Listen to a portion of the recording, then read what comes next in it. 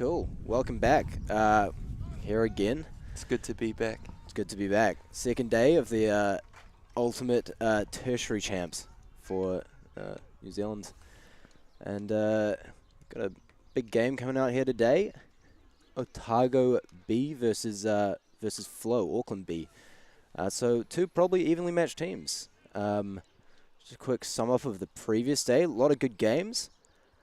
Specifically, we commentated Canterbury versus Auckland, the A teams, and that was a banger of a game. Those two teams will be looking to match up again in the finals today, should they make it through their respective semi-final brackets. We have on one side of the bracket AUT versus the Auckland University A team, Flood, and on the other side we have UCUC Honey Badgers, the Canterbury A team versus the Otago A team, and that's going to be also a very close game. That's going to be a cracker, I think. That's outside maybe the game of the final. I think that would be of course the final, but outside of that, probably the semi-final. The game I'm looking forward to the most. Bit of a battle down south, I suppose. Yeah, but in the north. But in the north. But in the southernmost part of the north. So it's a bit of both. Another beautiful day. We've been blessed with good weather. A little bit of wind here. We'll see if it picks up a bit, but the sun is shining. The fields feel very good. No slipperiness. A little bit, but just enough so people can dive at the ground, reach for discs and whatnot, and still come up feeling fine. Yeah, the ground looks like it's holding up pretty well. We've had really good weather in Wellington recently, so fields are relatively dry. Not a huge amount of mud. Hopefully no slippages. It's all looking good out there. It's looking good. So 8:28 now. Game on 8:30 or thereabouts. Let's talk about this game, Nick. Who are you taking? Who do you think has it? Have you seen much of these two teams? I've seen quite a lot of Otago, not so much of Auckland. Just looking at them warming up earlier, Auckland looked a little more well drilled. But we've seen a lot of good stuff from Otago this weekend. Look a bit more scrappy.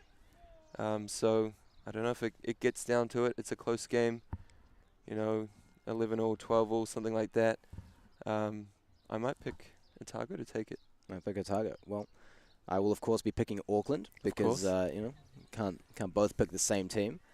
Auckland is again, championship club. They've won the previous three, I believe, and possibly even before that. I'm not even sure. The records go back that far, but the previous three for sure. Auckland A team has won. This is of course their B team, but the culture of that club and the pedigree, it's all there.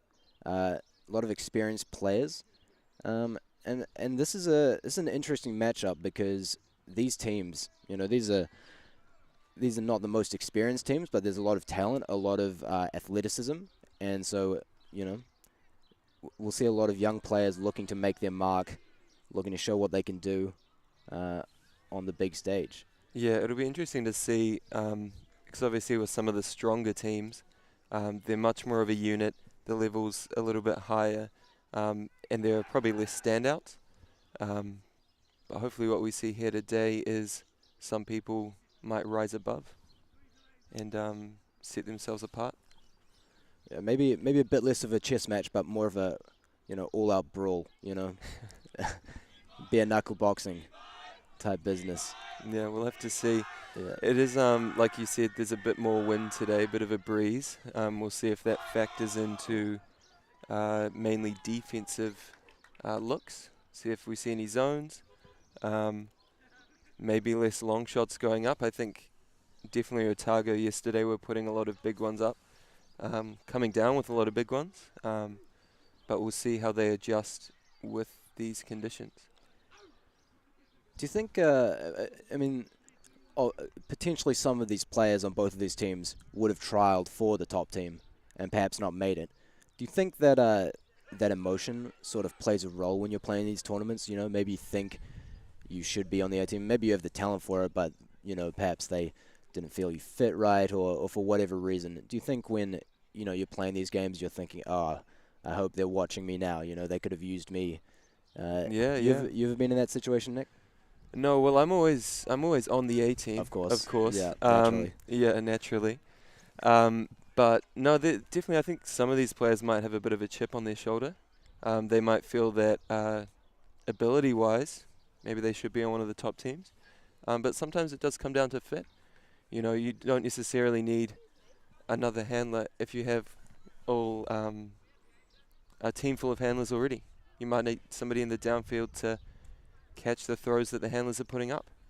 But yeah, some of these players might have something to prove. Exactly. And of course, Ultimate is a game of efficiency. You know, at the top level, the offenses have to be as efficient as possible. And so it's less about what you can do, and it's more about doing the right thing every time. You know, if you make a stunning play 50% of the time, but the other 50% of the time you just toss the disc at the ground, you're not a winning player, even if that 50% of the time you look like the greatest player on earth. So sometimes it is about, you know, learning how to sort of control your abilities and tone yourself down a little bit. Not to say that's what happened with these teams. We're just, of course, speculating. Yeah, often it's putting the team first. Yeah, I think it's a maybe a mindset shift. So I mean, we could see anything today. It could be a highly clinical matchup. It could be, as we say, just, you know, kind of raw talent and athleticism overpowering. One thing to note actually as well is some teams, they get under the bright lights, they get in front of a camera, and they go a little crazy. They can. You know, you wanna watch the stream back. You want to see yourself throwing it well and catching it. So, I mean, it's always a good idea to catch it well, but sometimes some throws shouldn't be thrown. Anyway, underway here, disc going up now. Pull landing around halfway, but a nice little roll.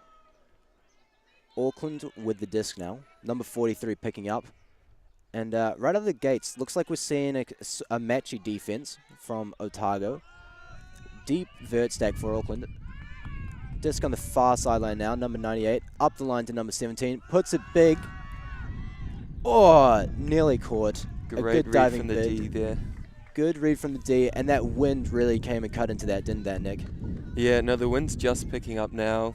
Otago with the disc, looking like they're sitting up in a vertical stack. Big undercut there from number 31. Disc is up. Few meters on a gainer there. He's looking to reset. Does so successfully. They're moving it quickly. Up the line now. Big undercut there. Ooh. Can't quite get that. Turnover to Auckland. Number 90 moves it quickly. 17 on the close sideline. Back to number 90. Looking to move it through that middle now. Center position, looking to attack. Number 98, and Auckland is just moving it very well. Oh, the disc has hit the ground, however. Bit of a miscommunication there. Looks like the cutter wanted the disc to come out in front of him, but did come out behind. And now we have the Otago player with the disc after he just got put on his backside by the Auckland cutter, hoping he can make amends. Oh, it's open deep. Open deep shot. Yeah, it's gone up. It's very fast, though. That's unfortunate. It's a bit too far. But this is where the wind comes in, I think. Often you have to take it into account with your throws. Maybe reel it in a little bit. So it came out very hot out of the gates. Just high tempo. Players probably pretty tired now after all that running. They're calming it down a bit, Auckland. Looking at a setup in what looks like a vertical, but they do have 3 handlers back. Although it is a fake handler into a deep cut for number 17. Great read from Otago. Turned. And for the score. That is probably not what Auckland was looking to do there with that play. I'd say you're probably right on that one. Potentially. But interesting to see some strats coming out. What do you think went wrong for Auckland there on that? Well, rather than what went wrong for Auckland there, I think what went right for Otago was number 31 there, the tall timber coming off the sideline here. He sitting up on that defense, he was at the back of the stack, and he was sitting behind his player, and he could see everything in front of him. So when the throw went up, he was ready. He knew it was coming. Mm-hmm. The Auckland player that he was marking had already turned their back, but he had very good field awareness, knew what was going on, knew the throw was coming, and capitalized really well. I think that was just really good defense. Certainly an underrated aspect of defense is keeping your eyes up and you know, visually being able to actually see what's going on the field rather than just trying to guess it while sticking very close to your match. But what an exciting first point. I think we're in for a good game. Otago now on D. The wind has picked up quite substantially. Sort of, I would say it's Otago's going into an upwind now, so the disc is pushing towards Otago's side. But as I say that, the wind is swirling around quite a bit. So it pulls to the brick mark down there. Not a clear direction. Auckland with this. Ooh, nearly down. Number 83 with a big hug. D'd easily by number 19 for Otago. It's good awareness there again. Yeah. Auckland's looking a little panicked, you know. Well, they might have been, shaken up on that first point, expecting an easy first offensive point. Otago moving it now. Looking a little stagnant, struggling to get open in the downfield. Reset it now back into the middle. Losing a lot of yards here. Big undercut there on the open side. That's really well done from number 34. Now they're looking to reset. Oh, but they hit that up line. Another big undercut, but that's cut off by the clearing reset. Nice up the line cut there. Looking to reset again, but he's gone up the line. He's using those handlers. Yeah, they're really jamming up the open side lane, but it's working for them. That's a nice reset. Gave himself space to cut into. Now this very stagnant downfield, not much going on. The handlers having to keep it alive themselves. The handlers are doing a good job getting it to this close sideline to look for a next pass, and there it is finally. Oh, turned over, unfortunately. But that's what they wanted that whole time, to get it off that sideline to attack on the other side of the field. Auckland with the disc now, number 84. Another huck for Auckland. He needs to go left here. I don't think he's read it. He hasn't.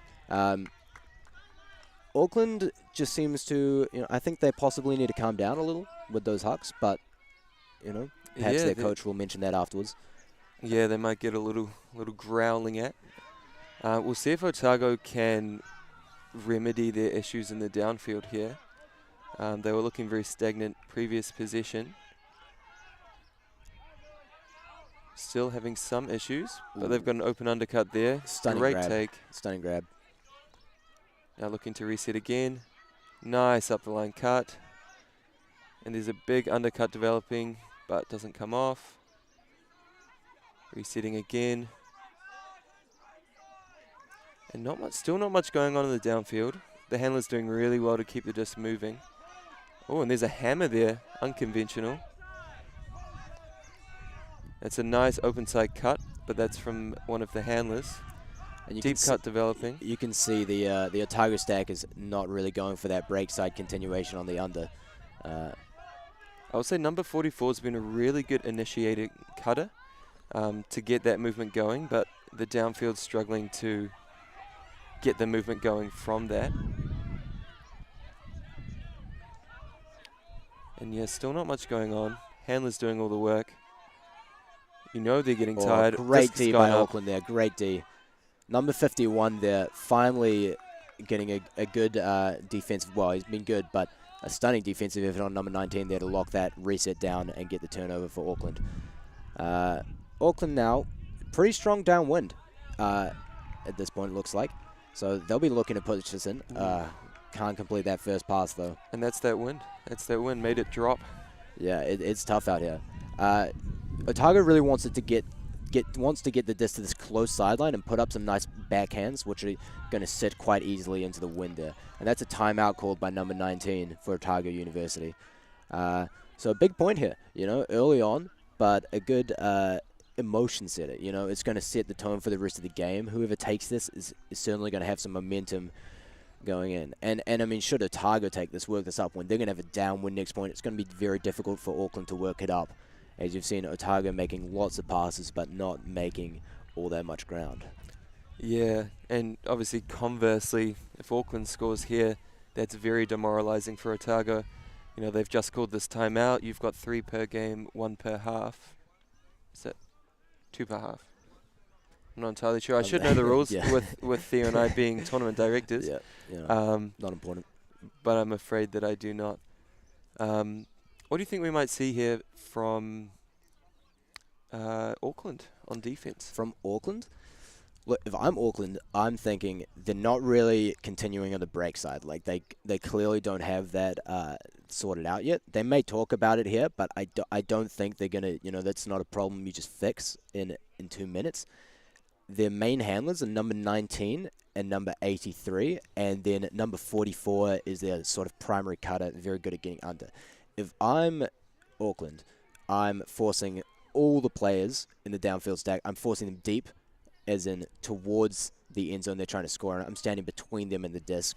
I would not let 44 get that under. And also on 19 and 83, I think I would go actually pretty relaxed on the handler marks. Maybe like let them make a few passes back initially, just a couple of passes back. And after that, I would let them make a couple of passes back. You lose a few meters, and then I would tighten up and really try to clamp down on those resets, make it very difficult for them. Yeah, I mean, giving up those meters, you're pretty happy, especially if they're trying to encourage that deep shot, which is probably a lower percentage option. What I'd personally like to see, it might be a bit of a curveball. You can tell me what you think. But I'd really like to see a bit of a clam in the downfield on defense. So having just an extra player just in the open side lane for Auckland, just trying to just mess with things a little bit, just be a little bit of a nuisance. I think that would be a good shout. I think maybe you don't even need to clam though, because obviously in a clam, for those who don't know, a clam is sort of, I mean, if you picture a pearl being the players and the clam around it, you kind of surround them. And that naturally means having a defender in the deep space, and potentially they don't need that, because I'm not sure Otago has the willingness to throw it at this point into that deep space, and I'm not sure they trust their receivers too much. Although at the back of the stack here, we do have a couple of tall, athletic-looking fellas, so maybe they'll be busting deep, looking for that shot. You can see one of the Auckland defenders here about somewhere in the middle of the stack, sitting way underneath the one defending now, doing exactly what you were saying. That's a nice reset there from Otago, getting out to the break side and continuing that movement. Yeah, it's really well done. Looking a bit stagnant now, looking for the reset. That's a nice cut. We've got a bit of flow going. Ooh, that's a high ball. And well defended. Smashed down. Wow, what an athletic D. Yeah, it's a spike. Yeah. So, I mean, I think Otago did well there. An execution error, but that's probably what they wanted to do. That looked significantly better, I would say. A lot more flow. Yeah. Auckland with the disc now, stuck on that sideline. He shoots it deep again, but this one is not so bad. Can number 27 get there? Oh, huge bid. That was a really interesting offensive look from Auckland. It looked like they had 4 handlers back and then 3 cutters in the downfield space, cycling in and out.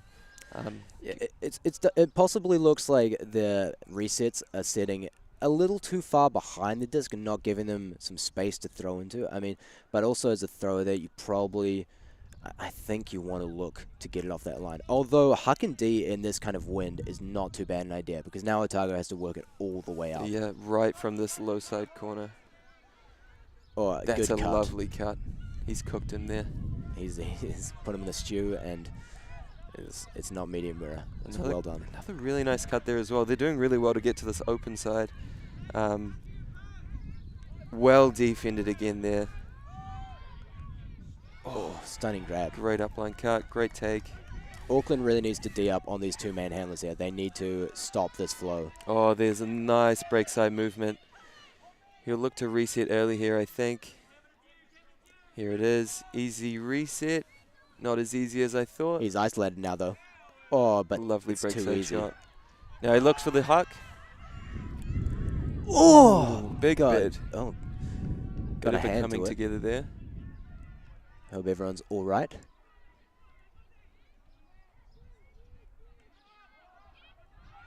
Not entirely sure what's going on. Potentially a call. Difficult to tell from here. Yeah, I think they're maybe calling a foul here. Yeah. The Otago player who's receiving the disc. Not sure if there's a lot in that one. I don't think so. I think from our perspective, which of course, is just one perspective, you never know what's happening up close, but it looked as though the bids were clean and then the Auckland player landed on it afterwards, which is of course unfortunate, but didn't really affect the play, I would say. No, I think that most likely the disc was down before there was any contact. And you do have to be careful. You don't want to create any dangerous circumstances. No, of course any not. dangerous play, but I would probably say it didn't affect there. Yeah. Although I would say that it's clearly paid off for Otago, what they talked about in that timeout. I mean, they seem to have opened up that break side a lot more. You have number 83 moving out of the handler space now and sort of trying to gain more yards. Number 19 can throw a lot of nifty throws to that break side, those inside forehands, those round backhands. Yeah, and they're doing well once they get it to that break side, having another option to hit. Exactly. So somebody in the downfield, just maybe coming from the back of stack straight under, getting a few more meters, then looking to reset and just keep it moving. And one thing I really like is that the call is still being discussed. We will update you once we have a clear resolution. But one thing I really like is the fact that Otago is not falling in love with that low side. And by low side, I mean the far sideline. So that sideline over there, due to the wind, it's quite difficult to get it off that sideline and also to shoot it down the field. It's being pushed out of the field. Any throws that go up will be pushed out of the field. You're basically fighting against the wind. And so sometimes you can see an open cutter over there and you can throw it. Looks like the call's been contested, not retracted, and taken back. So Otago retains possession. Yep, but the disc goes back to the thrower because they couldn't come to a resolution there. Okay, Otago with the disc. And disc does not lie. Disc does not lie. I hate to say it. Sometimes I love to say it. Sometimes disc, But anyways, Auckland with the disc now. Now this is interesting. Really interesting. This is a 6-1. And they go for the huck. Oh, and he huge spikes D. it. I mean, look, that was pretty good. Like the throw wasn't there, but that cutter was completely isolated. Otago failed to realize that they were isolating one cutter and had 6 handlers back. Yeah, created a bit of a one-on-one situation there, which you always want as an offense. I think it's pretty clear now that Auckland's plan is to huck and D. So they want, if they get a turnover, they want it to be near Otago's end zone, because then Otago's going to have to make a lot of meters. They don't want to risk turning over near their end zone, because Otago could very easily punch in that upwind, and then Auckland would have to punch in an upwind. Ooh. A lovely breakthrough there. And a second lovely breakthrough. Oh, that one's high, though. It's a high ball. He's going to have to be... That's well read. Yeah, so that was a good job by number 15 there. I was looking to reset. Does so successfully. Few meters there downfield. Disc goes up. Ooh. That one just sort of dipped a little in the wind, I think. I think because the wind coming from left to right on the screen would be pushing into the top of the disc there with the edge it had. Another isolation from Auckland. I think we're going to see a hug, honestly. Oh. Yeah, maybe here. Too soon. Disc is up. Yeah. Ooh. Big bit. This number 83 for Auckland is very athletic. I think they should probably look to use her as much as possible. Yeah, the previous player they used for the isolation, who's here, 51, marking the reset, does look very athletic, but he's got a difficult matchup, number 19 from Otago. That's, you'd favour him in the one-on-one, but these are difficult conditions. Big undercut there. Oh, looks like a bit of a clam there. Oh, kill head! Oh, no my way. Goodness. Oh, man. This number 51 though, he's really clamping down on D now. Yeah, he's doing a really good job. He's doing a stunning job. Oh no. Looks like we've had an injury there. Like a rolled ankle. Yeah, it's a non-contact injury, which is always, always a bad sign. But hopefully she's all right. Yeah, potentially a pothole or something, because it was as she turned, I think, to look at her. Look at her, the player that she was marking. Yeah. Looks reasonably serious. Yeah, looks like she's going to need some help off the field, probably.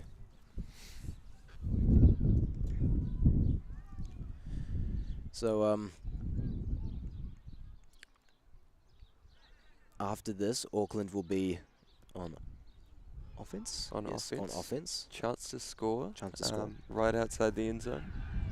It'll be interesting to see how clinical they can be around there. A lot of teams get a little flustered, or they'll just try to push things a little bit too much, try to create something with their throws when really they should just keep the disc moving, take the safe options, and then wait for something to open up.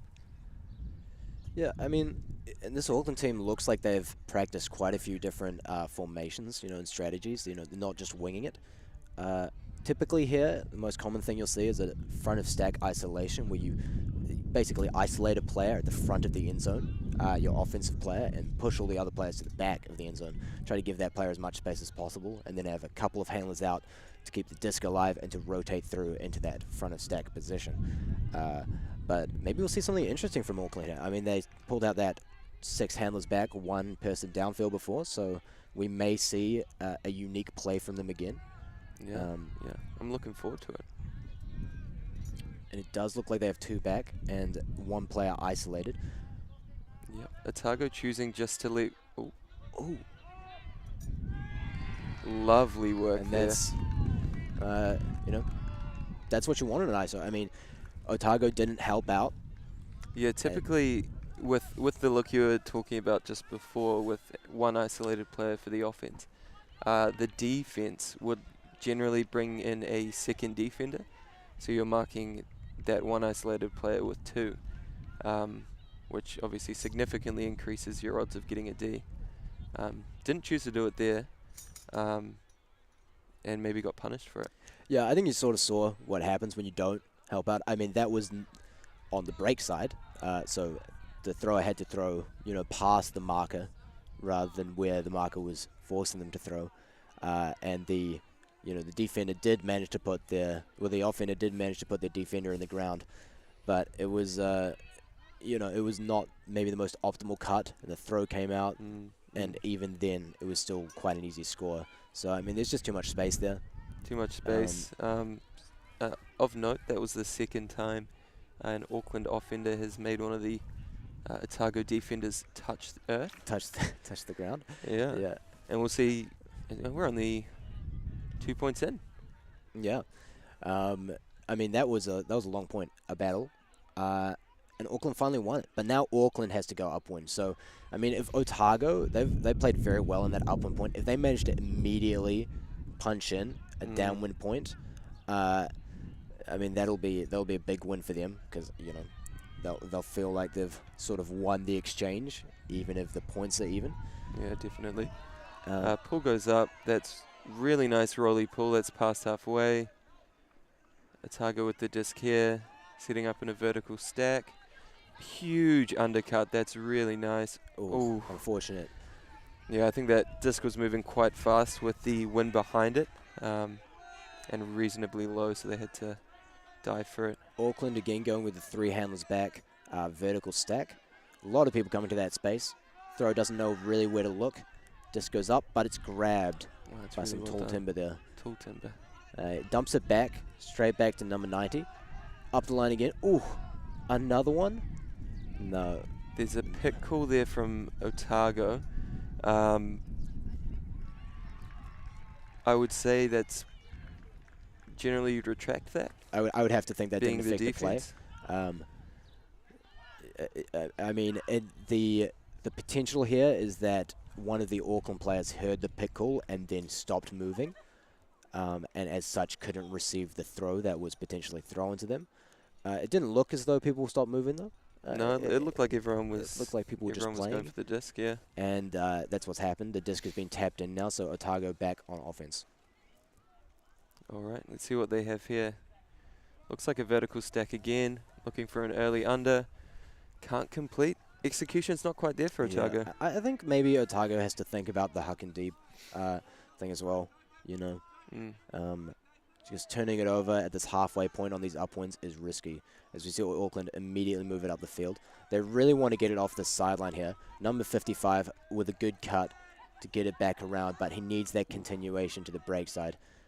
And floaty one again. oh, huge grab Big there by take. Auckland. Huge grab. Number 90 coming in right behind. It's Locked really up by the good defense, defender. yeah. Oh, that's stunning defense. Yeah, number 30 and Oh, and he's 14 gone. with the disc Hold now. up. It might be coming now. It's not. No, I think he started his cut a little bit too early, unfortunately. This is great movement by Otago. Great movement. That's unfortunate. Execution's still not there. This wind is making things difficult for sure. So now Auckland has been gifted it on the sideline. They really don't want to move it back to the other sideline because, again, as you saw, it's very difficult to get it off that line.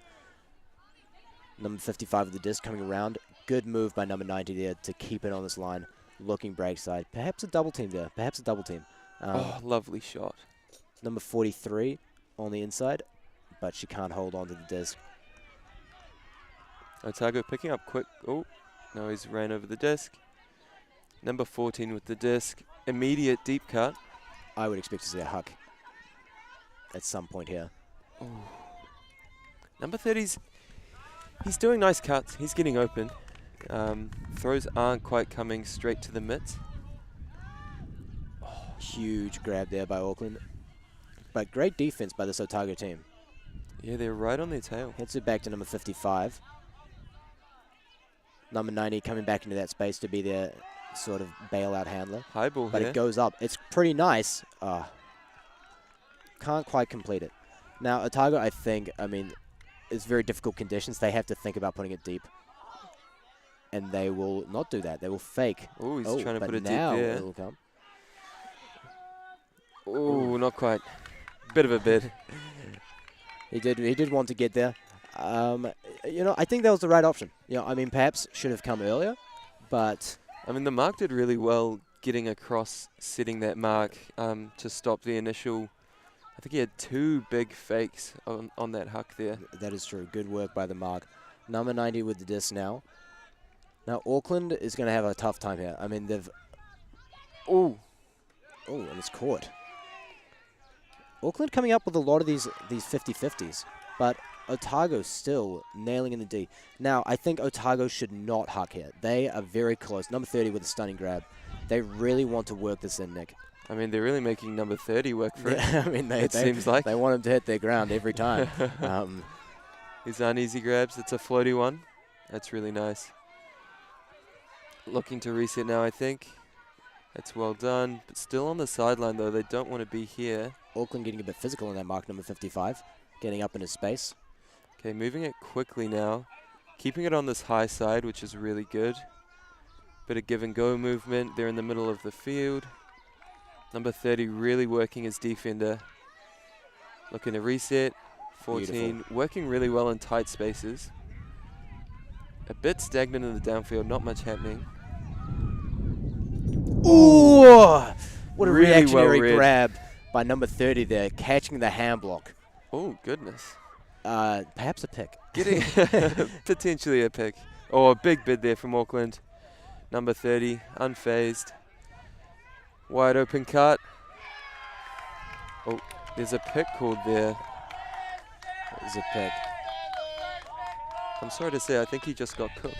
So quite a few pick calls there. Of course, a pick is when a defender is obstructed by another player in the field.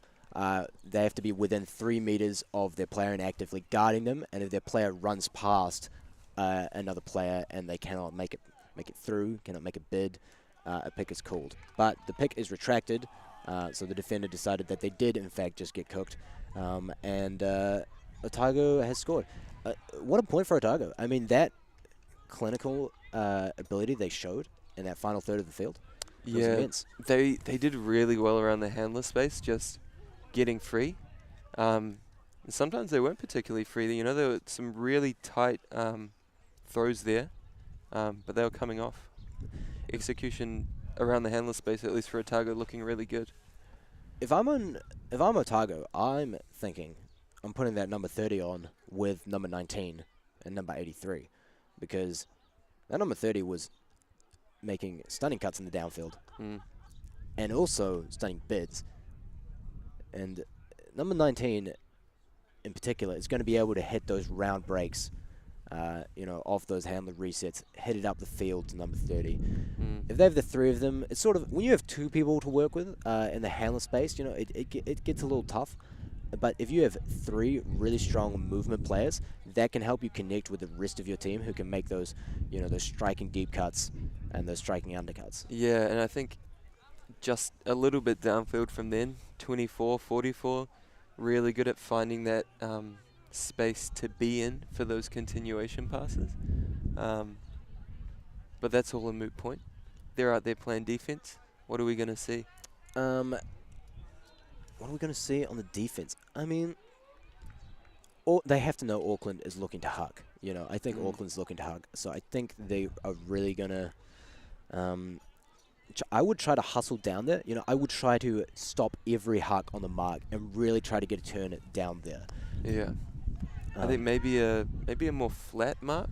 I think trying to get in front of the disc a bit more, so any huck has to be thrown around the mark. I would agree with that. I think that just forcing them, giving them a big force one way, towards either side of the field is going to give them a lot of space to wind up and throw a nice big huck. Pull around halfway, but maybe Auckland won't huck here because they are pretty close already. Number 84 with the disc, looking immediately to get it off that line, but looks back downfield again. Number 17 cannot get there. That's a big bid, though. It's a big bid. So Otago with the disc now. Looking like a bit of a vertical stack. Big upline cut, not open. Huck goes up. But that's into the wind. That's a difficult one to pull off. That is hard. And that's why we see Auckland staying so far under, because they know that even if a good shot comes up there, it's probably going to float, and they're probably going to have the opportunity to get some bodies under it. Swing looked off there, but number 17 hits the line hard and is rewarded with the disc. Hits it up the line again to another number 17. And further up the line, but they can't quite hold on. Yeah, Auckland really needs to move it off that line. It's hard to move it off that line, and the wind makes it difficult, but I think you have to believe, you have to try, because... Yeah, it's better to, throw a more difficult option that's going to get the disc in the middle of the field. They've got it there now. Don't quite have the continuation. Really interesting look here on defense from Flo. That's really nice break side movement. Back into the middle. Get some meters. It's floaty though. Bit of a sliding grab. Number 83 making a lot of good grabs today. Looking like Flo's got a bit of a zone defense here. Otago needs to adjust. They only have 2 or 3 people around the disc. It looks like they have now. More people coming back. Ooh, that was a nice option. Good position to be in. You want to be out there on this this near sideline. Now Auckland has the disc on the strong side though, so they'll be looking to score instantly. Number 17 hits it way over to the other sideline, but then number 83 just getting open as per. Or a nice nifty throw to number 17, right on the line of the end zone. Faking, looking for something, looking for anything. Number 83 tries to toe it, not in yet. Again, it's looking at the end zone. She's going to want to reset here. Oh, that goes up in the sky. And you can't catch your own throw. But you can if another player touched it. So it was pretty close. It was pretty close. But yeah, she has to put that down. This zone, I think, is a good call from Auckland here. Yeah, I mean, it was effective in that previous position. We'll see what Otago can do. They've got a lot more players around the disc now. They've recognized the zone is on. It could be movement downfield there. That's really nice. Onto the high side. That's where they want to be. But Auckland catching up very quickly. They're pushing Otago back now. Huck goes up. And that's really well done. That's what Auckland wants. They want to pressure around the disc, so Otago has to throw it up. Number 83 putting it up. He needs to run. Oh, and it's a dime. That's gorgeous. It's a dime. Number 83, player of the tournament. That's a difficult throw in this wind. It really set up nicely for the receiver. Yeah, It's not easy to do. It's difficult. You can see there's one of the trees down the right-hand end of the field. Not sure where the camera's pointing, but down the right-hand end of the field, you can see shaking around. It's getting windy out there. It is quite strong, and it comes in gusts as well. So sometimes it's not there, but sometimes it'll just pick up, and suddenly you have a very difficult 7 seconds on your hands. Yeah, I mean, that Auckland defense, I think, though, with their zone, it does give Otago easier deep looks. I mean, that huck was a very nice shape. It was easily received. But they'll have to be careful there, because if Otago does manage to get that one big huck up the field and score, it's going to be a very different game, you know. Yeah, I mean, if they put one of their taller players down there, better odds, obviously. That's if Otago puts a taller player down there. And the Auckland defender in the deep as well wasn't really following the disc as it moved from one sideline to the other. So he was actually quite far away. There was a bit of space to throw into. Yeah. So maybe they keep it a little shorter, less floaty, and they might have a shot there. I think so. I think, you know, Otago has to be somewhat reassured there. But that zone, it seems to be the Auckland zone. I think the Flood, the top team, was playing that same sort of arrowhead wide zone. It's sort of an Auckland thing at this point, a trademark, if you will. Trademark. Just noting there that was a forehand pull, unconventional look. Interesting. Otago at the disc now. Zone defense from Auckland again. But it looks like Otago have adjusted much earlier this point. Moving it quickly. That's really nice. Really nice undercut, recognizing that space. They'll be looking to reset now. Auckland will be wanting to trap them here on this far sideline. Doing a good job so far. Oh, it's really well done. I think Auckland has to watch the double teams there. They did look very close to the disc. You can only have one player within 3 meters of the disc, unless another player comes in which case you can have equal numbers of defenders to the offenders within 3 meters of the disc. Oh, lovely upline cut. A huge grab by number 90. Hits it up the line again. Can't complete it, though. It's good awareness from 83, I think that is. I think we'll see the zone again. Ooh, high one going up to some tall timber. Perfectly weighted. Oh! Oh. Huge blade. Oh! Collision there. I would call that. Yep. In a heartbeat. Looked like the Otago defender was holding their ground. Offender, rather, was holding their ground. And then number 55 ran into her back. Yeah, I think all Otago did wrong there was exist in the same space that the defender wanted to run into. Yeah, you know, it's a mistake we all sometimes make, being somewhere that someone else wants to be, and it's a mistake we often pay for with a sore back. Yeah. It looks like uncontested foul there. Uncontested foul call. So Otago good getting spirit. the disc back. Oh. They call it in too early. So what happened there was after a stoppage, you have to wait till everyone's set, and then you have to count the disc in to resume play. And it looked as if they resumed play too quickly, and people weren't ready, and that, of course, is a violation. So we're taking it back, and play will be resumed again. It'll be interesting to see what Otago does here. They've got essentially a 3-on-3 right now. So you'd think they'd want to keep that space clear rather than getting too cluttered. Alternatively, oh, what's going on? This is the rules are not being, so it's all right. Sorry, go on. The game is going on. Quick movement, 77. Back to 83. Back to 77. Stunning by 77. Yeah, really good positioning. Good field awareness. Knew where the defenders were and knew where they weren't. And that's where he went. Yeah, sometimes you don't have to. In Ultimate, we prescribe things. We say you should cut to this side or you should run here. Sometimes if your defender runs there, expecting you to run there, you no longer have to run there because your defender has run away from you. And that's what 77 did there. His defender ran away and he stayed in the middle and received a pass completely open. So good job by Otago there to lock in that downwind pretty quickly as well. Short fashion. That was well done. So it really is becoming a bit of a downwind game. I think, is that all the points so far? Yes, I'm not sure anyone has scored that upwind. I don't think so. Yeah, and it's looking less likely as the wind keeps picking up. But we have seen them come close, so I wouldn't rule it out just yet.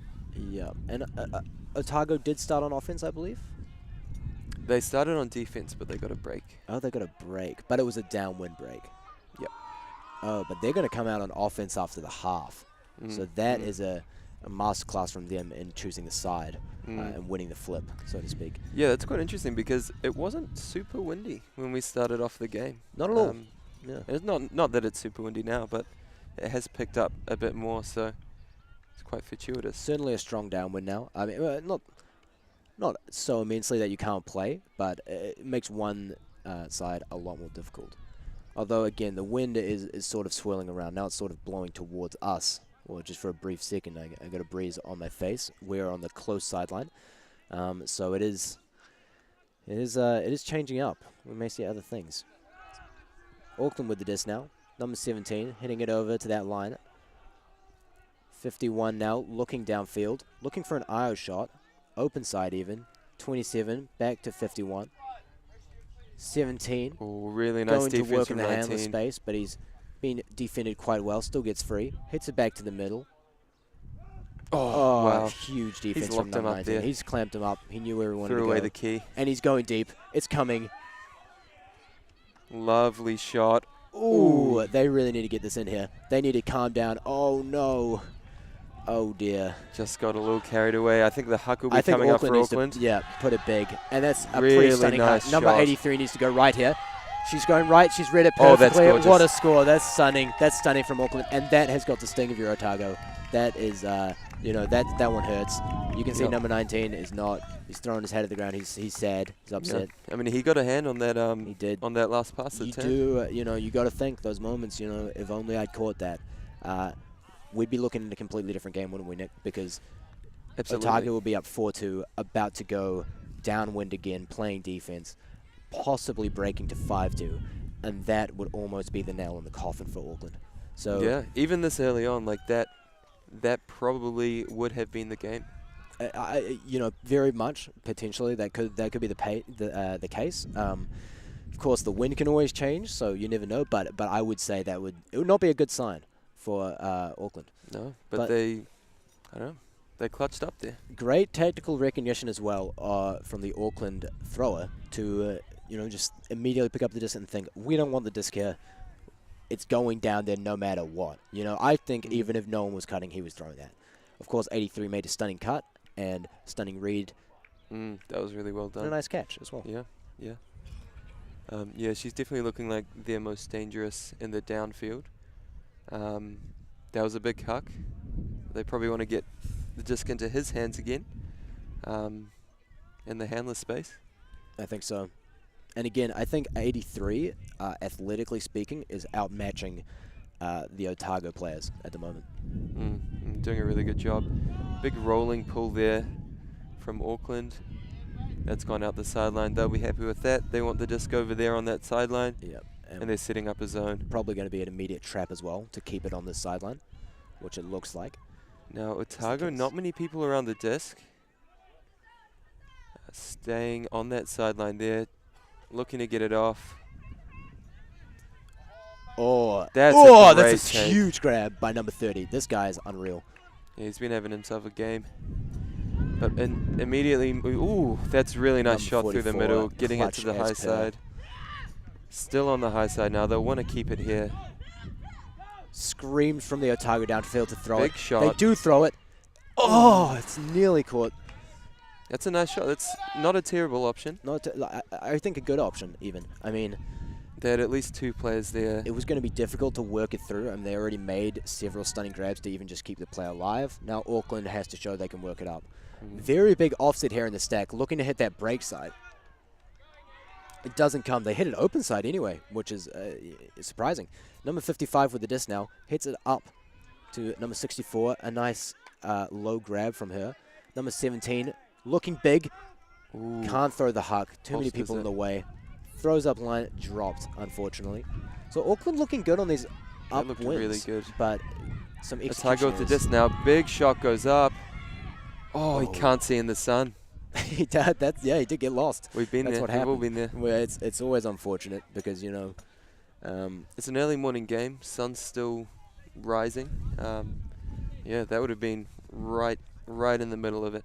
and that disc is of course white, and when the sun is behind it, it does not It doesn't exist. survive. It ceases goes to to, be. another dimension. Number 90 now with the disc on this high side sideline. Immediately looking back to the middle for number a 17, big double I team believe there. it is.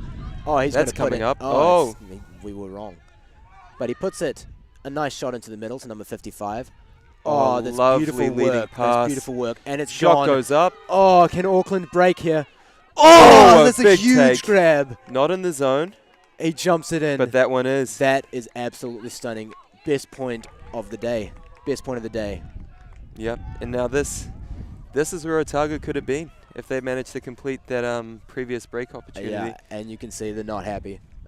This is huge for Auckland here. Huge for Auckland. It should be noted though, it's less important for Auckland though, because they started on offense. That's true. Assuming we're remembering that correctly. That's a bold assumption. Yeah. I mean, honestly, this in one ear out the other, or in one eye out the. Sure. I don't know. Sure. Where do memories go? Yeah. But yeah, so Auckland coming down here on defense, but Otago has to get that upwind. So if Yeah. Auckland gets a turn and can score it, it'll be 3-5. But Otago after half will be coming out on offense, which will allow them to be closer to serve than Auckland would in the same scenario.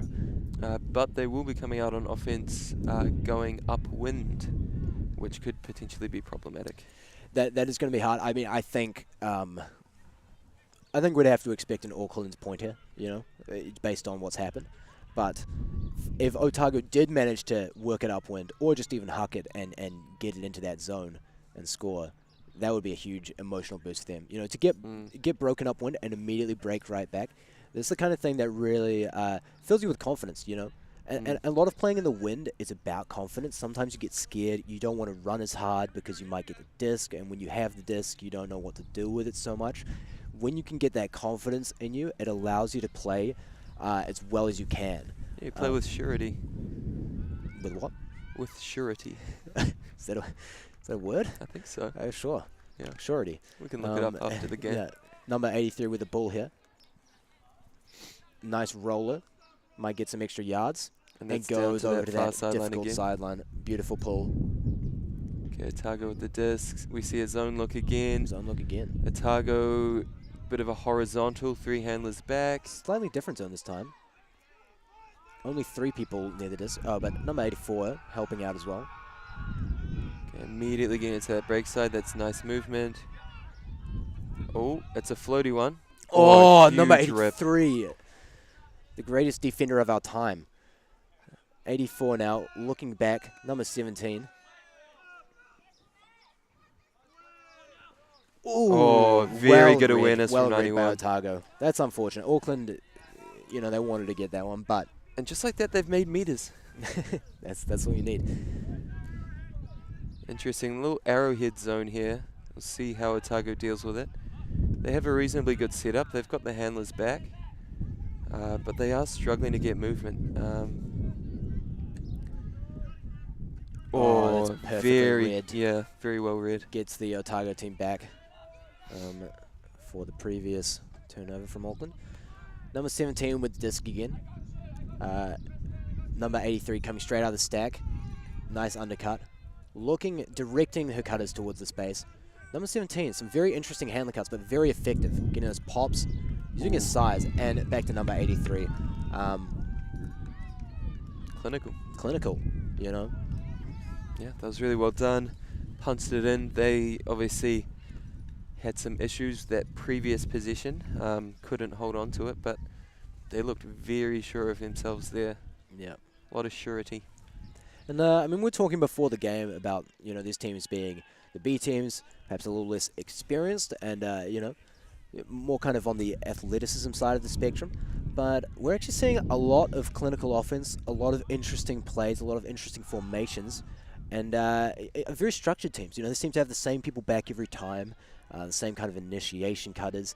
They seem to know what they're going to do before they do it. Yeah, they've certainly planned ahead. You can see both teams have coaching support, some really experienced players out there. It's really nice to see, former, I guess, alumni coming back and helping out, imparting some wisdom. And yeah, you can see it's paying off, especially for Auckland here. They are looking good. And they're both called Rory as well. My eyes. Is that Rory Hammond? Yeah, so that's Rory Hammond, Rory Liston, and that's Priscilla Yu as well for Auckland. What are the odds? What are the odds? Yeah. I don't know. Relatively low, I would say. Probably pretty low. Yeah. I wonder if there's also Priscilla on the coaching staff of Otago. Yeah. Who's to say? Perhaps Otago. Yeah, most likely. Most likely. Anyway, as we predicted, 3-5 to Auckland. They did manage to get that break. So now they're going to have to go upwind again. Forehand pull again on these upwinds. Very interesting. Very interesting. You don't get as much power on those forehands. Yeah. Generally. Losing meters there. Happy to keep the disc moving. Bit of contact from the mark from Auckland. They're moving it a lot faster here. This is looking a bit better. Not getting much purchase in terms of gaining ground, but they do there. That's well done. Huck goes up. That's well read by number 81. Yeah, it's well done. Goes to put his hands out to block the player from coming through, which is interesting. I'm not sure you can do that, but No. It didn't seem to have mattered. Yeah. In the end, so. I think we're seeing a zone here from Otago now. Zone here from unsurprised. I think this is the right call. Interestingly, see, it seems like the same zone. Arrowhead as well, but with a line trap focus. Number 55 here, in a tough situation. That stall's got to be rising.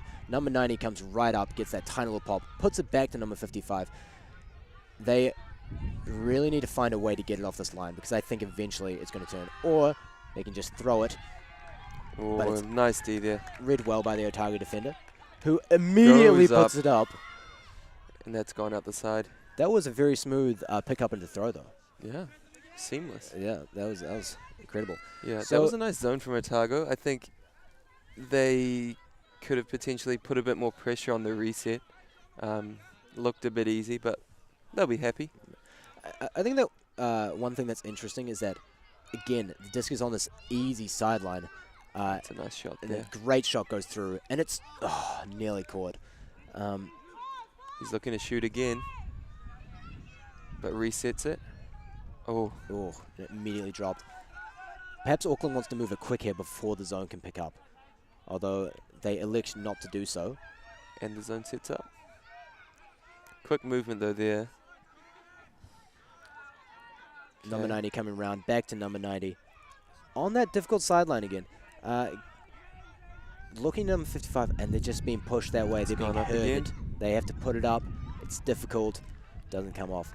Otago really wants to not huck it to this easy sideline again because that shot before was very easy for Auckland a few throws ago or a couple of turns ago.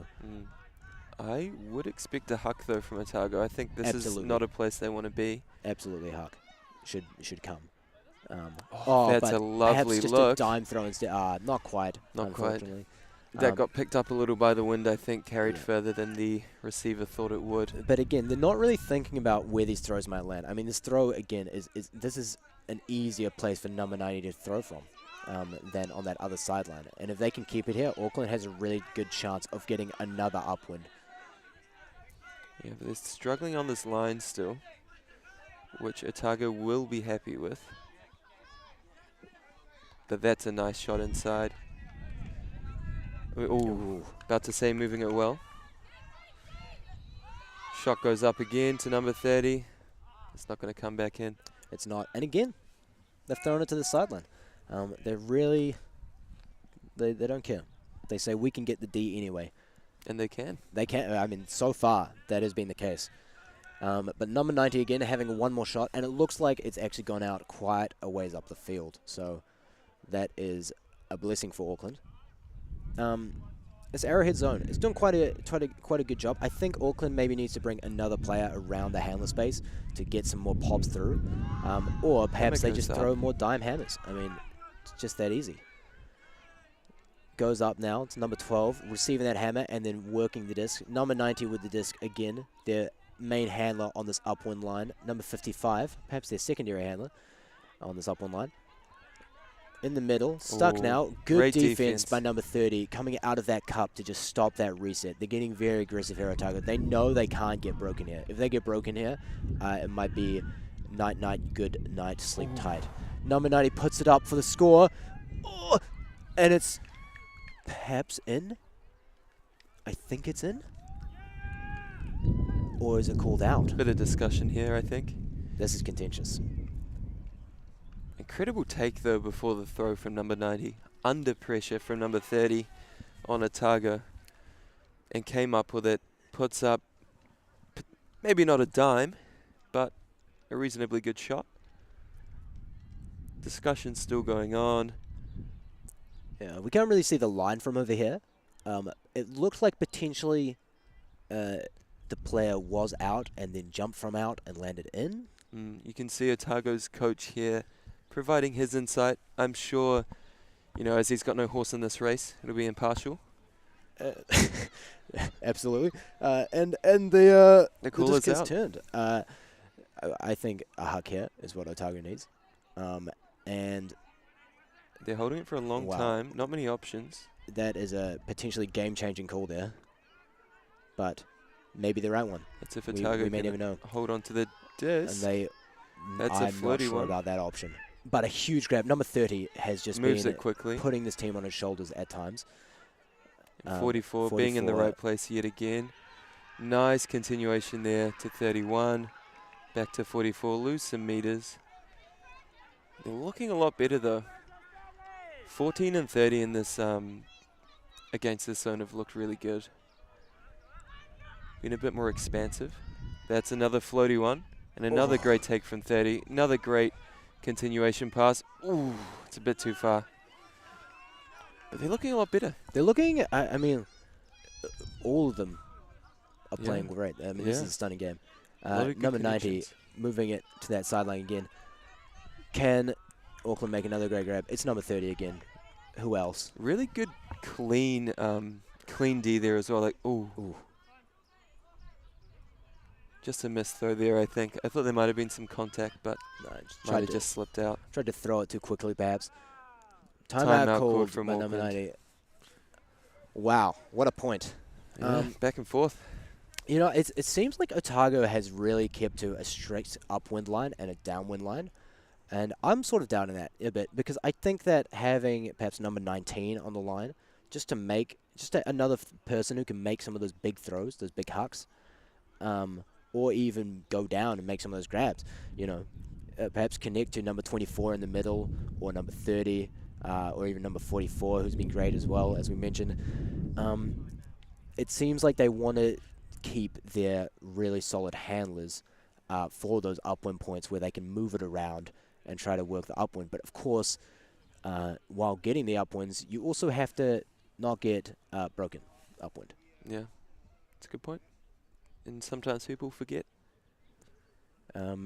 It looks like Auckland is doing a similar thing, though. That number 90 for Auckland seems to mainly be on the upwind lines as their main kind of handler.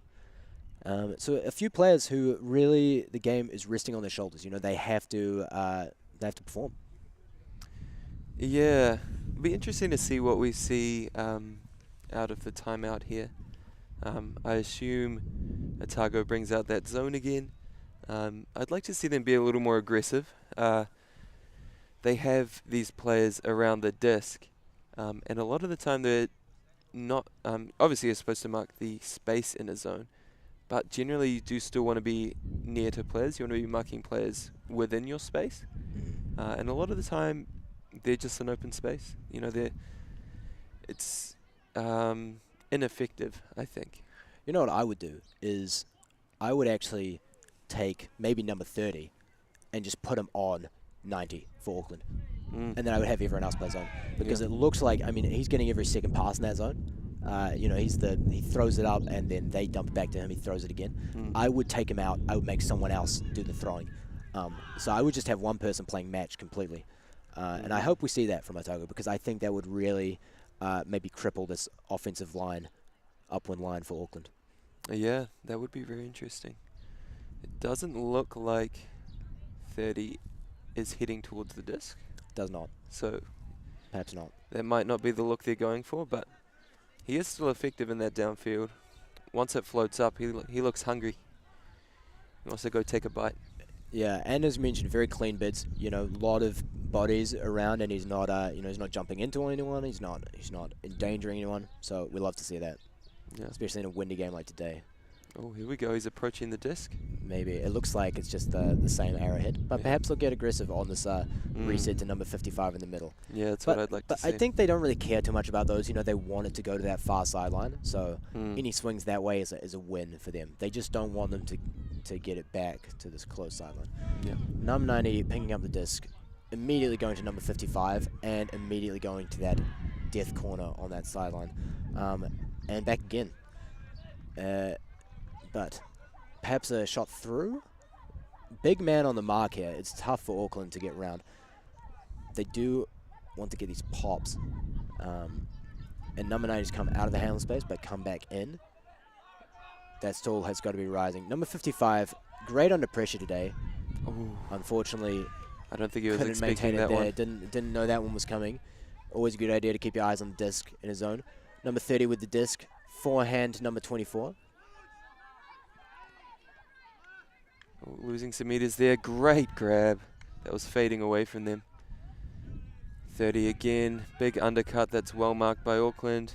Nice break swing. Looking a bit stagnant.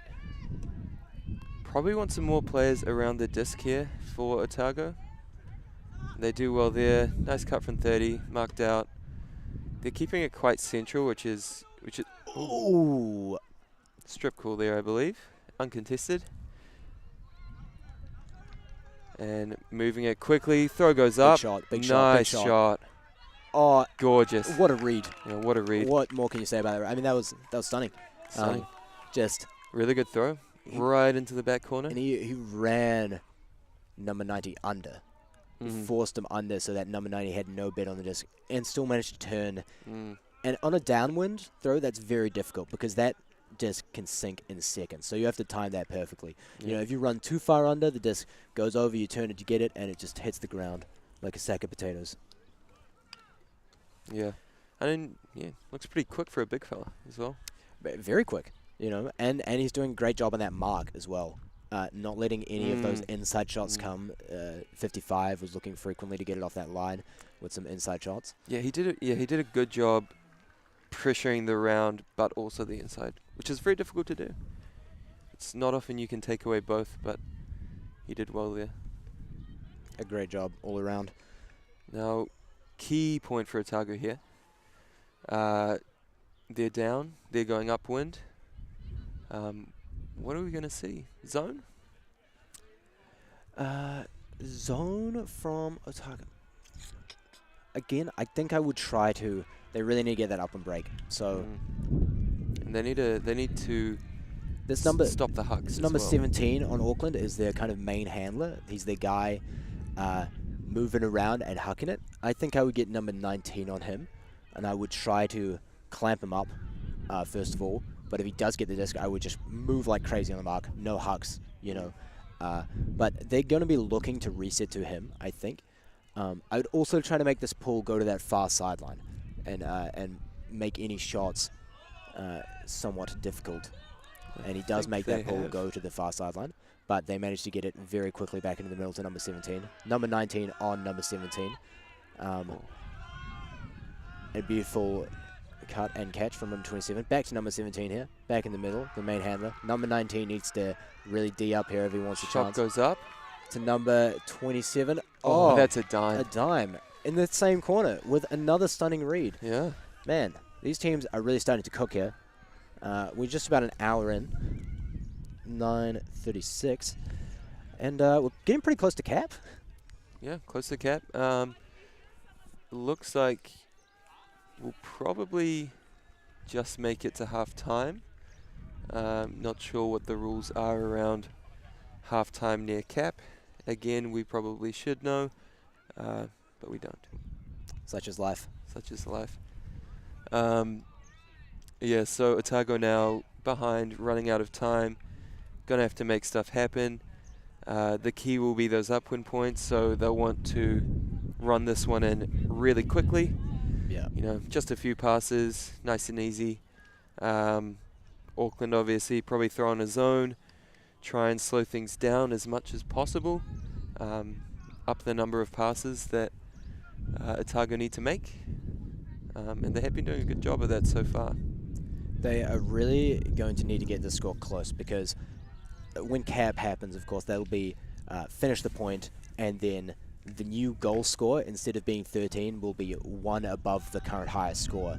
So if you know, Auckland's on 7 and Otago's on 5, then at the end of the point, if Auckland scores, perhaps they score to 8, the new score to reach to win the game will be 9, which means Otago will have to break upwind so many times, which is you know, very difficult to do. So they really need to score here, and they need to score quickly as well. They can't waste time. But huge hand block there from Auckland's number 55. And if they can break here, I'd say that's game.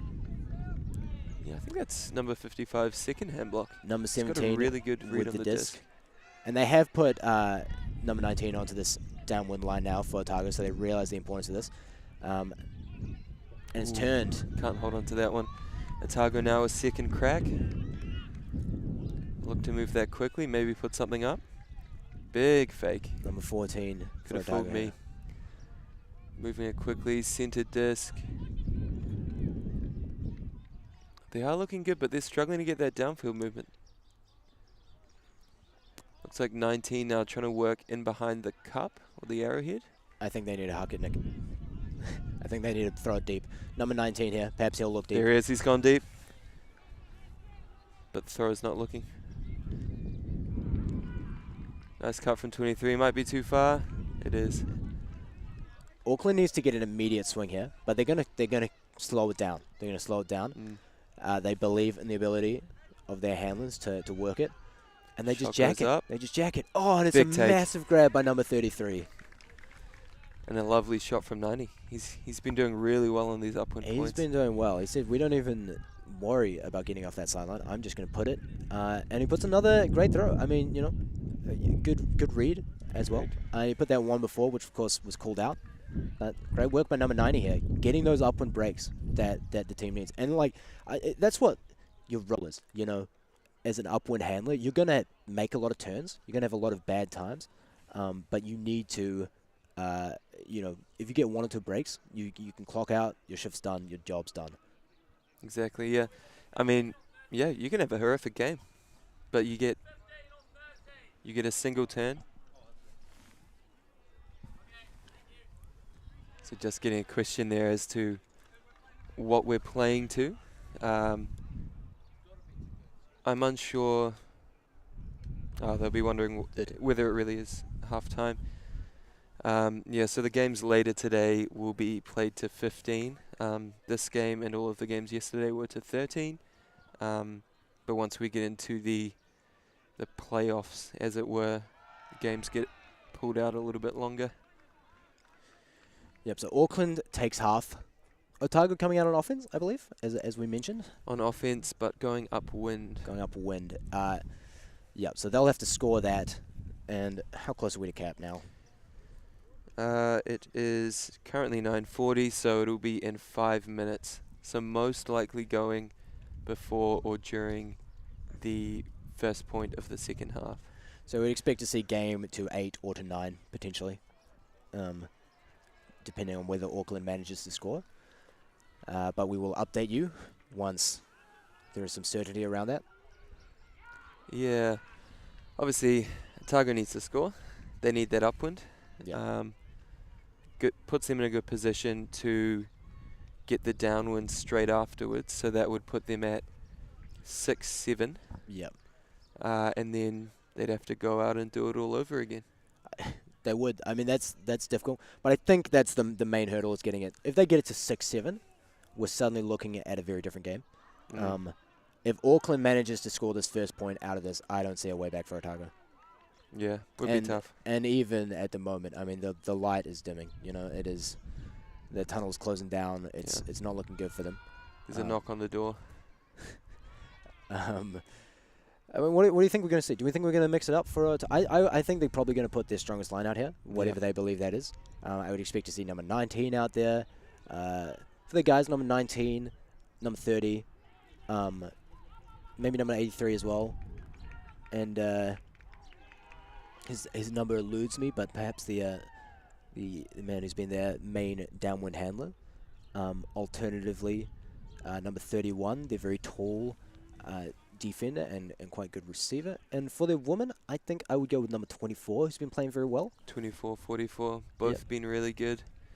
A lot of the women really good at getting that continuation, but it's sort of up to the handlers there to find them. You know, they've been struggling. The mark set by Auckland has been very tough. Haven't quite been able to crack it, but number 24 and 44 have been great at staying in space.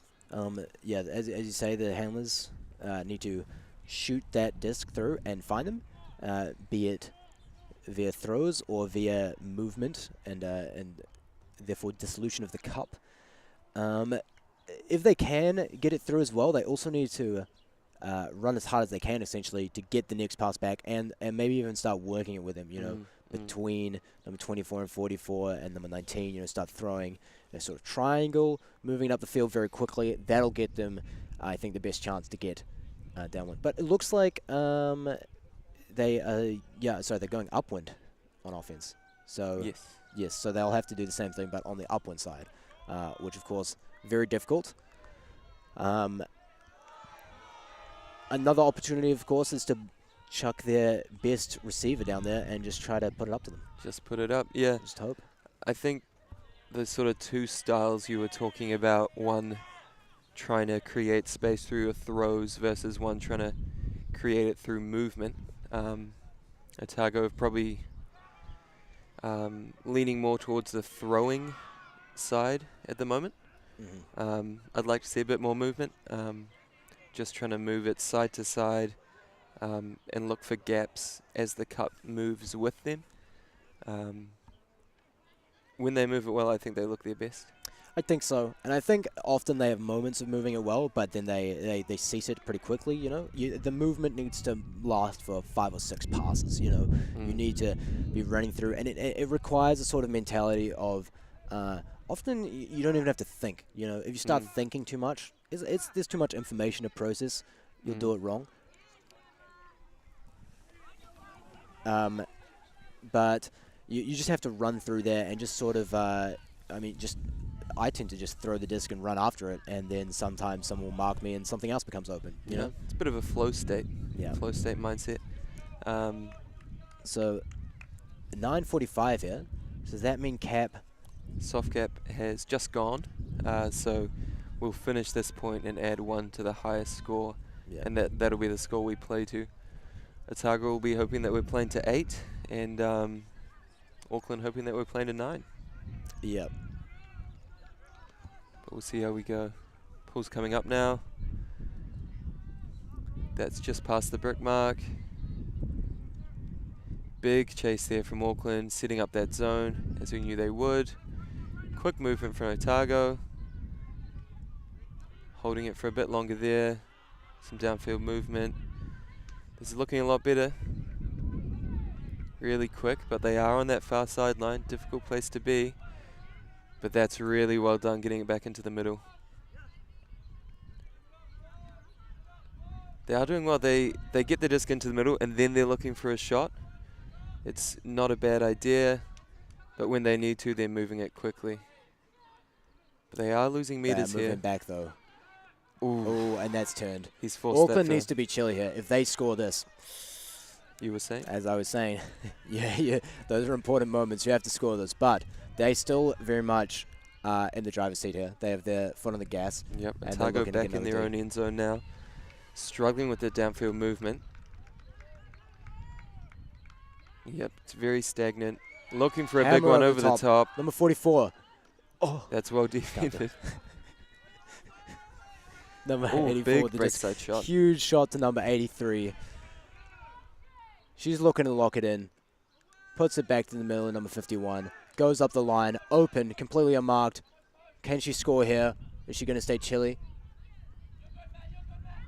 Very chilly. Looks very calm. Oh. Oh.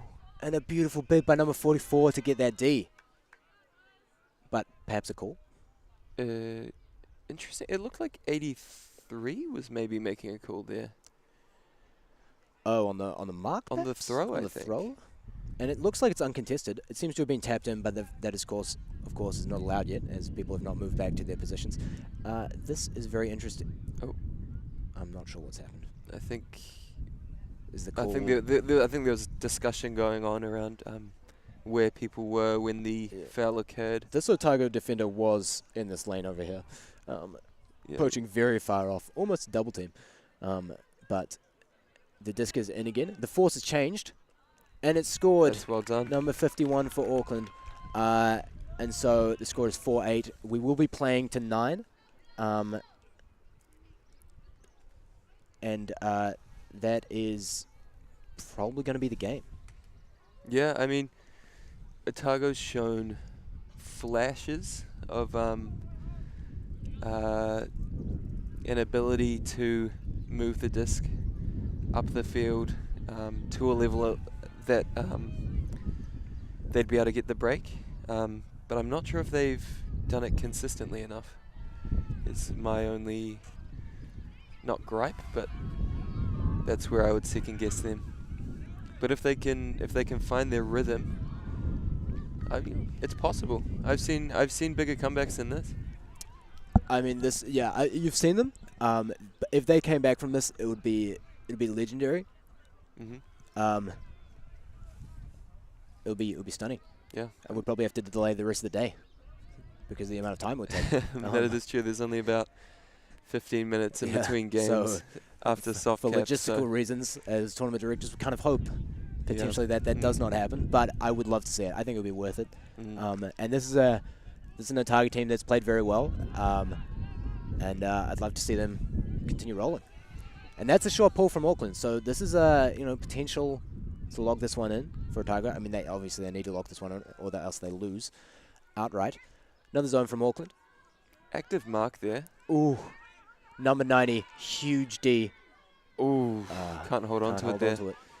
Maybe trying to move it too quickly. Otago back with the disc now. They've got 3 people behind the disc. There's a bit of space though between them and the downfield. That looks like that's been remedied. Moving it up that sideline. They're going to want to get it off the line. And they do really well there. Oof. And that's turned here. That floats up just the last second. Auckland's going to take a bit more time with this one, but not too much time. And they're just going to put it to number 33. Lovely shot. To win the game. And that's it. Auckland wins 4 points to 9. Really clinical from Auckland. They're doing really well at getting their downfield into an isolation position, one-on-one. I think they've had 2 or 3 of those upwind breaks where they just got them open, got them wide open, let them get to work, put something up, let them run onto it.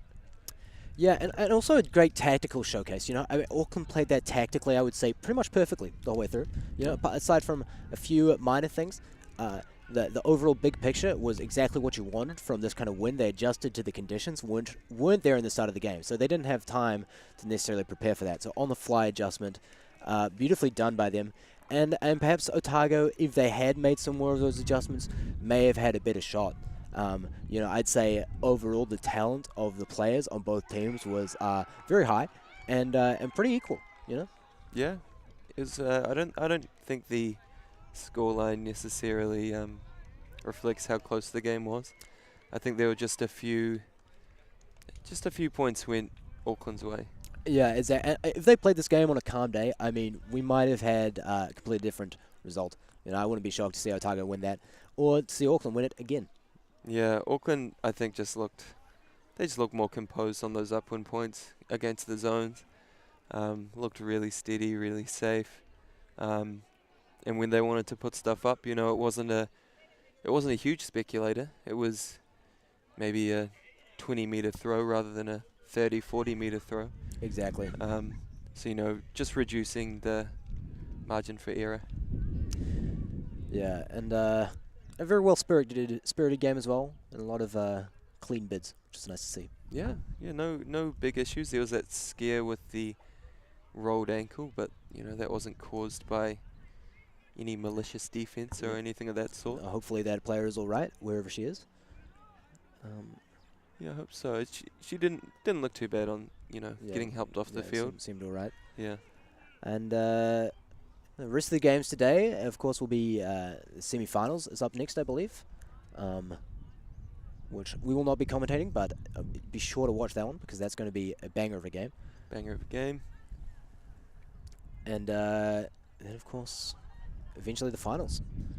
And what a weekend of Ultimate's been. Yeah, it's been a pleasure. It'll be really interesting today to see how this wind affects in the semis and the finals those top teams. They'll all four of the teams in the semi-finals will have the ability to play against zone. They might have some quite interesting zone looks. Auckland A yesterday had a really interesting 2-3-2 sort of a mark. So hopefully they pull that out again. And yeah, that should be a great watch. That'll be all from us. Thank you for watching. The next game will be on shortly, so be sure to catch that. And have a lovely day. Yeah, cheers. Thanks.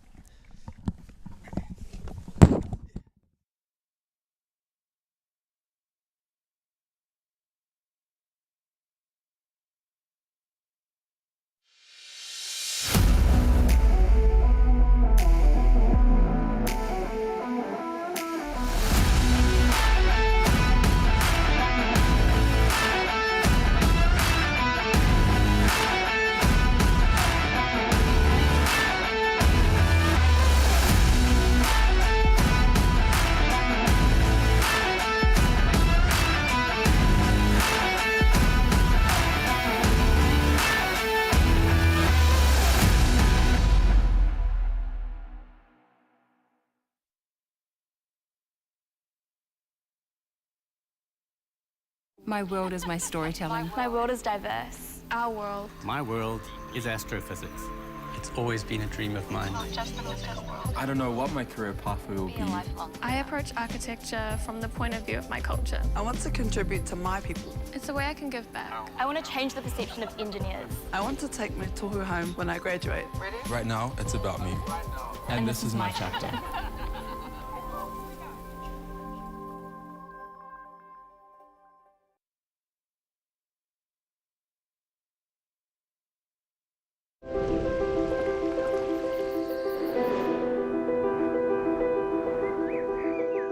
At Lincoln, we seek to ensure that future generations can grow and thrive. That means providing a world-class learning environment to grow fresh solutions to real-world problems, including using the world's resources wisely and sustainably. Come to Lincoln University, a place to grow.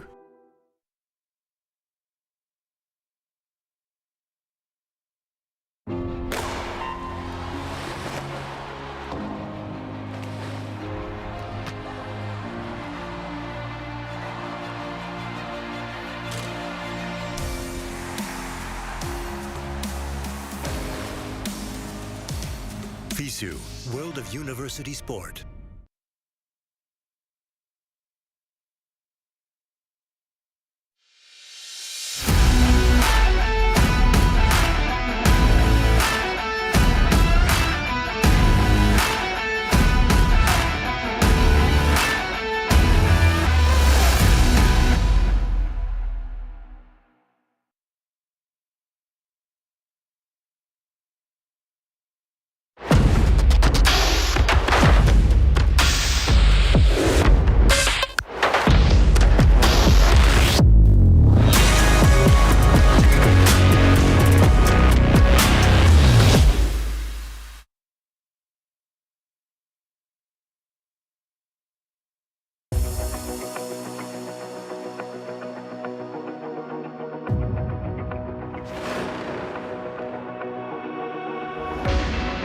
Imagine getting your foot in the door to your dream career in the sport industry.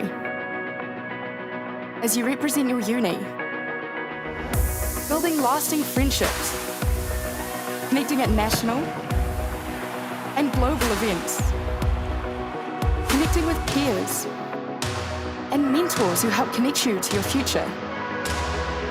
Make this happen with UTS NZ. I've definitely made some really personal relationships and friendships through volunteering. It makes you always feel like you're part of the team. In the sporting industry, it's so hard to gain connections, but volunteering through university and tertiary sport in New Zealand, you're sitting at a table with people with over 20 years experience. I learned through hands-on experience in my marketing internship, skills that I could apply into the internship that I got at Foodstuffs. If you're ready to connect your skills, goals and experiences, join our team! Join our team! Join our team! Because you can build your confidence. It can take you from an application form to the other side of the world. Click the link in the description to connect with UTS NZ.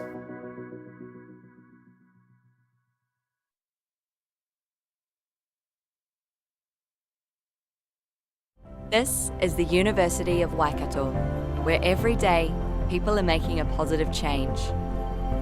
Where research helps tackle global challenges and elite athletes can compete at the top of their game. A place where people are given the tools to protect their whenua for future generations. Where talent is nurtured and excellence is celebrated. It's a place where industry, innovation and education converge, and where moments are shared with loved ones. It's a place where teaching and learning has no borders, and people of all races and cultures work together as one. Our people, our future. Positive change starts here.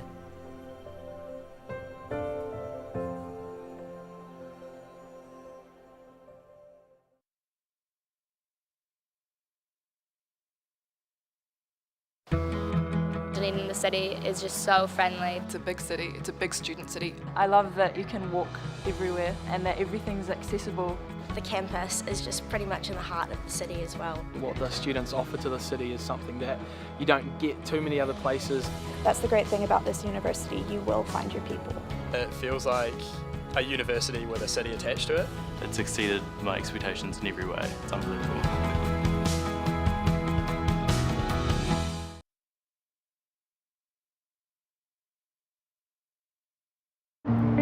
Belief, the emotion that stirs your body into motion. One small drop contains the power of the oceans.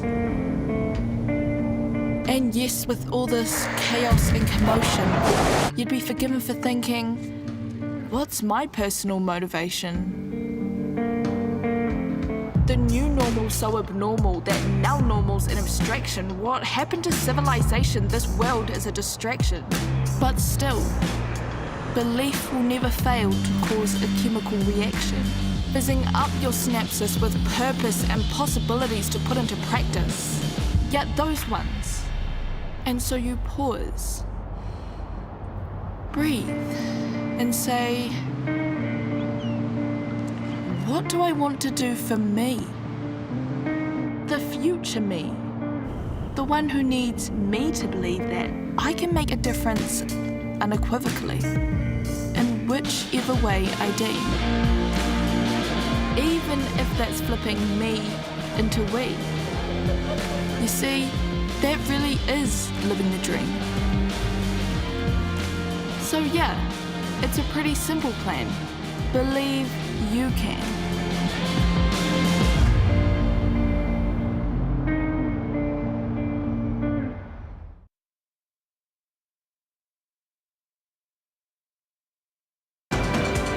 Only one New Zealand university is ranked among the top 1% of universities in the world and in the top 40 universities under 50 years of age. Auckland University of Technology, New Zealand's leading modern university.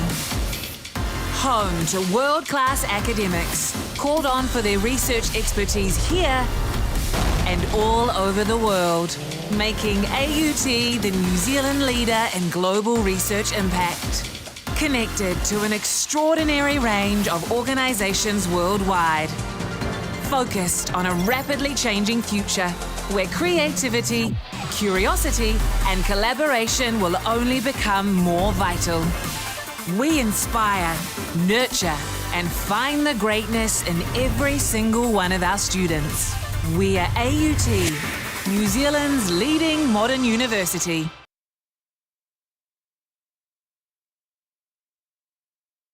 We believe where you live shouldn't decide your destiny, and that any place can be a place of learning. So much of modern life has a handy home delivery option. Why not your education? Maybe you'll start your degree in the same space you share with your whānau, or from that corner of the spare room that catches the most sun. Start your new what at the place where can be anywhere, online or on campus. Massey, New Zealand's leading online university. Apply now at massey.ac.nz.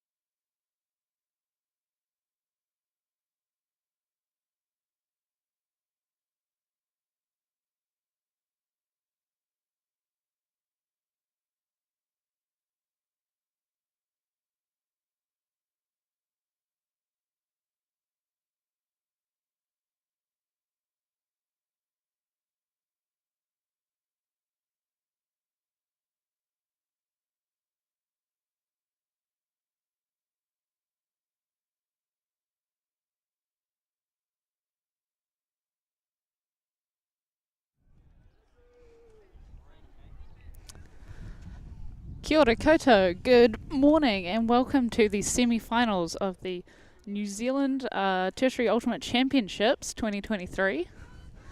We're welcoming AUT and AUC Flood onto the field. As you can see, they're warming up now. It's good conditions out in Upper Hutt today in Wellington. We've got some, we've got a little bit of wind. If you're looking at your screen now, it'll be coming from the left side of the screen to the right, so there's a clear upwind downwind happening, which will make conditions a little bit tricky. As you can see, both teams have been warming up some of their short throws, some of their little ones trying to go downfield, making sure there's enough touch on the disc to keep everything moving smoothly. Right in the middle of the field you can see the captains for each team currently doing the flip. I think they're debating wind direction to try and decide which side of the field they'd like to start on and whether they'd like to start on offense or defense first. So you've got Mr. Leo and his co-captain Joe. Leo, actually his birthday today, so shout out to Mr. Leo. Hopefully he gets treated well today and maybe gets a sweet birthday present, but AUT will be fighting hard to deny AUC Flood that birthday present. And on the other side, I believe we have Kate Charlesworth and I can't quite see the other person, but captains for AUT. They are talking some strats. We'll find out exactly what the outcome of those chats are in a moment.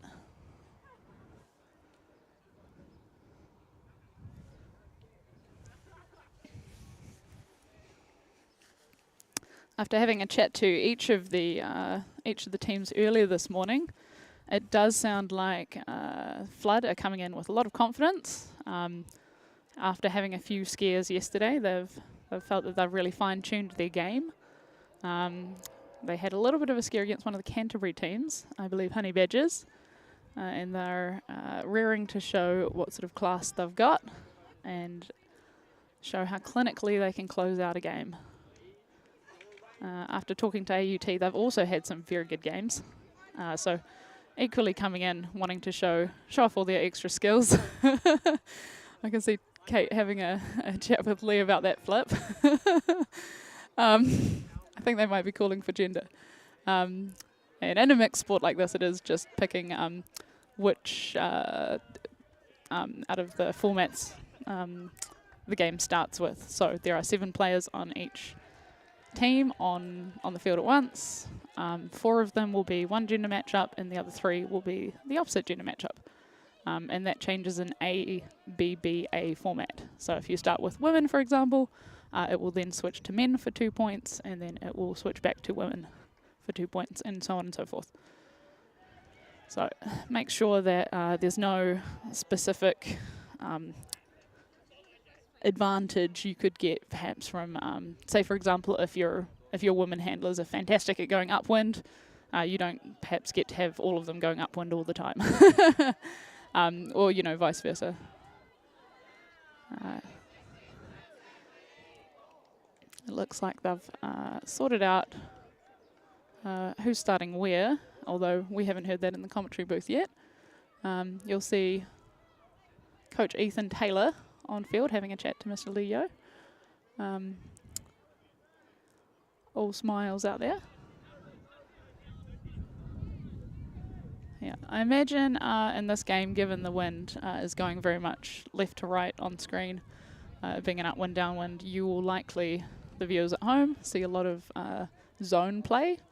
So that's a defensive strategy where people are trying to take away space and trying to make it difficult for the person with the disc in particular. They're trying to make all the throwing a lot harder. So you'll see Flood changing into the light strip. Their coach, Ethan, was explaining to me that while they've had perhaps the most turnover in the team in the last couple of years, and Ethan would know, having coached them for quite a few years now, perhaps having the most turnover in the top team, he feels that the quality of the team's really stayed incredibly high. They've got a lot of new faces on there. For example, you'll see number 13, Bree. She's one of the one of their newer players coming through. This will be her first year of university. Previously played for Misfits, one of the women's clubs in Auckland, and she's been developing rapidly. And yeah, quite a few others coming through the Auckland youth program, which is very strong.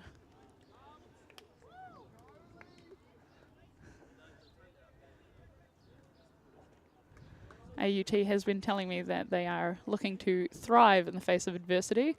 They've had a little bit of a rough run coming up to the championships, given that they've had some few very late notice injuries in the squad. I believe a torn rotator cuff from someone who went skiing, and one of their female matchup players, Maddie, she apparently fractured her leg or her ankle in 3 places at their last training before the championship. So yeah, thoughts are with you, Maddie, if you're out there watching.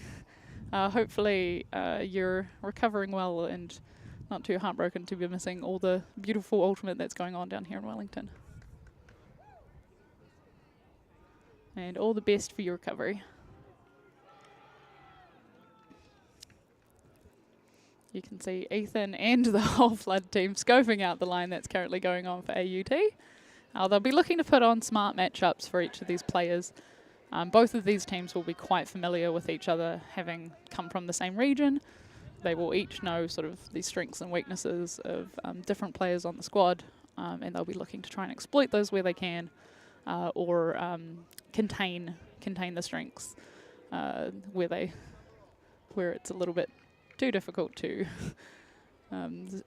stop any other movement. So I do hear from AUT that Mr. Mac Stevenson, I believe, I think he's their spirit captain as well, is I report carrying the team in terms of morale. So good work from him, and we'll likely see him making some fantastic plays on field as well.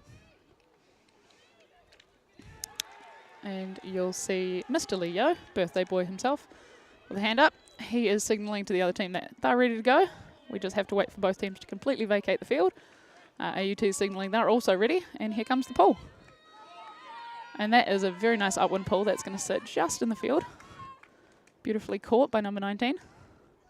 They're looking to already unleash a long one, and that is the goal downfield. It's going to be just out the back. Oh, buddy. Unlucky from number 15. I think if he had tried to go up for a little bit earlier, it still would have been out. So it would have been very hard to tow that one in. That was a beautiful first shot from AUT, though, showing that the downwind direction of the field, which is on the right side of your screen, is going to be a very dangerous area for both teams. Both teams will be trying to shoot those big, long shots deep in that direction because it's much easier to throw. So Leo, birthday boy, looking downfield, coming out with number, I believe that's 46. Also looking downfield. They're being pushed quite hard onto the sideline, but a beautiful break around gets them out of jail. Oh, what a grab from, I believe that's Joe. That might be their American import. Number 20, looking very good. That was a great box out. Moving again to number 48. This is beautiful upwind movement. As you can see, they're moving it quite quickly, trying to prevent the defense from being able to set. The defense is playing match defense, so they are playing on each person rather than playing in space. Oh, and just an unfortunate bobble of the disc there. As you can see, whenever the disc does go edge up into the wind, there is a bit of havoc played with it, and it does make it floaty and hard to catch. It does give extra time for the defense to get there, and so she did. I believe that's Miss Kate Charlesworth, captain, showing off her skill and her aggression on defense, which she's well known for. Oh, maybe a chance for revenge. Oh, what a grab from Kate. Amazing. Jo gets her hand to it, but not quite enough. She's looking downfield. She's looking to shoot, and she does. Oh, that's a great grab. Beautiful inside break from her. And a lovely lady-to-lady pass to kick off the game. First point, done and dusted. Beautiful work. You could see her lighting up that inside shot. AUT looking happy with that, and so they should.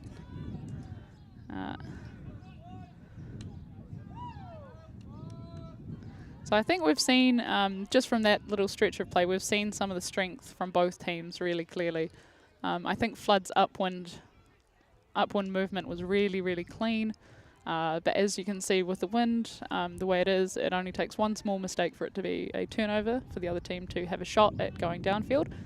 And they can sort of bail themselves out by doing one of those really nice big shots. And especially when you've got aggressive receivers on the other end who will rip that down, it does make your life a little bit easier going downwind than upwind.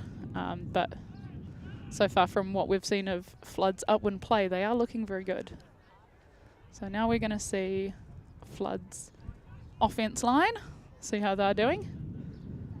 And we'll see AUT try and pull off the same tricks going upwind.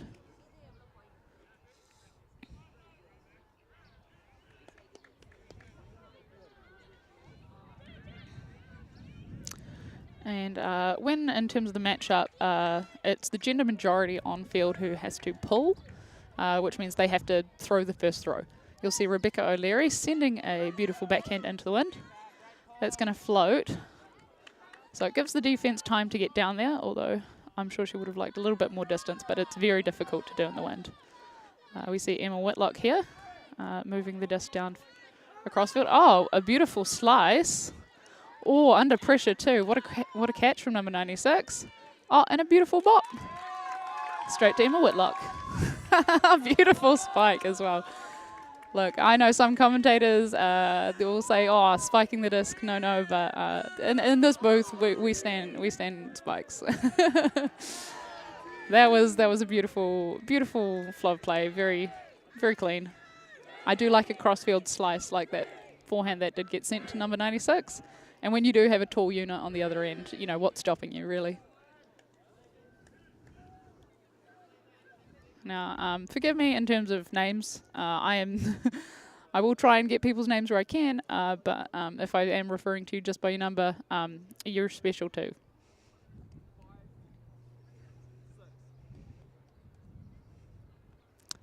This will be the second female matchup point.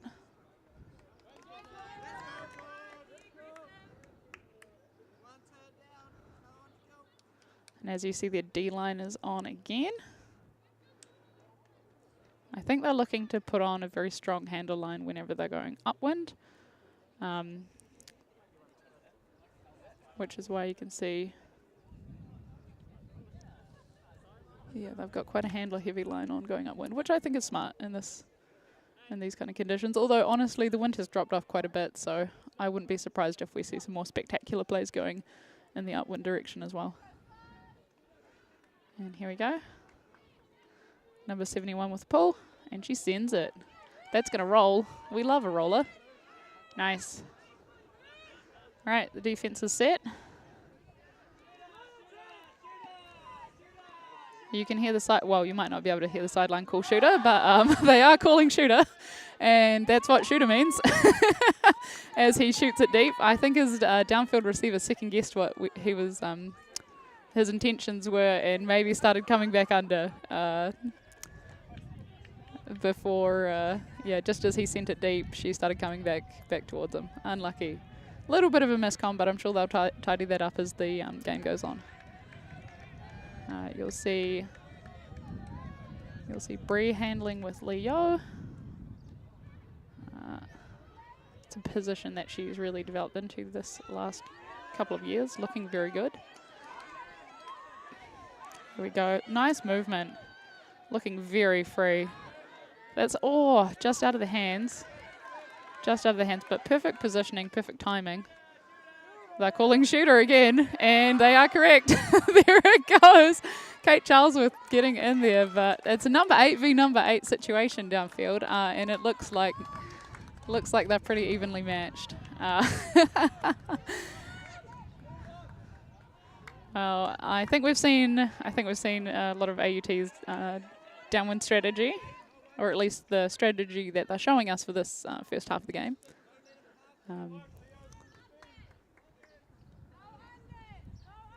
Leo bringing the disc in. Number 8 breaking out of the stack and leaving. Leo looks for the break, doesn't get it. Comes inside though. Oh, just off his fingers as well. As you can see, whenever they're going upwind, any sort of lift under the disc does mean that that disc goes up a little bit higher than they mostly want it to. And there's not that much wind actually out here at the moment, but it's enough just to sort of play a little bit of havoc. Oh, that's, again, just a little bit over the top. Going downwind, you'll often see the handlers, the people throwing the disc a lot. They will try and release high, or they'll try and release with a lot of spin. And that's because in the downwind direction, the wind will actually push the disc down towards the ground. So they try and put a little bit of extra loft on it to make sure that it stays in the air so it gets to their receiver. You'll see Bree bringing the disc in, sending it straight to number 63, who snags it under pressure. And again, that disc going up. Oh, what a grab. Number 12 gets 2 different touches to the disc and finally gets rewarded with a D. Good stuff from you, mate. That's fantastic defense right there. Very difficult to play defense in a situation like this where you've already had one massive bite at the disc. Again, we've got a big forehand slice. Oh, amazingly defended down there. And the gender mismatch as well. That's good heads up play. Excellent help defense there. Number 13, Bree, is picking up the disc. You can hear the sideline saying, keep the disc high side. Beautiful. Oh, again, just out of her hands. The high side of the field is typically the side of the field that the wind is coming from, so it might be a bit of a diagonal breeze on field, which is... Oh, good footwork. So whenever you're looking to score an ultimate, it's the first point of where you touch the ground is what counts. So, for example, if you land 1 foot in the zone first and then land outside of the zone, that's fine. That's still a point. Whereas if you land outside the zone first and then put a foot in, not a point, unfortunately.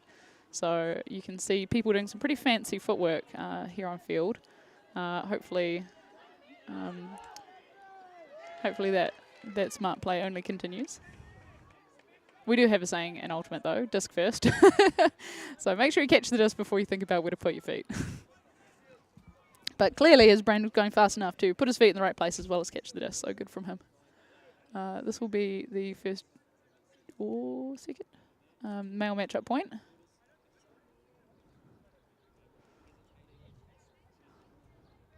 AUT look like they're having some pretty serious strat chats. That's Mr. Peter Boardman in the hat, giving them the rundown. It could be that he's tweaking a few things. It looks like both coaches are quite happy to chat out the full 90 seconds that they do get in between points. Or it might even be 60. I can't keep up. But yeah, there's clearly a message he wants to give, and he's giving it to the team. We'll see how well they take this one on board. No breaks have been scored as yet, so everything's sort of going as expected for both teams on offense. Defense yet to wriggle away with an extra point.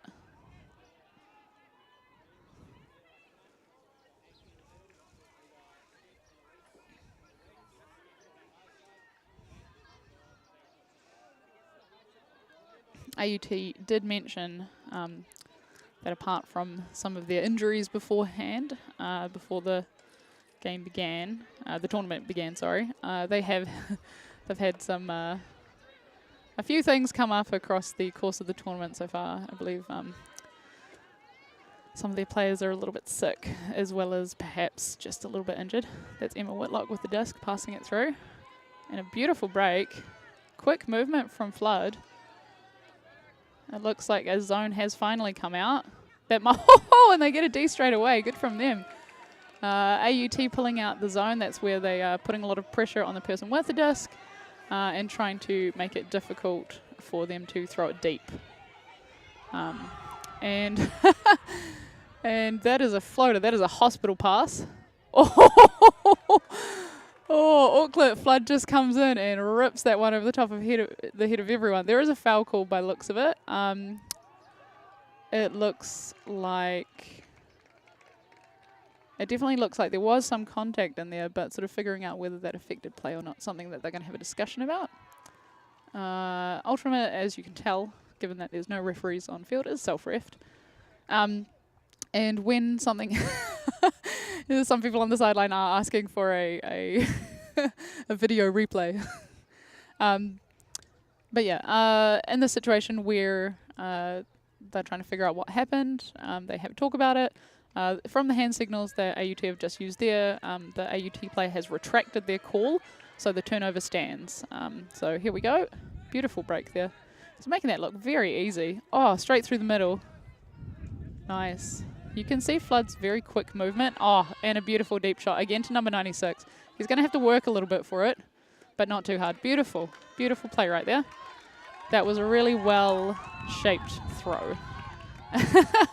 And the and the team spike there. We love it. Yeah. Interesting to see AUT pull out the zone defense look. I think I mean, obviously they got to turn off it almost straight away, so it's definitely made Flood think a little bit harder about the offense, given them something to work on for the next downwind.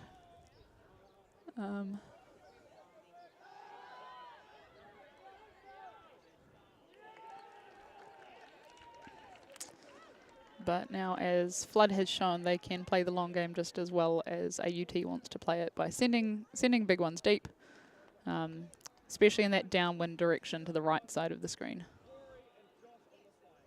Yeah.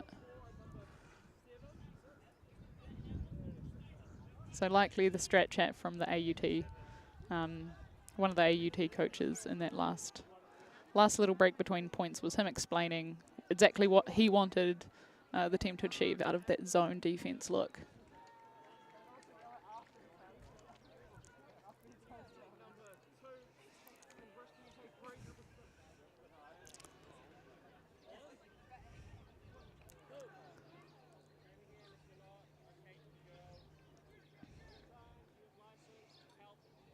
It's really enjoyable watching the Flood offense,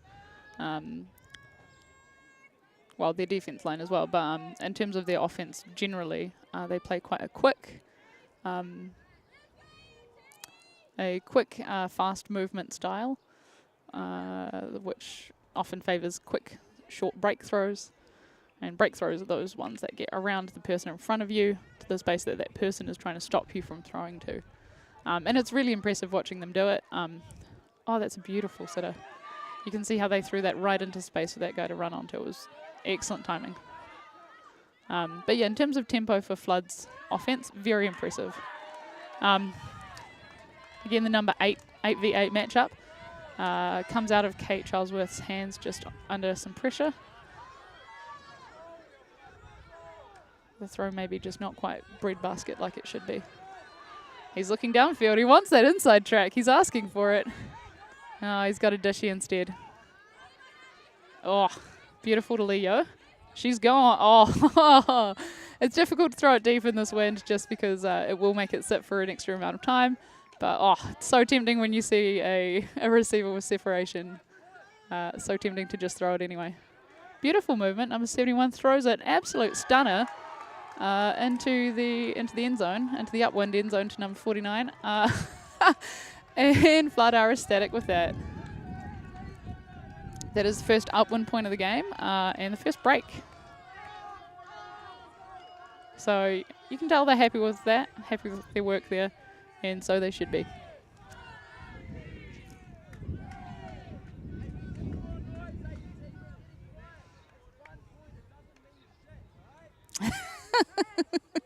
You can see you may be able to hear, or you may not be, AUT explaining to their team, look, 1 point is 1 point, we can get 1.2.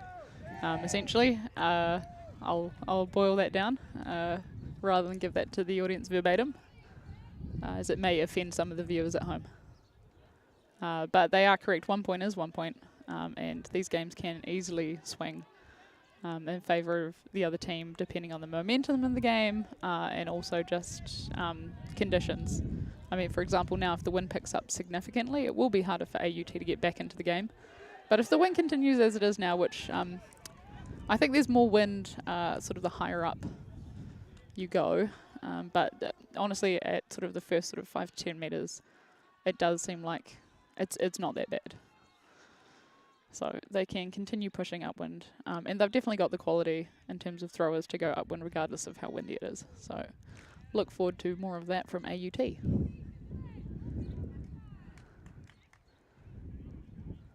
Now Flood is on defence, forcing AUT to go upwind. So they'll have their tails up a little bit. You can see it is a female gender matchup, and here comes the pull. Big send, inside out. Slightly later release would have held that in the air a little bit longer, but still lots of distance. Very nice. Oh, huge layout from the birthday boy, and then another layout from, I think that was Kate to try and clean it up. Amazing. Both captains going head to head in an absolute stunner of defensive offensive play. As you can see, they got so excited that some of their offense players decided to cut to the same place and make both of their lives a little bit harder. There we go. The American import, I believe. Centering the disc. Going to ground. Bree is looking downfield. Oh! Looking deep. Yeah. Beautiful break on the inside. They make this look too easy. And a layout to finish that off. That was fantastic. Really, really valiant attempt at recovering the disc from AUT after that layout block, but just not quite enough to reel it in. It's incredibly difficult to track down a disc that's been tapped in the air and is spinning not in the right direction. Very difficult.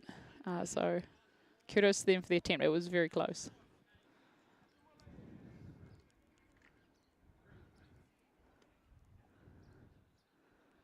Now Flood gaining some momentum here, given that they've converted that break. And the score will be 2-4 to Flood.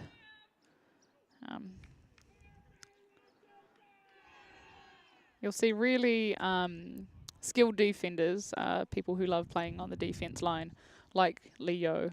They often will look to bait throws that they know that they can jump through and lay out D, like he did in that situation. I can't quite tell from this angle whether he was actually baiting, but knowingly, probably. But fantastic reactions from AUT to try and reel that back in. They'll be looking to get a nice clean downwind in this direction, steady the ship, and just put things back on track for now.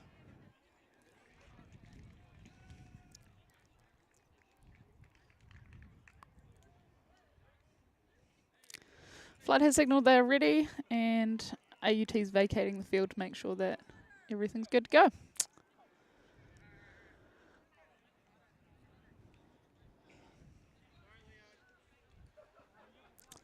And the other semi-final on the other field, Canterbury are facing off against Otago. I'll try and give you a score update maybe at halftime. Again, it is very difficult pulling into the wind in this direction, so there's a short pull. You can see that there is match defense happening. Oh, just behind her instead of in front of Kate Charlesworth. And Lee Yo, birthday boy, scoops up another D. Good from him. He's looking for the break. He wants it, but there's a little bit of crowding happening downfield. And the reason why, as you can see from the hand signals on field, is because there's been some kind of pick. Now, pick is when you're attempting to follow your defender, but someone else essentially gets in the way. Ultimate is not like basketball. You cannot screen people. Oh, just a little bit high. Just over the top of Bree's head in that situation. Yeah, but you cannot screen other people. You have to allow them to follow their defense in an unimpeded way. So when you see that sun's out, guns out, muscle man pose, it just means that there has been a pick and people are just going to adjust where they are And a big one gets launched from Kate Charlesworth. Beautiful. Oh, placement and timing was great. But unfortunately, continuation's not quite there. I believe Bree got a piece of that. So fantastic D from her. But what an absolute shot from Charlesworth. Leo looking downfield. Passing middle. Looking downfield again. Again, a lot of float on that. He's buttering it a little bit too much. Bree manages to reel that one in. Sometimes you just got to leave the toast not so buttery, Lee. See, like that. Beautiful. Nice movement from the ladies. But a D from number 14. Fantastic run through. Kate's looking deep, and she sends it. Oh. Can't tell if that little bit of extra wobble came out from a piece, from the defender getting a piece on the disc when it came, after it came out of Kate's hands, or if it's just the angle she was trying to get on it managed to sort of make that throw a lot more difficult.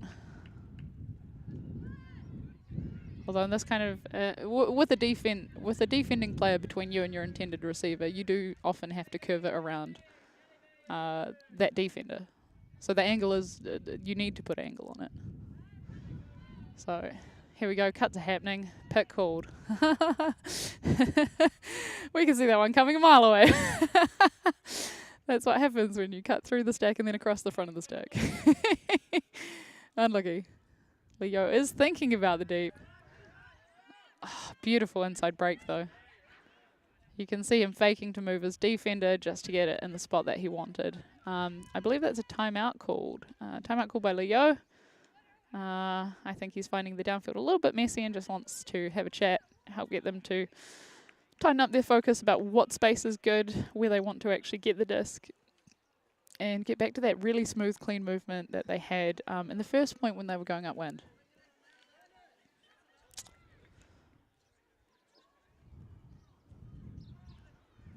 So for anyone who's not an ultimate connoisseur, when we talk about buttering buttering the disc, that's how much sort of like extra touch and float you're putting on the disc. And that can be a good thing or that can be a bad thing. For example, if you're going downwind, that can be a good thing because it helps keep the disc in the air.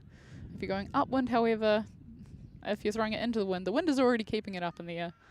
So if you put a little bit too much extra touch or butter on the disc, as we call it sometimes, it does mean that it floats extra too long. And that makes it very hard for the intended receiver to catch it without the defense getting there and putting a lot of pressure on them.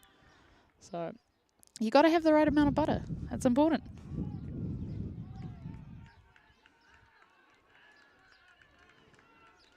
Looks like some very intense strats chats from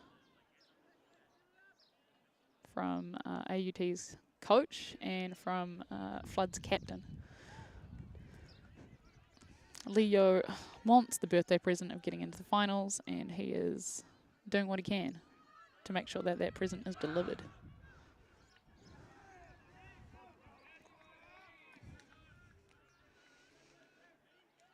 Even if he has to FedEx it to himself.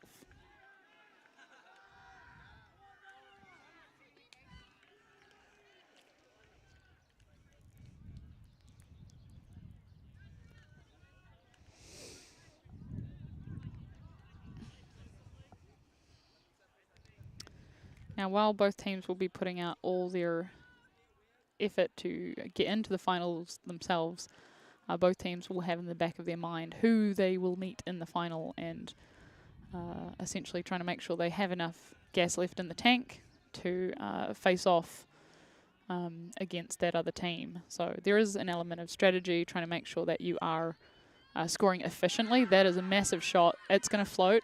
It's sitting. Oh, she's just not tracked it. Oh, no. You could tell. You could see her looking for the disc and just not being able to find it. The timing was perfect. The throw was good. It's just unfortunate. Maybe the hat got in the way. Hard to tell. He's looking at shooting deep, but number 71's making 77? 77 is making his life hard. Shoots number 14 instead, a much shorter throw. Lots of pressure on there. Lots of pressure. She moves the disc again by far sideline, and she's looking to center, which is smart. There we go. You can hear them yelling shooter still. Number 13. Oh, what a snag from Charlesworth. Oh, called. It looks like it's been called up, but perhaps not in the zone. So what they're saying is that her first point of contact, where she was touching the ground first when she managed to grab the disc, was outside the zone. So if, for example, you're sprawled across the line, you're still counted as not in the zone because some of you is touching outside. Oh, beautiful. Snuck it right past Lee for the score after a layout grab. That was fantastic play. And Kate's known for that sort of explosive wow factor often when she plays. Layouts are par for the course. So exciting ultimate to watch. Now we do have a discussion going on between number 77 and an AUT player who was playing defense on him on that point. They may just be having a discussion about the mark or something that had happened on field. But it looks like that hasn't quite managed to come to a full resolution before really the teams do have to get to getting a line on and getting play moving.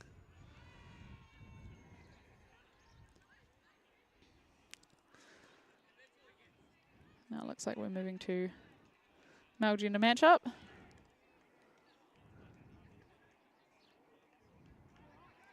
If we were already there, I'm sorry. I chronically bad at keeping track of it, like probably 80% of Ultimate players.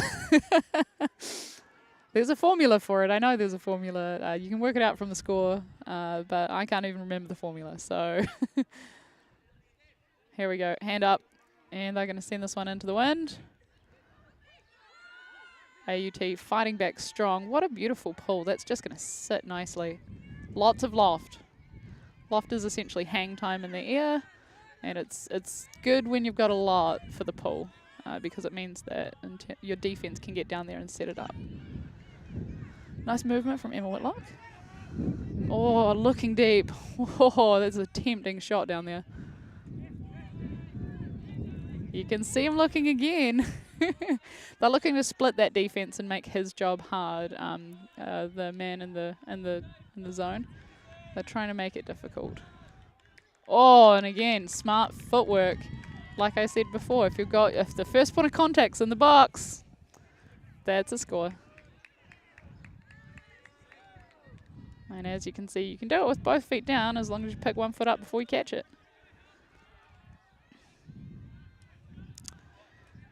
The way they pick what moment it is when they count where your various body parts are touching the field is when you have control of the disc. And control of the disc is when you have actually stopped it from spinning. So between your hands or hand between your fingers. So Flood looking happy with that. AUT having another chat. Mr. Boardman out with some words of wisdom for the young folk.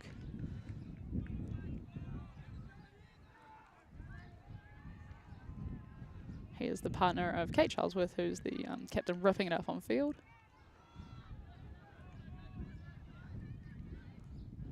Both of them have been playing for quite a while. They've played in Wellington as well as in Auckland, and have represented club teams at World Championships. So very talented ultimate couple.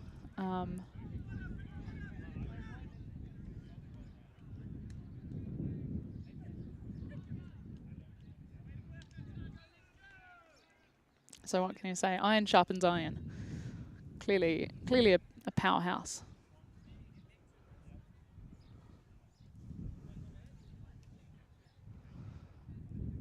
And it looks like Flood are ready to go, but AUT just taking a little bit longer.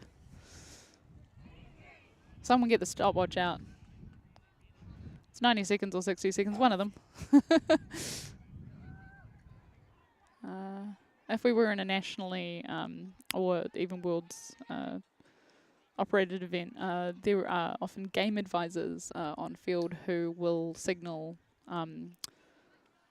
how much time has passed since the last point finished, because there is only a limited amount of time until the next point has to begin.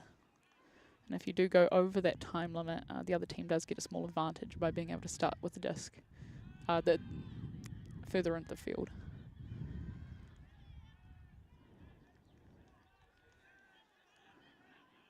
Here we go, Leo with his hand up still. And finally a hand from AUT.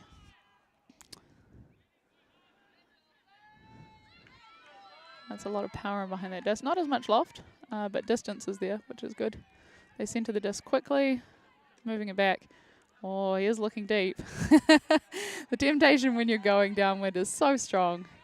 And they yell shooter. Yeah, the sideline is yelling for it. He's looking a little bit stuck, but manages to bail himself out.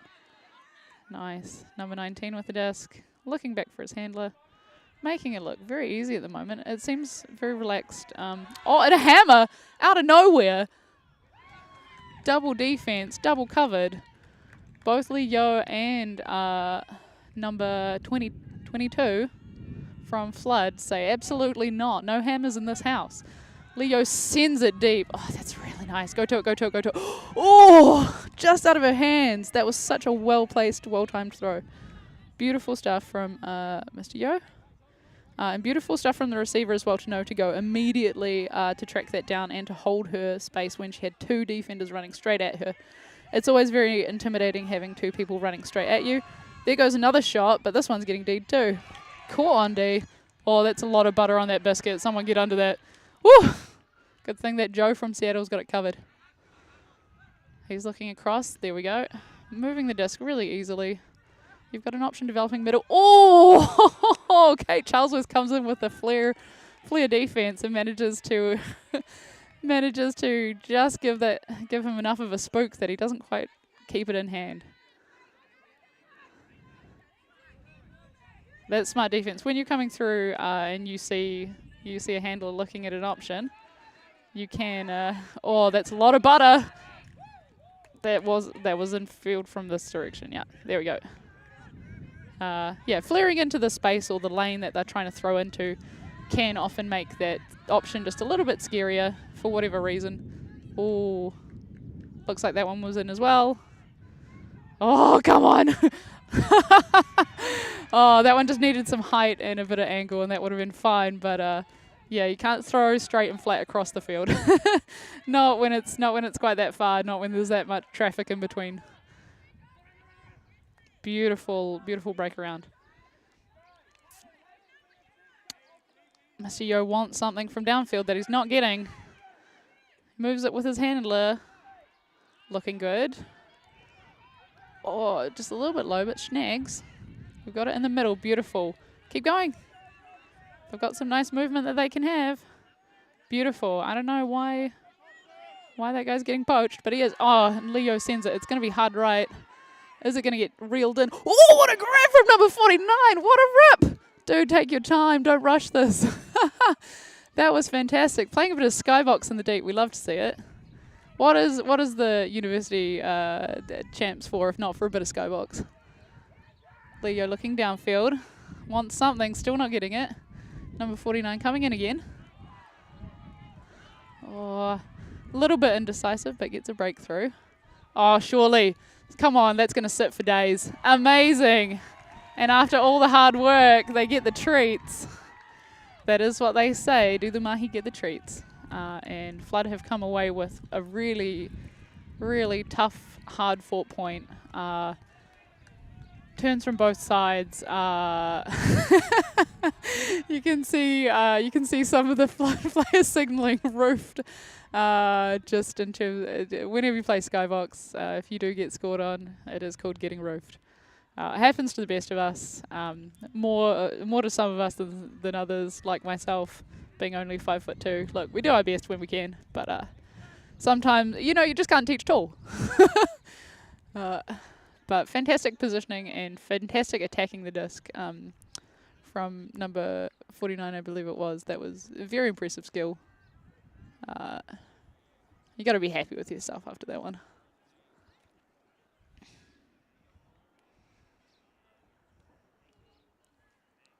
And although we say you can't teach tall, you can teach everything else, like boxing and jumping. And as you can see, number 49 is not the tallest guy on the team. He's definitely got those other skills down.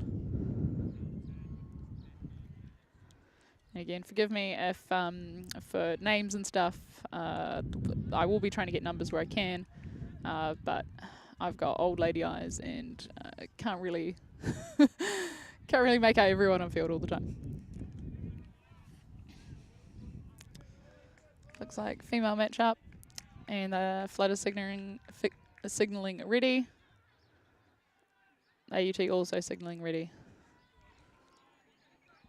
Big send.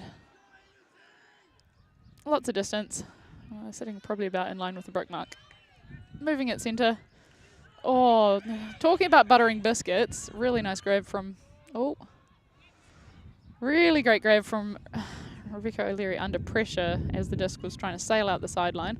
But a travel is called, and it looks like there's a violation as well, because if travel is called and there's any kind of stoppage, essentially people need to reset to where they were before the disc was thrown. You know, it's essentially replay rules. People need to go back to where they were, otherwise it's not really fair, is it? Flood in with a zone, looking interesting. We'll see if AUT brings another handler back. Nice. I think it does look like Flood are maybe trying to shepherd them over onto the far side of the field. Oh, again, really trying to send the disc out that sideline. As you can see, AUT is getting very easy movement across the field, but they're really struggling to get... Oh, that's a nice break, but it's going to sit. Oh, what a grab from number 13. Speaking of getting roofed. Oh, no. A little bit of casualness from number 17. Just puts it behind number 13 and just not quite where his momentum was going, making that grab really difficult. A little bit of casualness. Oh.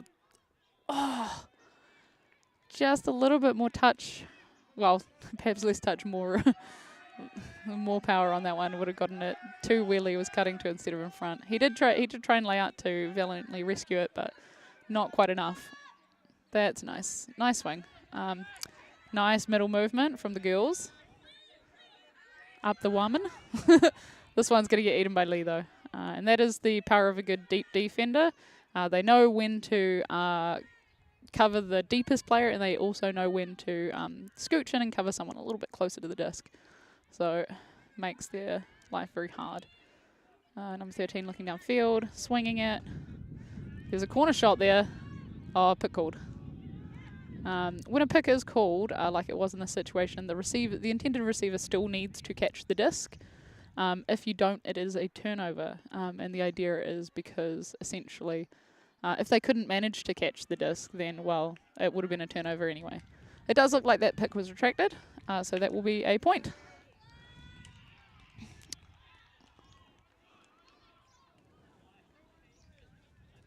And we are approaching half-time. I believe these the semis and finals are full games for 15, so half-time will be at 8 points. Although I might be wrong on that, don't quote me. I do know that the pool play games have been to 13. And this is the female matchup point. Looks like it will be Emma Whitlock pulling for Flood.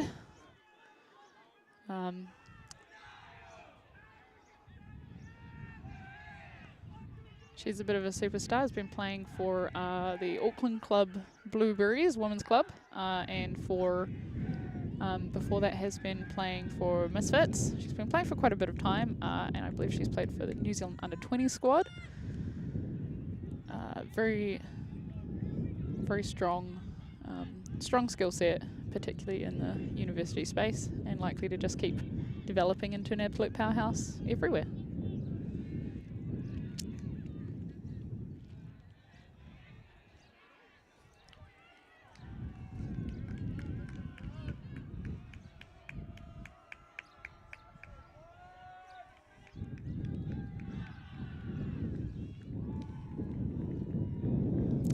Now this tournament will be seen as some of the players as a bit of a warm-up tournament for the New Zealand Mixed Ultimate Championships, which is happening at the end of November. and that tournament is the really big mixed tournament of the year. It is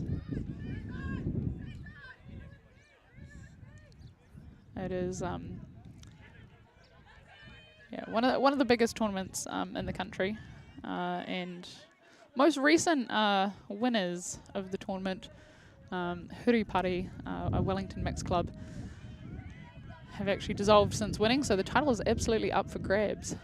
So a lot of these players will be looking to refine their skills to make sure that they're in good playing shape, so that when their national team goes to nationals, they commit absolute murder. Oh, that was a hand block. Speaking of committing absolute murder, we love that. Emma Whitlock looking downfield, beautiful break. Sends it. This is going to float, but is it going to stay in the field? Nope, not quite. Not quite in the field. Unlucky. I believe they're trying to signal where it went out of the field, because where the disc gets taken in is where it crosses the line. It's not where it lands closest to. So fun fact. Beautiful break swing right across the entire field. Nice grab from number 12, taking it high. He's looking to centre. Oh! Through an absolute gauntlet of defence. Oh! Flood is sniffing for it. They're so close on these Ds. They're so close. Over the top. Number 15 snags it. Height difference. Can't sort of get around some of it. And just an easy, straightforward score to number 7. Positioned herself perfectly in open space and just held it, asked for the disc. Made it very easy for her handler, who previously looked like, I don't know if it was entirely them making it hard for each other or the defense putting on a lot of pressure. But yeah, the handlers, AUT handlers, were getting put under the pump for that one. Very good pressure from Flood, but AUT managed to squeak that away.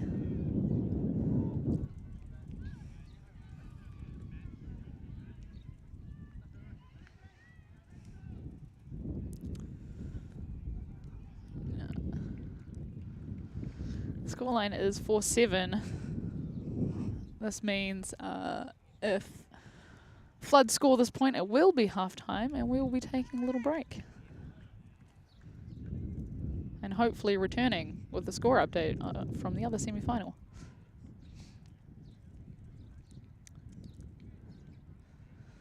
Now, Flood is playing smart, and I imagine they are. They will be looking to close this out as efficiently as possible.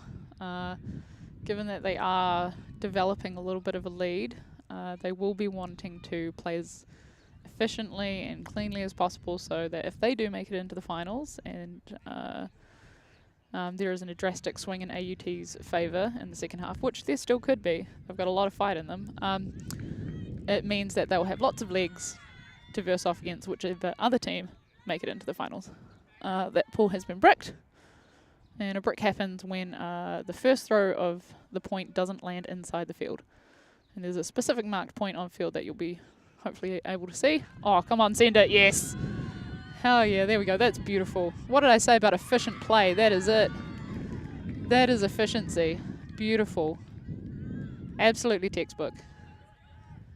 You can see Flood had that planned. They knew exactly who was going deep and timed it to perfection. It is something that Flood as a team does generally really well. Their tempo, their control of the timing of the game, how fast or slow it's going, is really exceptional. Likely down to a lot of good examples on the team, such as Leo and other players. That is something they really excel at. AUT will be going away and having a think at halftime to think about, this is what we've seen so far. This is what their A plan is. How can we make them take the B plan? So can't wait to see what they come up with in the second half and see what pressure they can put on Flood to try and take this game back.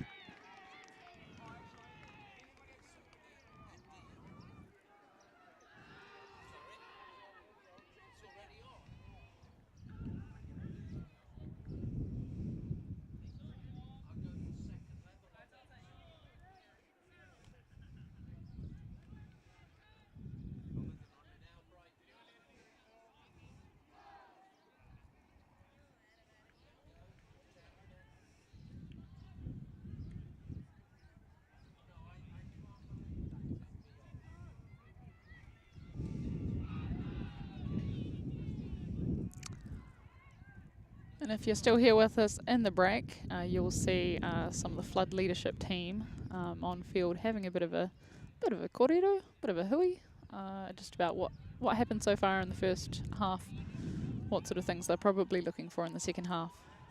They will be thinking hard about how they can close this game out as efficiently as possible, whereas AUT will be looking at how they can get scrappy and get back in the game. It's a difficult scoreline to come in after half at 8-4, but AUT's got a lot of class on their roster, and we've seen that so far.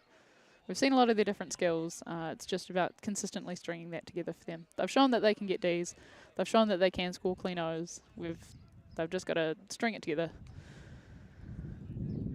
and do more of that.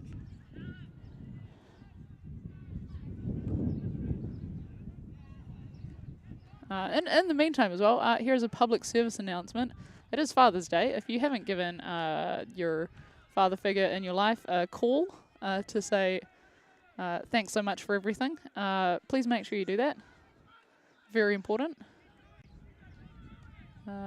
Make sure that they feel appreciated and loved.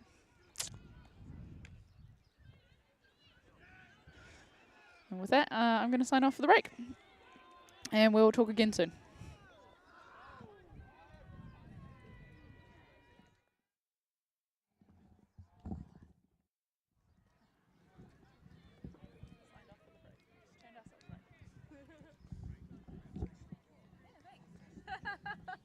What happened to Harrison? Where's he going? I don't know. You're doing too good a job.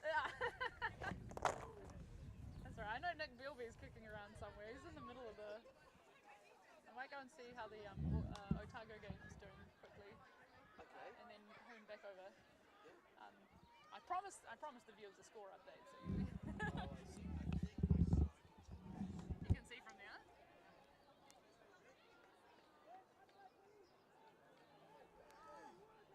That old lady over can't see. 8-3, okay. I'll do a little jog over, I don't mind. 8-4. It's 8-4, same score. Woo-hoo! That's spicy.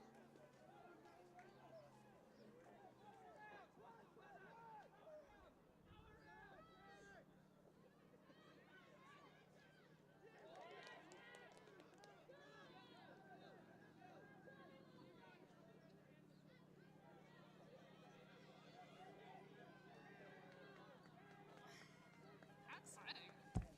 Both semis at once. Actually, I should make sure it's 8-4 to Otago rather than assuming.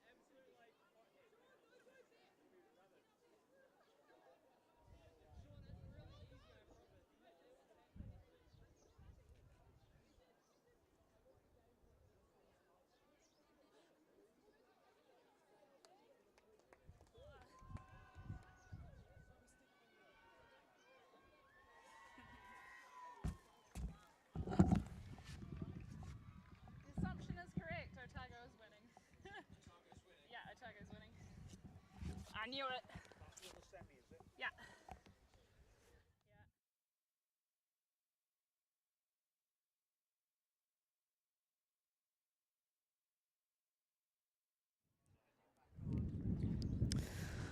Welcome back to the New Zealand Tertiary Ultimate Championships. We're coming into the second half of the Flood v AUT showdown.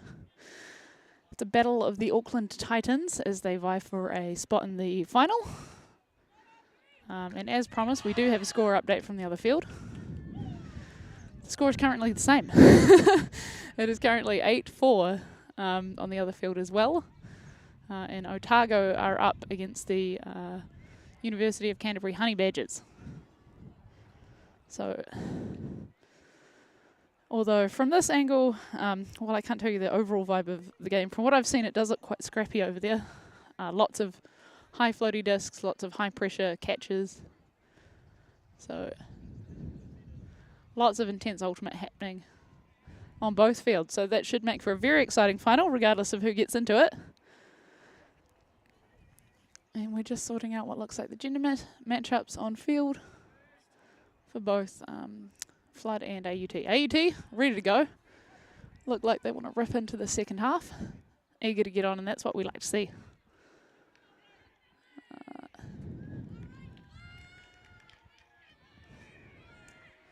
Lots of noise from the Flood end.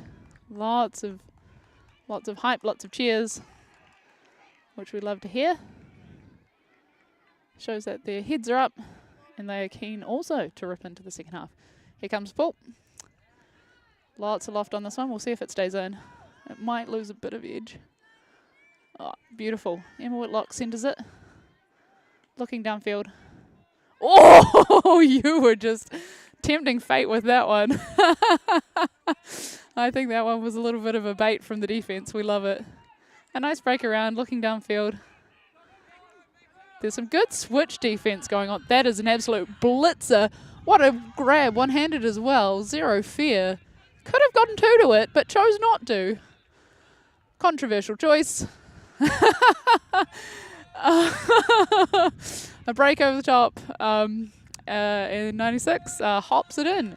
If you catch the disc mid-air, again, it is the first point of contact wherever you land that counts. Because, you know, obviously when you're mid-air, none of your body is touching the ground. So with, again, some fancy footwork, which we've seen a lot of from both teams, Flood tuck away the first point in a spectacular fashion.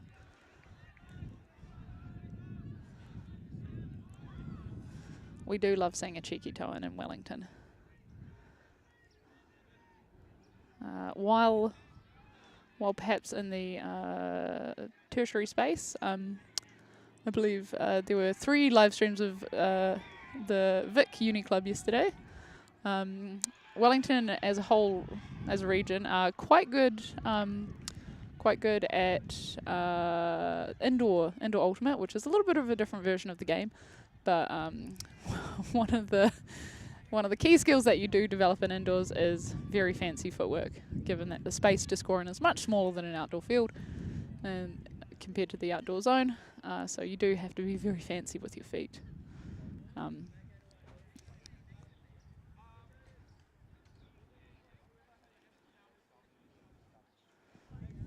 And coach Ethan Taylor doing some very intense strats chats in his polo. Can't argue with them though, they're working. Ethan has been a stalwart of the university club for some time. Previously playing on the team when he was a student, and now has transitioned into the coach role for the past couple of years.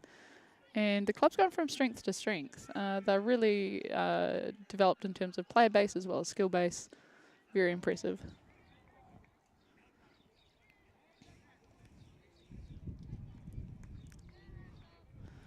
AUT signaling that they want to get on with it.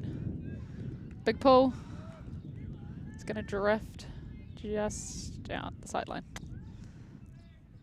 Now thinking about bricking it. Number 9 giving a little shrug to his handler buddies. I think he's going to take it from where it is by the looks of it. Yeah, they don't want to lose the distance. Nice centering pass. some quick movement. A little bit of a gap there in between. Oh, nice defense, but a foul is called, and immediately the defending player signals foul as well, showing that she agrees that it was a foul. Some contact is shoulder to shoulder, hip to hip sort of stuff, but when you impede the other person from actually catching the disc, that's no good. That's when it becomes more of a discussion like that one was. And as you can see, the number 8 v8 matchup continues. Very spicy. That's a nice pass, beautifully placed. Number 7 scores again. How good. She's finding herself lots of good space and timing. Fantastic.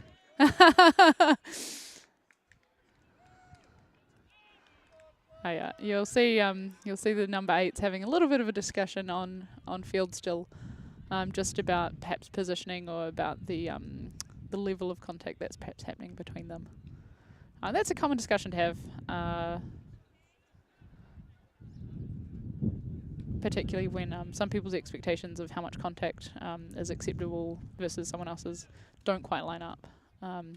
So having that conversation early is good, and just having it in a way where both of you can come to sort of a mutual understanding of what level of contact's all right. But the game is a non-contact sport, so you do have to respect that. And it does look like they're going to take that convo off field. So good from them, always good to have good communication, good chats. And as with everything in the spirit of Ultimate, it's all to be done with good vibes.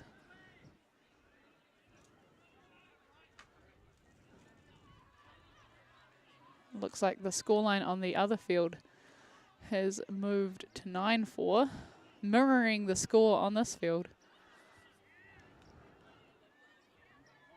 So Otago looking to close out against Canterbury to make it into the final.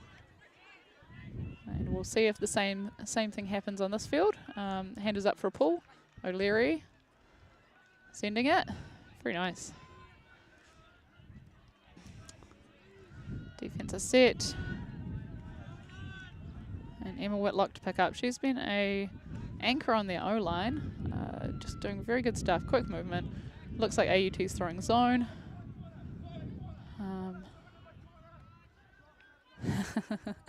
The defense looking to cover 3 people in the deep, which means that the handlers are a little bit lonely, but they're making it work. Oh, they're really making it work. That was beautiful. Fantastic work from the Flood O-line handlers, slipping and sliding through that zone, just finding all the holes, sneaking through, and just making that look really easy. I'm sure it wasn't. It was all skill. AUT is trying to clamp down on them, so they're doing a really good job to get around that. And Flood's receivers tempting the handlers by splitting out across the zone at the back of the field, really making them try and decide who to take. You know, which one of these offensive players will the deep try and take away.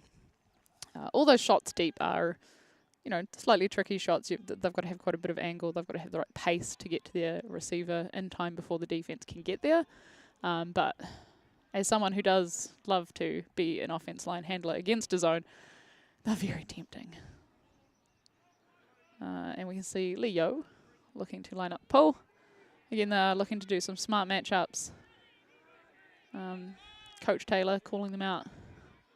Supporting cast of Dolan on field as well. It's great the number of extra, I will call them staff in this instance, extra coaching staff or supporting cast that Flood have, helping them out, making sure that all their players are looked after, communicated with, ready to perform at their peak, and they're really showing it on field. Big send from Leo. Looks like it might just stay in. Yeah, just beautiful. Centering the disc, looking downfield. Oh, who forgot to call shooter on that one? Oh, look at how quick that one's going. Oh, a little bit too far, a little bit too much pace. it was just off.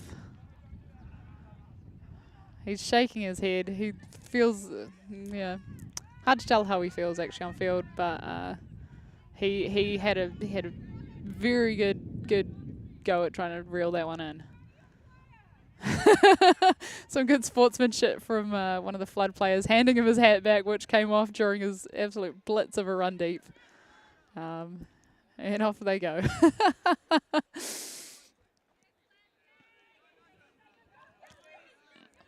Setting up a deep cut, number 71, and coming back under. Oh, looks for a break, but just turfs it on that inside throw. The inside lane can be particularly hard to hit for tall people, I would say, just because if they really want to get down and get into that spot. Oh, that's a great slice. Ooh, is that number 7 again? Let's go. Fantastic reaction. Both boys go up for it, trying to catch it at peak, which is what you should do, to be fair. Just don't manage to quite get there.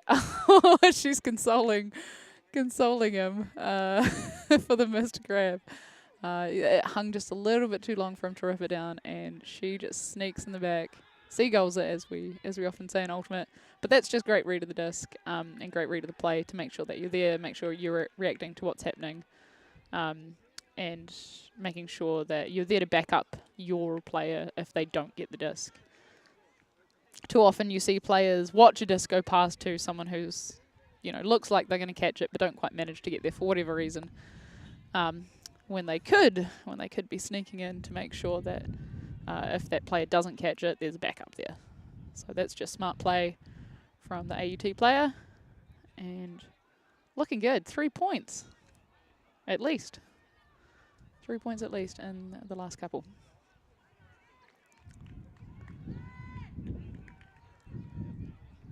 Flood look like they're gathering their thoughts after that one. Had a little bit of a chat.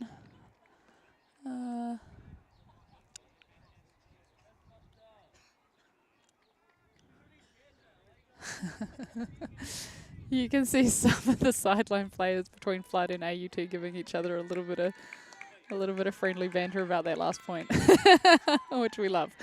Again, the O-line handlers from Flood looking to do a little give-go. Oh, I feel like Emma got robbed there. I would have seen that one. This is surely he's right there. Come on. Looking downfield. Oh, beautiful curve, beautiful shape to that disc. Slices it. Oh, he doesn't try and tricky feet that one. That would have been very difficult. Yeah, trying to toe one in while kneeling, very hard. Oh, rugby passes it through the middle. Just he hiffs it.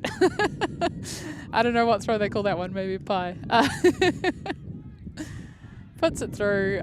He did get a bit stuck. He did get a bit surrounded. Sometimes when your receivers catch it quite close to the end zone on the line, for example, like here, you've got to give them a little bit more space rather than going closer.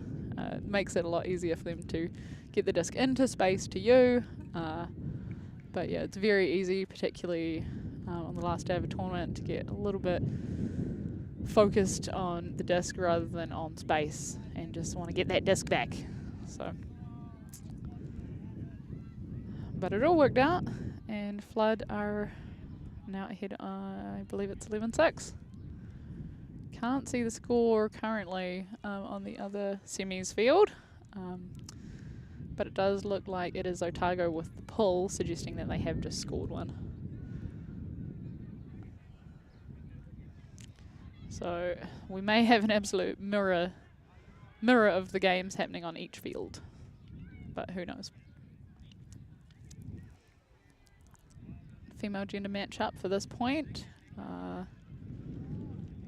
The wind is picking up a little bit more, which will make it more and more difficult to go upwind. Let's hope that it either calms down a little bit or maybe shifts to a crosswind for the final to make it more interesting. Strong upwind, downwind finals are never fun, unless you're Wellington, of course. We do love playing into the wind. Leo faking a catch on that one. Sitting up on defense. The shooter call isn't coming from the sideline anymore, although it probably should be. And there he goes. That's a point.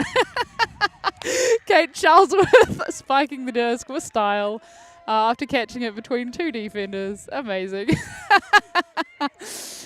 Look, you've seen the game plan. They showed it to you, point one. You know, the Flood, you got to know by now. You got to know. Number 9's a shooter. Shooter's got to shoot. And after that very efficient point, we will be looking at having Flood on offense yet again in the downwind direction. And AUT looking to try and break and score in the upwind direction. It'll be interesting to see if Flood attempts to change any of their lines or any particular key players on the upwind or on the O line or D line. At the moment, they all seem quite happy. It doesn't seem like there's any big changes. They've got some tall timber on the line, so to threaten that deep space as well as their usual O-line handler setup. And all their zippy midfielders, which we also love to see.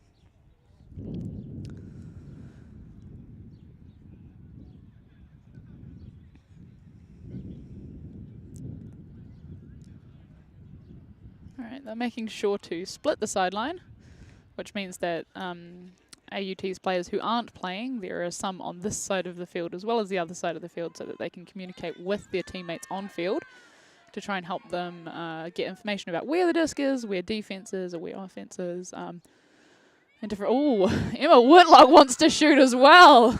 Shooter's going to shoot, but number 17's positioning is too good. Already in the way, barely manages to react in time to not get clocked on the head, but still manages to get there. Beautiful. Beautiful defense. Oh, come on, number 96. He's close on the defense, but not quite. He's really taking away that backhand. He does not want that to go. He's letting the forehand go to stop that backhand huck. Rebecca O'Leary with the disc. Looking, trying to engage number 13, but 96 is having none of it. Oh, what a sliding grab from number 17. He's putting in work today. At this point, that's a nice break. Rebecca O'Leary sends it downfield. Oh, just out of the hands of number 16. Good positioning, good timing. Foul called, though, by the looks of it. Rebecca O'Leary is calling on Emma Whitlock. They're having a discussion by the looks of it, and it's uncontested. So that sort of hands out gesture where they have both palms up as saying, yep, no, that happened, that's correct. I'm not contesting what you've said. And as you've seen a couple of times so far, that sort of one arm across the other arm with your fists clenched is a foul signal. Looking downfield is number 13 and number 17. They're working really well as a handler pair with Rebecca O'Leary.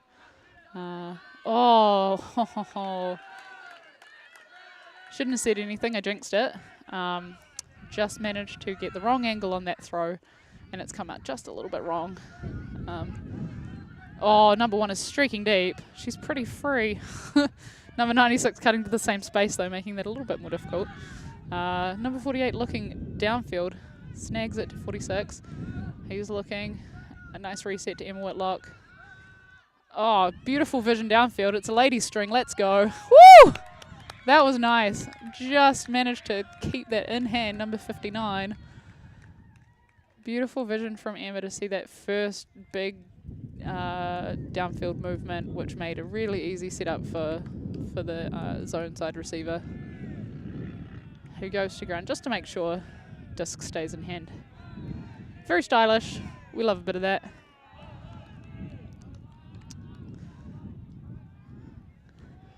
Now, birthday boy Lee Yo is very emphatic, very excited about something.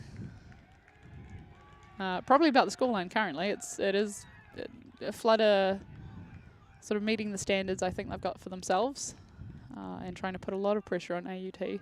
So far paying off, but it's definitely not over until we hit 15. So waiting for AUT's riposte, their reply. We'll see if Flood can break upwind or if AUT is going to hold their nerve and score their downwind. Here we go.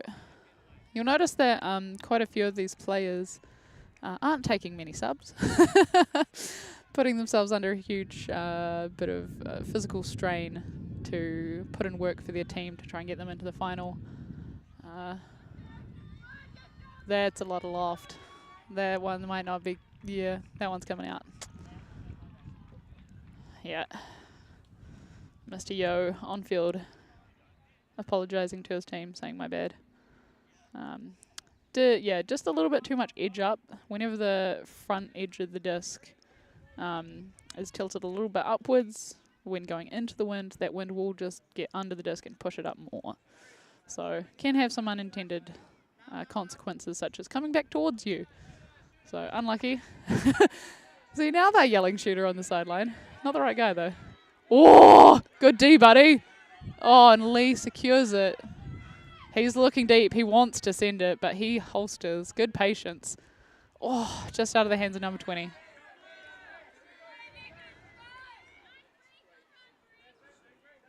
That was beautiful movement. Beautiful defense from number 49. He's shown himself to be fantastic offense receiver and now fantastic. Oh, that's a great pass. What a great grab. Great space from number 7. She's doing work on field. Bria's putting a lot of pressure on her to make it difficult. Lee Yo helping out. Oh, he's out of the field. Oh, he's only just realised now. Oh, no. Lee wants to send it, and he does. This is going to be a floater. If it it's going to stay in. Oh, beautiful box. He kept space. He kept his other player out. Lee's got zone eyes. He wants it in the zone. Goes to her knees to keep it in hand. Oh, no, this is going to be an absolute floater. Yeah, just a little bit too much edge. Tilted over. The wind pushed it into the ground. Could hear a change in call on the sideline to force backhand, which may have been intentional, difficult to tell. There was number 7 streaking deep. If they'd gotten moving a little bit earlier, they might have been able to hit her, but a little bit too slow. Looking for number 3. Looking down for Kate Charlesworth in the middle of the field. She's looking very free. Lee Yo peels to cover her, though. Oh, a massive pick just happened. But also a hand block by the looks of it. You can retract the pick for the hand block to stand, although it does look like maybe there's a foul called on the hand block. We'll find out. Hopefully with some hand signals, but that'll only happen once the call is likely resolved. I think what the flood defender is saying is that she had her arm out in the way and didn't move it, whereas the AUT offense player is saying that before she let go of the disc, it hit into the flood player's arm, which was perhaps moving. Because, yeah, I mean, you can't throw through someone if they're standing completely still, but, I mean, as a defense, it's very rare for you to have your hands completely still. So I think they're sort of trying to sort that out before they sort out the pick. And it seems like it may have been uncontested. So AUT gets the disc back. And I believe Ethan Taylor is clarifying the rules around the stall. Perhaps. Again, hard to tell from here. It does look like it's an uncontested foul, perhaps, and the disc should be coming in on 0. Which means that AUT will have plenty of time to sort out what they want, and they get it. Nice movement. He's looking downfield. Number 49 just letting that Kate Charlesworth getting in there. Oh. Looking downfield again. Oh, Lee Yo with a big layout. Gets horizontal. Number 7, again, in fantastic space. She's going to have to work for it. Doesn't get horizontal. Hard to tell from this angle whether that would have helped. But again, really great timing on her cut. She's really, really hungry for the zone, and that's what we love to see. Love a downfield receiver who's hungry for the zone. That was a nice put from our resident shooter, number 9. Now all we need to do is see if Is there some kind of discussion going on field? Just trying to figure out why they're still chatting. I believe it might be number 20 and number 8 from Flood and AUT respectively.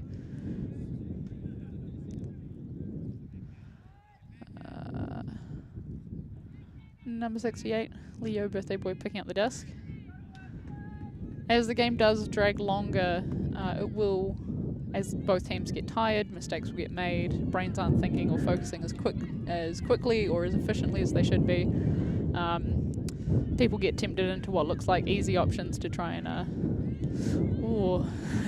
to try and move the disc. We're hoping the wind is picking up as well. I'm sure you can tell from perhaps my mic. But it's very easy to turn what should be, nice attempt at a layout bid, very easy to turn what should be an easy, oh no, he caught it by the looks of it. Oh my goodness. The only situation where you can catch your own throw is if someone else touches it in between. Oh, that's going to be short, but can she get to it? Not quite. Number 3 gets a piece of that. Yeah, as the game goes longer and as legs and brains get tired, the game becomes a little bit messier, a little bit less efficient. Both teams will be looking to try and minimize that as much as possible. I mean, each team, regardless of the outcome, has another game after this to determine their final standings in the tournament. So if you are heading into the first place playoff, obviously looking to have enough juice in the tank to take on whoever's in there, which at the moment does still look like it's going to be Otago. Alternatively, heading into the third place playoff, still, obviously, rose gold's better than no gold. So they will be trying to have enough energy left in the tank to finish off the tournament, still in style. So, but those long options and those what look like free options are becoming significantly more tempting. Oh, surely not! Oh, surely not! Oh my goodness, number 49 with great heads-up defense, sees that one coming a mile away, jumps right in the lane and snags it. From this angle, it almost looked like he was going to get Callahan on that. Outrageous. And just with absolute composure, sends it straight to his his teammate in the zone, and closes out that painfully long point. Where both teams just struggling to get the kind of smooth play that I imagine both teams would expect from themselves. And I mean, it's as much a testament though to each team's defense as it is to tired legs and tired brains. Both teams really want this next game to be the final for them. But there can only be one team, can only be one winner who makes it in there. And Flood are currently putting on their best effort to make sure it's them.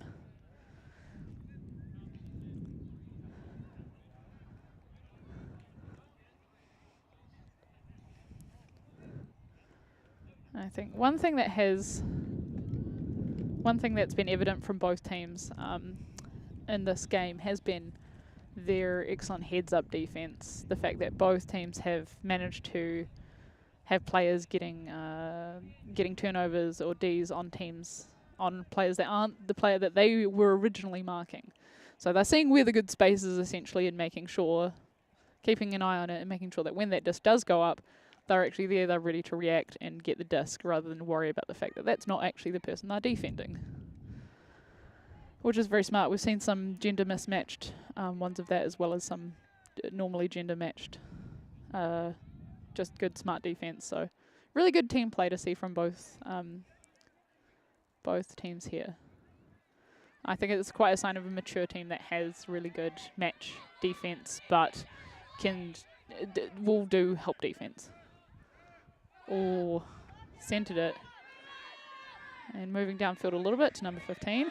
Sneaking. Oh!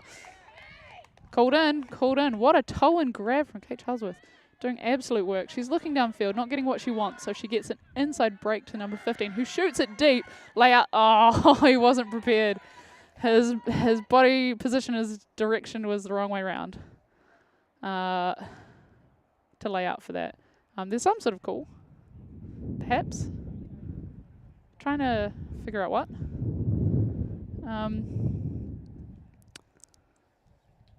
perhaps a foul called. Trying to figure out where the foul happened. I think what the AUT player is saying is that he had a shot to get to the disc, but perhaps some bumping while him and Leo were in the stack perhaps prevented that. But difficult to tell if that's what's happening, or if that what the call is. It does look like they're getting a perspective from some of the other players on the field.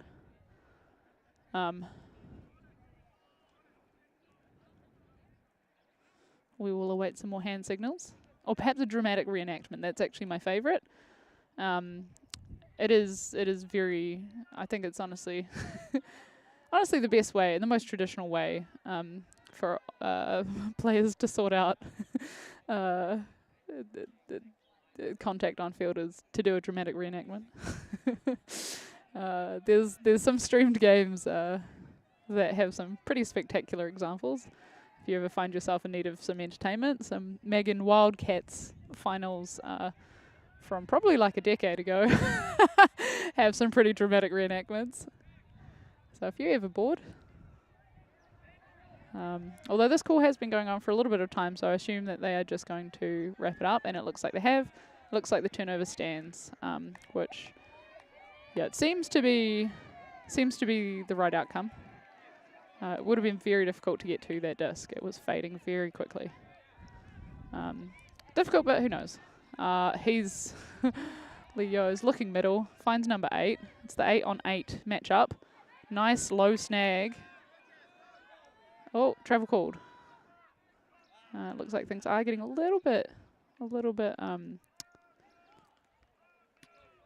The rules are getting a little bit used more frequently in the last half of the game, but that is often where tied legs, tied brains, people do things that they wouldn't normally do.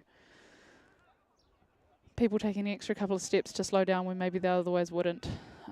Nice flare off from Rebecca O'Leary to cut off that downfield lane. Brianna gets around to number 53.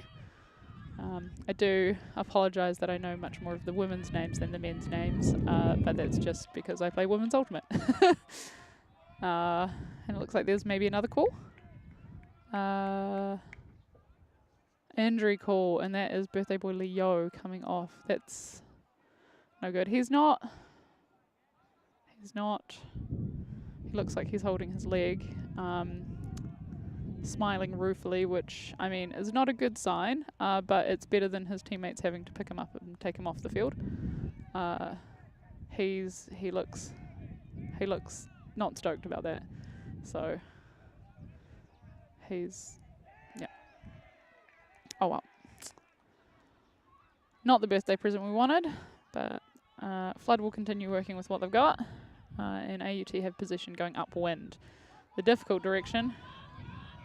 They want to break around. They're struggling. He's sending an inside-out backhand, but that's so difficult into this wind off that sideline. And that's shown by the disc going out almost immediately. Really, really difficult throw to put a break backhand into the wind. Very difficult from that position. And it looks like Flood are looking deep. Smart idea. And a foul is called.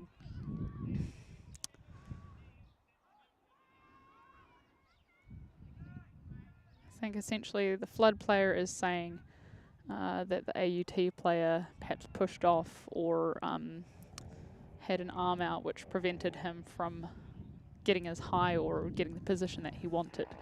It looks like that foul is uncontested, which means that what happens is the player who got fouled will keep the disc. Oh, that's really risky. Oh, that was a really risky throw, and it is rewarded with a turnover, unfortunately. Yeah, very sharp angle on that one. Made the window to catch it quite difficult, especially when it was a difficult matchup there. Given that the defense was very aware of what they wanted. Centre backhand, Rebecca O'Leary on the other end. She's going to snag that without without any stress at all.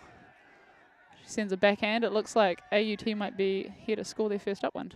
Oh, not their first upwind, but looking to... Oh, that is nice shape. That is beautiful. That's great vision and great pacing from number 15, I believe, to number 13. And that is a fantastic upwind point.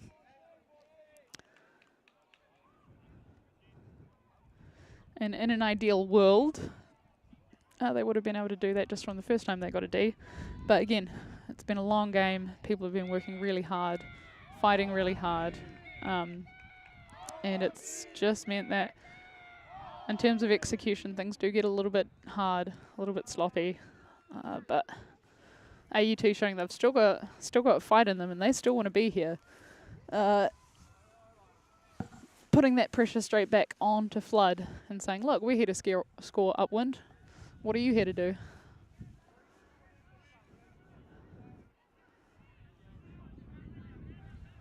Looks like the Flood O-line. No changes. And it looks like Lee Yo is back on the field after a quick physio visit, perhaps. Thank you to the organisers for making sure that there is a physio available on field for players to go and quickly get seen to whenever they need to. Momentum may be shifting a little bit after those last grindy points. We're just been finding it very difficult to put them away. Both teams have been finding it difficult. And AUT may have a little bit more juice left. And it looks like a zone to me. Yeah. It's going to be an arrowhead looking zone by the looks of things.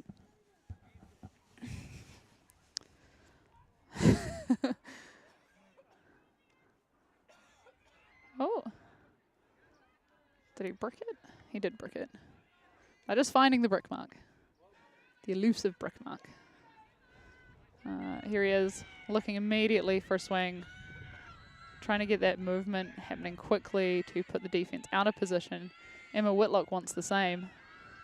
She's coming through again. Oh, clean that up. Yes, keep going, keep going. Beautiful quick movement between the two and straight to the downfield. This is looking really nice and clean from Flood. They look like they're back in their happy place of quick, fast movement, which excels against a zone. Emma Whitlock working seamlessly with her handler buddies. They're very... I love the way they change the momentum of the disc really quickly, which makes it difficult for the defense to keep up. Oh, that's a little bit buttery. And it gets cleaned by Rebecca O'Leary. She's in there and she says, not today. Someone yelling shooter yet? The Flood sideline. Yeah, I mean, whenever it is in a downfield direction, yes, you should be yelling shooter almost. Sometimes playing what some teams refer to as huck and D, where you huck the disc really far so you can play defense and get an easier time trying to score, is a strategy that some teams will use. Disc is in. Emma Whitlock coming for the swing. I don't think he wanted to lose quite that much ground, but it's rewarded by such a beautiful downfield movement. Lots of... Oh, no. Unlucky. Just out of his hands. Yeah, lots of distance. They got lots of distance there, but unfortunately just didn't quite come in front of the intended receiver. It came a little bit behind them, so... And that's a shooter. And here we go with a little bit of huck and D. I don't know if he ever intended that one to actually be caught, but he got the distance he wanted.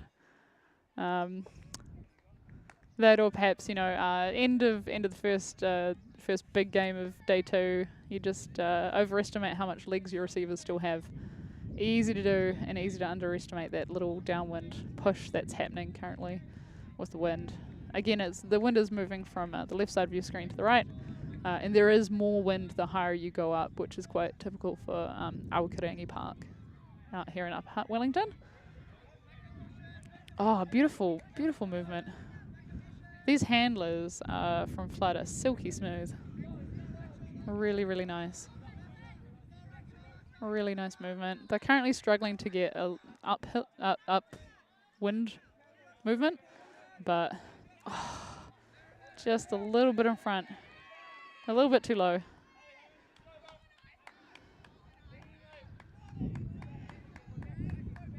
And AUT have gotten what they wanted with that huck and D. They've gotten an easier position to attempt to score from. So they're looking at the moment. He's looking at that back corner, I can see. Oh, nice break though. He goes to ground to keep it in. Oh, yep, and a nice big swing. This should be easy. Beautiful. Number 14 gets rewarded for her long run earlier for that huck and D play, and gets an easy one in the corner. Looks like AUT's back in this and wanting to wanting to go some more rounds, and we love to see that. They got a lot of fight in them. They got that dog in them. Some good heads-up defense as well. That point-stopping grab from Rebecca O'Leary upwind, very nice.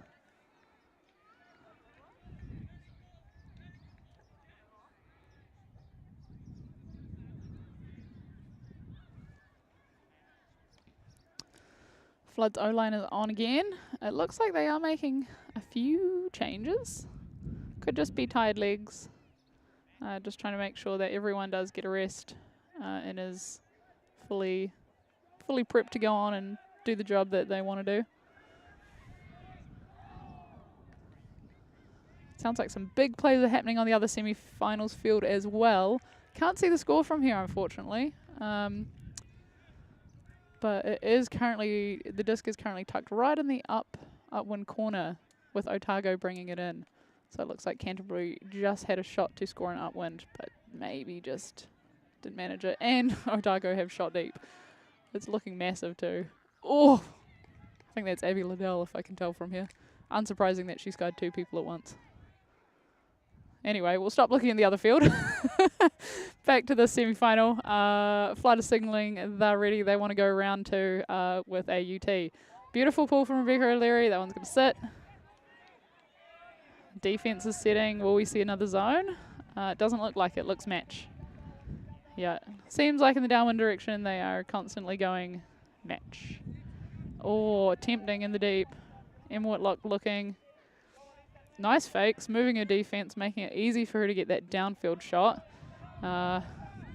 Beautiful movement to get it back to the middle. Goes to ground to pick that one up. Number 7 or number 1? Beautiful movement, take your time. Yeah, see, there we go. Now they've just got to clear that space. As you can see, there's a few too many people in there. It does make it really difficult. And they eventually do clear it. With both AUT players laying out, one on the mark at one point and one on the receiving player. Close. You can see how hard AUT are fighting. It's really gutsy, really brave play. They're putting it all on the line. They want to get to the finals. Unfortunately, Flood managed to hold their nerve in this point and just put that one away. Despite it getting a little bit messy. A little bit clustery in the zone. And that is game. That is game on both fields. Both teams in each semi-finals are high-fiving simultaneously. So both teams have gone to point cap by the looks of things. It looks like there's some hands on heads over on the Otago, on the Canterbury side of the field. And lots of high fives from Otago. So we may be seeing a AUC Flood Otago final, but obviously we'll wait to see. Some cartwheels on field from AUT showing that even if maybe this game didn't go their way, their spirits are still high. They're still keen to keep running, keen to keep putting in work, and I'm sure that they're going to put all of it on the line for the rose gold medal, and we'll wait with bated breath to see the outcome of both of the next games. Thank you all so much for tuning in here at Awakarangi Park in Upper Wellington. watching the NZ Tertiary Ultimate Championships. We've had a ball of a time. Hopefully in the next game I'll have a co-commentator and we'll have a lot of fun. All right, signing off and see you soon.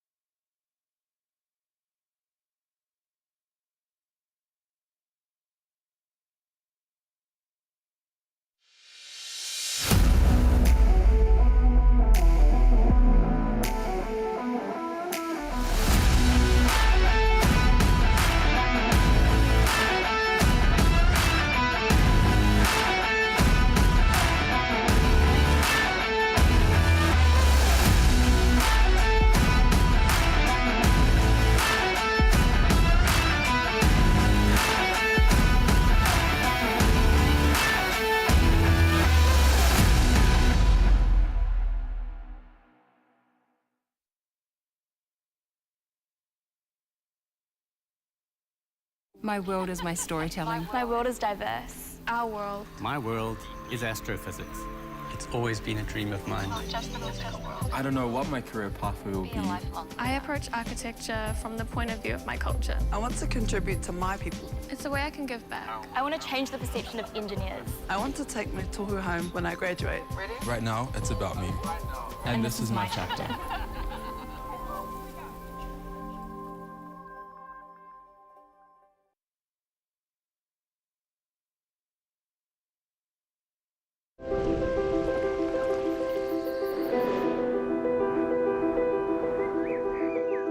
At Lincoln, we seek to ensure that future generations can grow and thrive.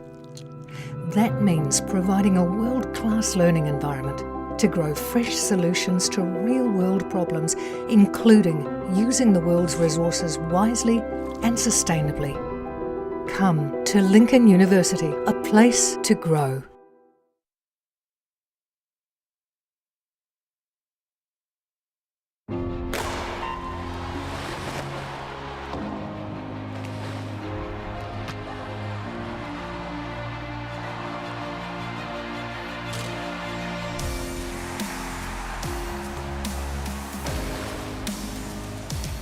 FISU, World of University Sport.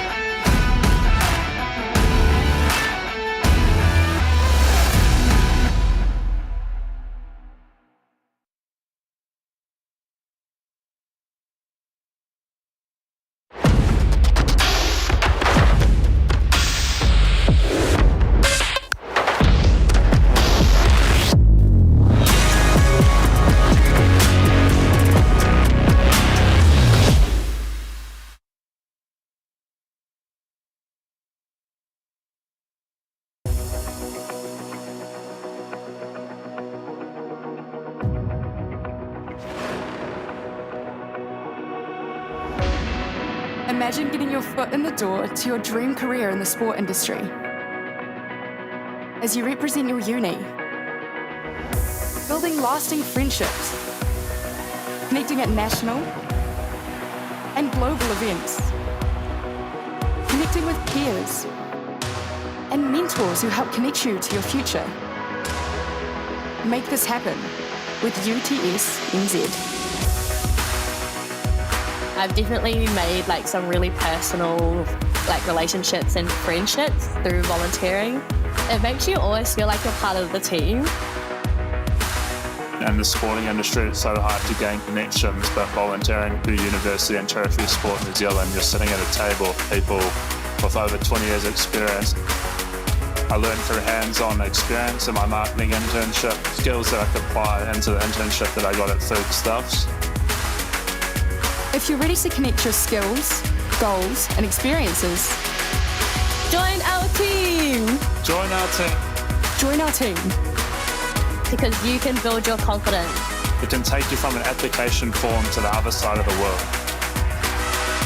Click the link in the description to connect with UTS NZ.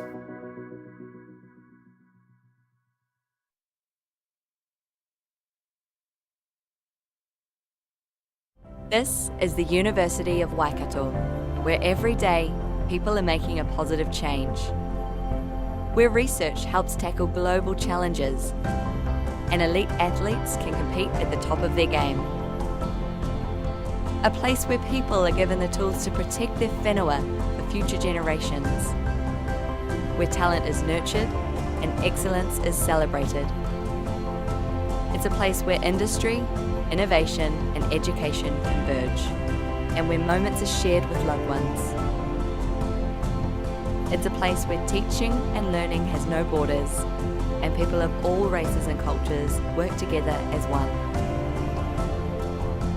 Our people, our future. Positive change starts here.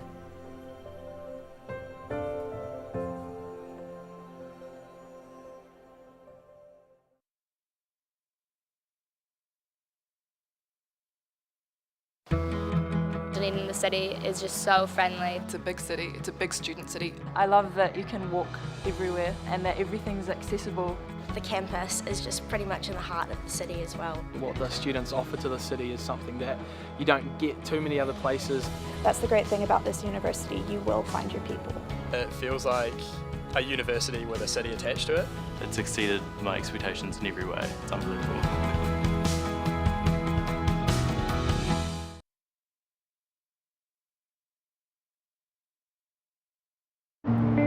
Belief, the emotion that stirs your body into motion.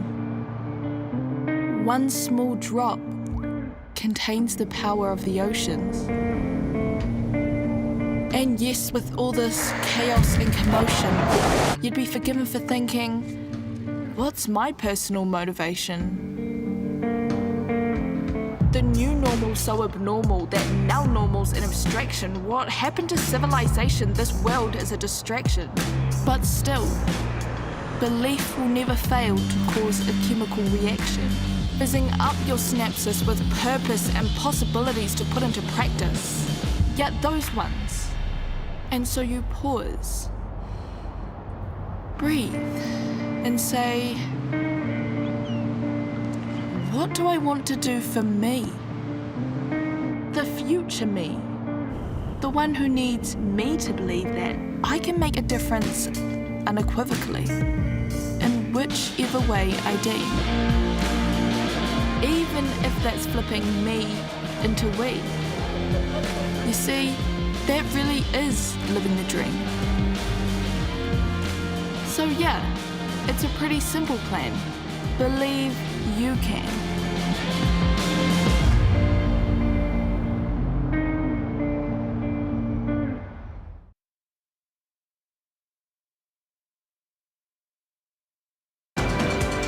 Only one New Zealand university is ranked among the top 1% of universities in the world and in the top 40 universities under 50 years of age.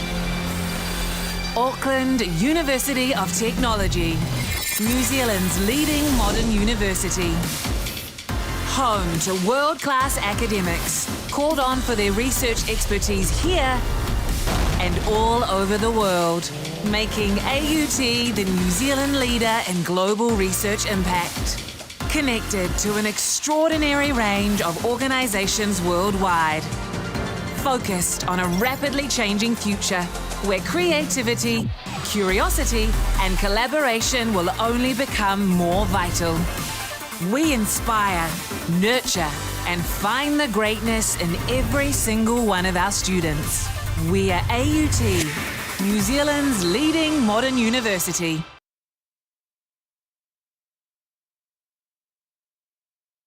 We believe where you live shouldn't decide your destiny, and that any place can be a place of learning. So much of modern life has a handy home delivery option. Why not your education?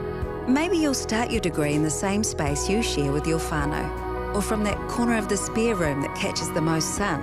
Start your new what at the place where where can be anywhere, online or on campus. Massey, New Zealand's leading online university. Apply now at massey.ac.nz.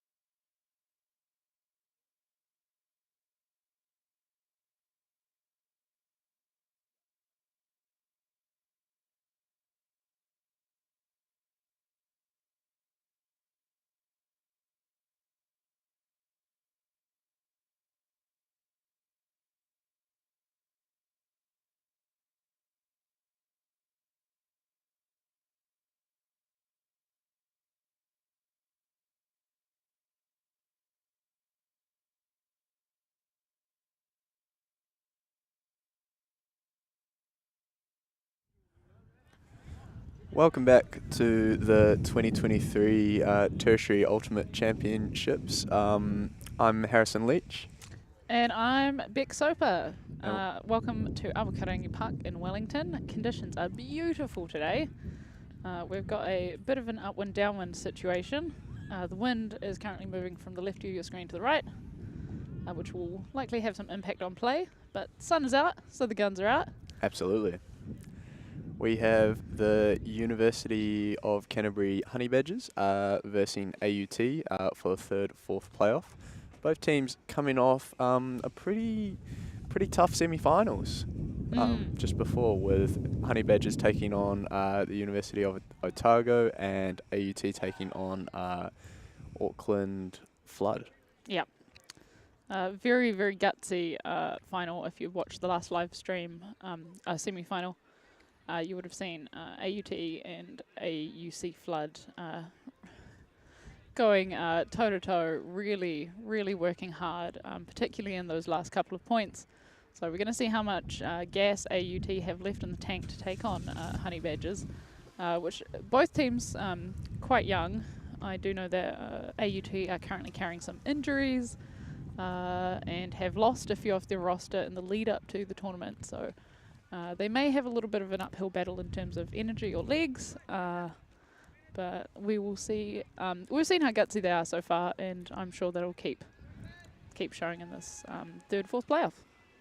Absolutely. I'll be interested to see the strategic approach, particularly on defense from both of these teams. As we said before, the windy conditions promoting quite a bit of upwind and a downwind, so I think we can expect to see a bit of zone, potentially some junk, and maybe some cup zone as well, I think.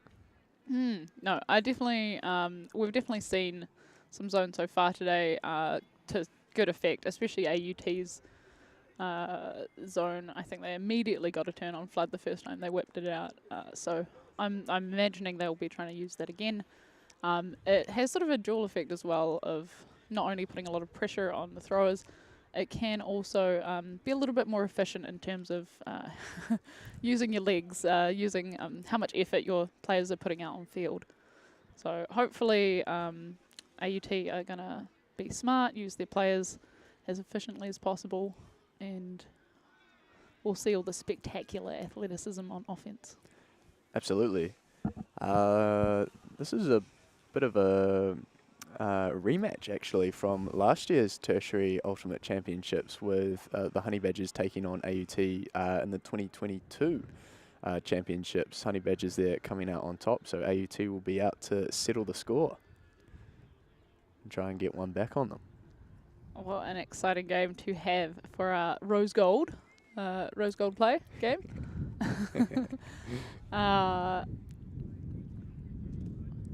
From the last game that you had a watch of, who are the players on Honey Badgers that we should be looking out for? Yeah, so the Honey Badgers actually have a bit of a star-studded roster, with quite a few of their players coming off a recent Worlds campaign with the respective under-24 New Zealand teams. So we've got quite a few from Kia, the under-24 men's team, and then Manga Pare as well, the under-24 mixed team. Key players would be Morgan O'Hara, being one of the key handlers for the Honey Badgers. Theo McIntosh, a very key defensive player and a really good downfielder as well. Alan Sanders and Aini Loy would be my top picks from the team. Exciting. We'll have to keep our eyes out for them. What about on the likes of AUT? On AUT, I think in terms of the players I know that have shown off their class just immediately in the last game, we saw Captain Kate Charlesworth really putting it on the line, layouts everywhere, some absolutely stellar grabs, stuff that just looked uncatchable.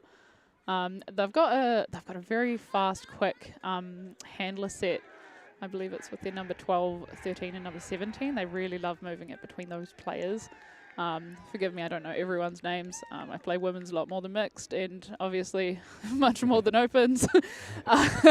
So I definitely have more of the women's names down than the men. But yeah, really, really nice clean movement between those players. And it's something that I think they're actually looking to get going immediately as those three players are on the starting line to go upwind. And it looks like AUT will be starting on defense, giving UC the downwind offense to start off with. Looks like we have male matching majority to start us off. Yep. So we'll have a male identifying player pulling the disc to get us started. Some last minute stretches on the line, trying to make sure they keep all those muscles moving. Few tired bodies, that's for sure, for the last game of the day. Yeah, last game of the last day. It's always tough. It's always grind. We'll see how much they can keep their minds and bodies focused, and which team can stay essentially the most efficient in scoring. Absolutely, and I think particularly with the likes of going, into the wind or with the wind, it's quite easy to lose a bit of focus there when you're throwing the disc, and also just trying to move through the zone as well. It's quite easy just to get carried away with like an easy pass and just trying to throw not something that's not quite on there. So it'll be a very big test of the mental battle between these two teams. Yeah, we certainly saw that in the earlier semi-final. Players trying to move the disc quickly through the zones, through the arrowhead or cup type zones, and just throwing it a little bit behind instead of in front of their players, things of that nature, just discs out of hands. So we will, hopefully see some clean vision of that. That's a great pull to start with. Fantastic pull there. Might float, just stays in. Nice bit of edge there to catch it. Centres to Jack Lewis there, Morgan and Jack Lewis. AUT looking like they've come out in a junk, 3-3-1. Looks like it. We have one deep UC player trying to draw the AUT player, and he's going. Jack Lewis with a massive deep shot to Callum Turner. It was great timing, great distance, but just needed a little bit extra love on that to keep it in the air. Not a bad look from UC, looking to test out that deep game straight away. Unlucky shot there. Jack Lewis, also coming off the Kia campaign, was one of the handlers on the offensive line there, and definitely looking to use that experience with that deep shot. I love it. This is actually almost a mirror of the way that the previous semi-final started, but in reverse. AUT took a deep shot, didn't quite pull it off on the first one, but they will dial in. It is all calibrating, as we like to say. Just out of the hands. Fantastic work there. I love the flow starting off from AUT, getting cuts, 3 cuts going straight away. Unfortunately for them, UC did a very good job of locking that up and really promoting that floaty upline shot to get that turn. Morgan O'Hara moving the disc. He's a dynamic man. Just straight over the top. Makes it look too easy. Gorgeous throw over the top there to Kelly Herman for the score. Yeah, well placed in the back corner. She's really made the defense split and make a choice about who to take, and they didn't take her, and I guess that was a mistake. Absolutely. Now we'll get to see the AUT O-line coming out on a downwind offensive point. Be interested to see what UC is going to throw at them in terms of defense.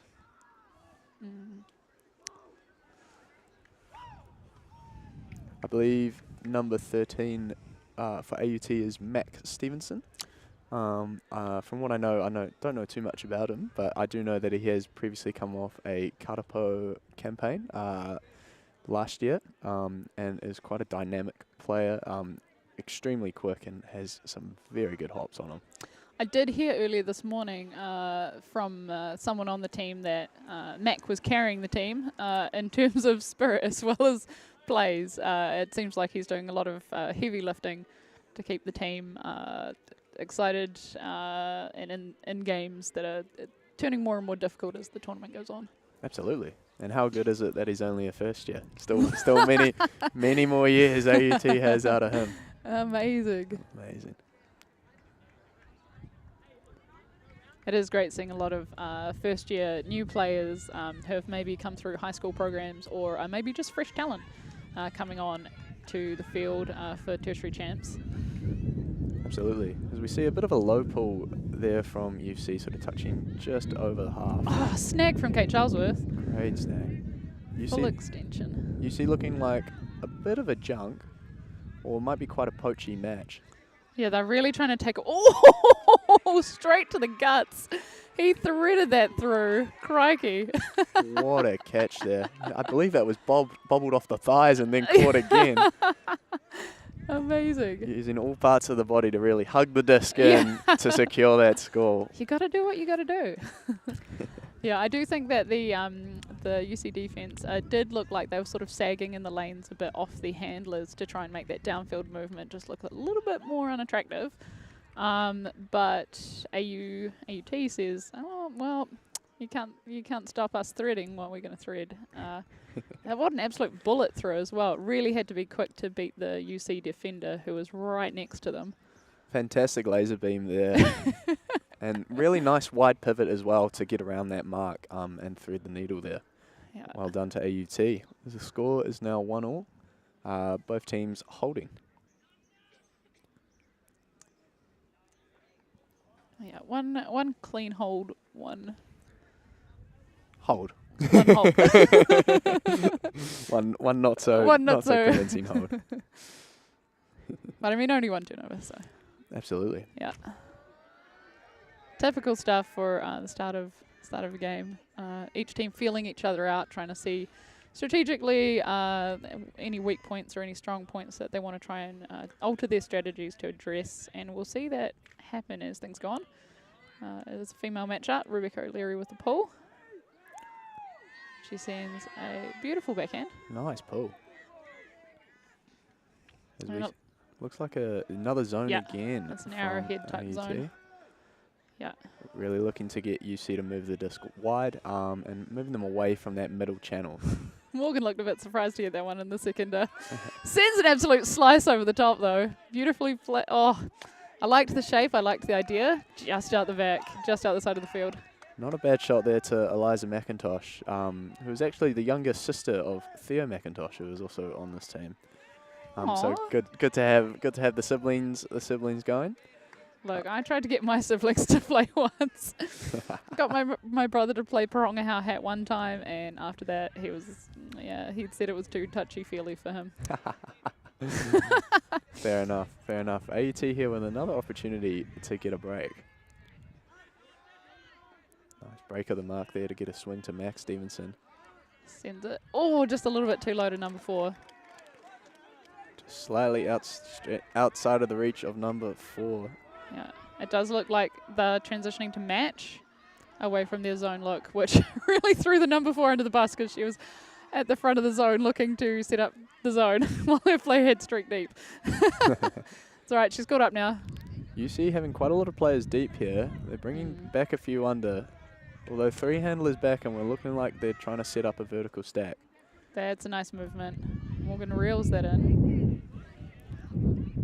He's looking downfield, looking swinging. Nice work there from UC. Just being patient in front of the end zone. Morgan surveying his options here and decides to go for a reset back with Ty.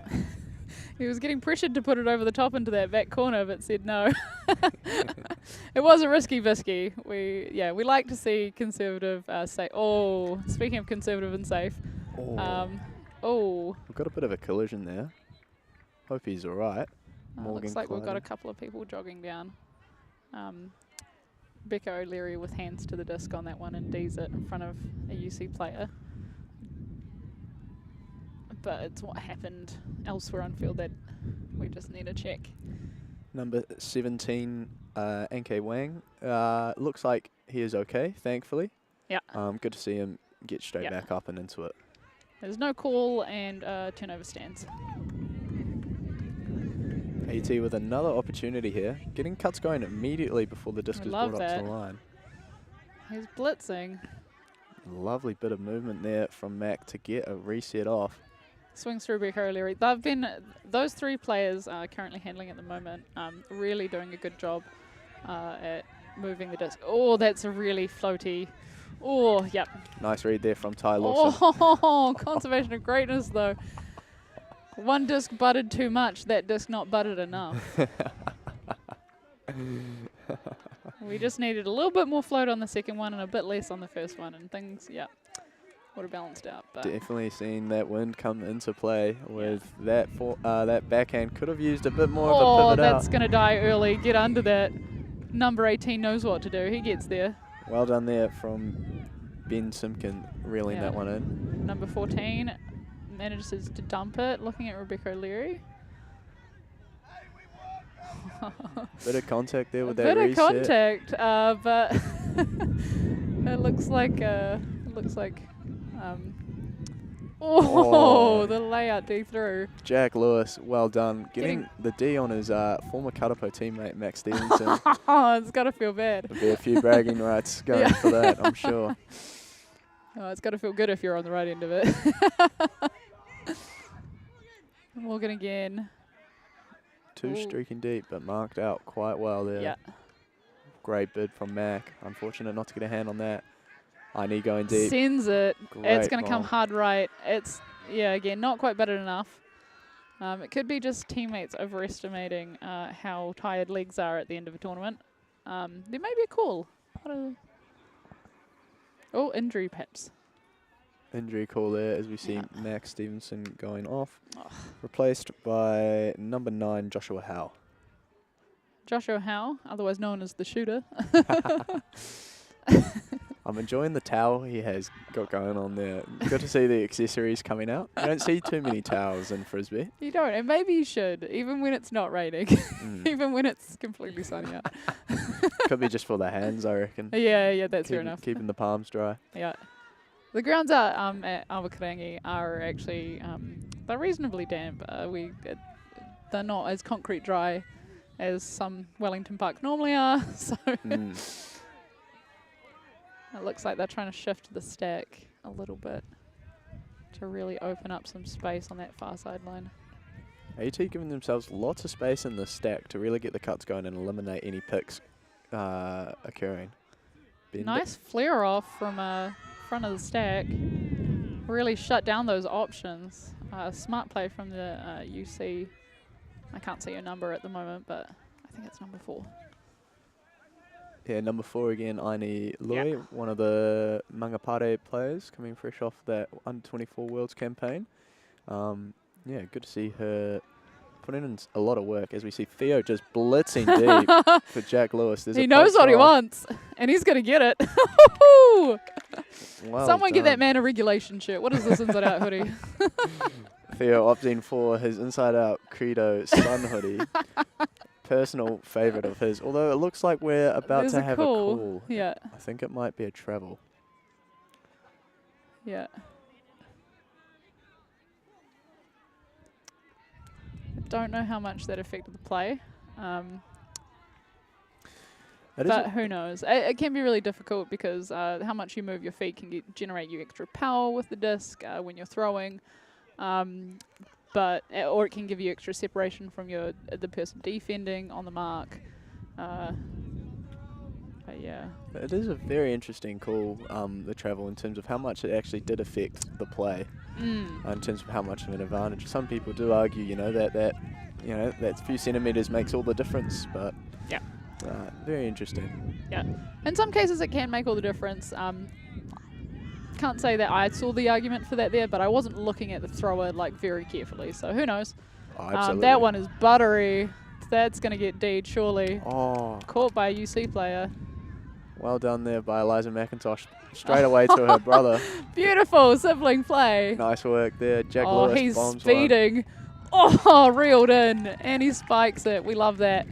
Nice work there from number 18, Ty Lawson. Has been with UC for a couple of years now, actually. Ty is very involved in the Christchurch Ultimate community, being one of our youth coordinators. We love that. And for Christchurch Canterbury Ultimate, which is really awesome to see. Christchurch has a very good youth ultimate scene. The youth program's very comprehensive. And anyone volunteering for it, kudos to you. We love youth coordinators across the country, and we wish we had more. Absolutely, and fantastic to see the sport of ultimate just growing, and especially with the in-school deliveries and just educating the youth of the joys of ultimate, and letting them know that we're out there, which is really cool to see. Yeah. Now that was technically a hold from UC there. Grindy. We still have yet to see a break, and all of the scores have come in this right-hand corner end zone, which has been obviously the low side. I'd be interested to see if we're going to get an upwind break here, or who will be the first to get the upwind break. From what I've seen so far of games today, it is those teams that have those slippery, slidey, sort of quick, fast movement that can get around zones or around, through cups and get themselves in a good position to send some a little bit longer, that typically do seem to be scoring the upwind points. That pool's going to be bricked, no doubt. Massive pull there from Stephen Leishman, but unfortunately catches quite a fair bit of that wind there and ends up being bricked. Yeah. There's a few players on UC who I recognise from back when they were high schoolers in Wellington. Leishman being one of them. It is good to see him out in the sun. Hopefully he is being sun smart. That poor Ginger Ninja. I believe that's Finn as well. He's another one that we recognise. Although barely without his trademark little top knot. Kate Charlesworth sends it deep. Trusts her offense receiver, but sits it a little bit too long. Just sort of died that disc. It looked like it was gonna hit right, but then unfortunately it just sort of died and dropped flat. Not a bad option at all, and awesome to see that AUT are also happy to show that they've got a deep game of their own, and wanting UC to be aware of that. As we see Finn McKenzie, unfortunately doesn't have the long hair to run the top knot, but picks up. It wasn't even long. It was just literally his little sneak of his fringe. Is that a foot block? Oh my lord! Looks like we've seen a foul, but a foul is called. But it did look like it was a foot that got in there, and it seems uncontested. Tough from Josh Howe. Unfortunately, he's picked a very tall man to be trying a foot block. Finn having some really long legs and being able to pivot around the mark with ease. Josh doing very well there to even get near that. Yep.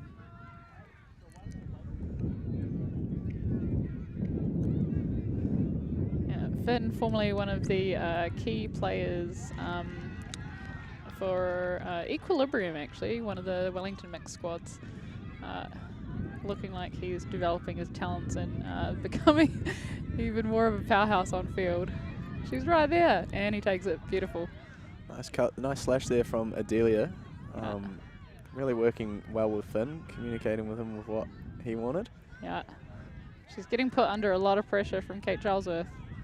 Standing up to her, though. You see continuing just to battle up that line there. Oh, sneaky. Oh, no! Oh, I think she jumped thinking it was going to stay up, but it meant that her hands were just not quite where the disc was, maybe. Great shot there from Thea McIntosh, finding Adelia in the deep, and unfortunately just couldn't quite reel that in there. It looked like she sort of misread it a little bit, and it kind of dropped as she was jumping up. Yep. Potentially could have ran that one out there. Yep. AUT now with a chance to get back on their holding.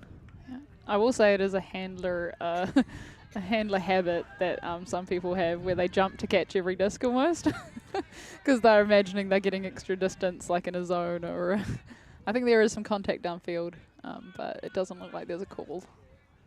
That's just between Kate Charlesworth and her. Rory Moore there with the disc. One of AUT's key handlers there. Rory's been around AUT for a while now, and is a fantastic workhorse for Auckland Ultimate as well.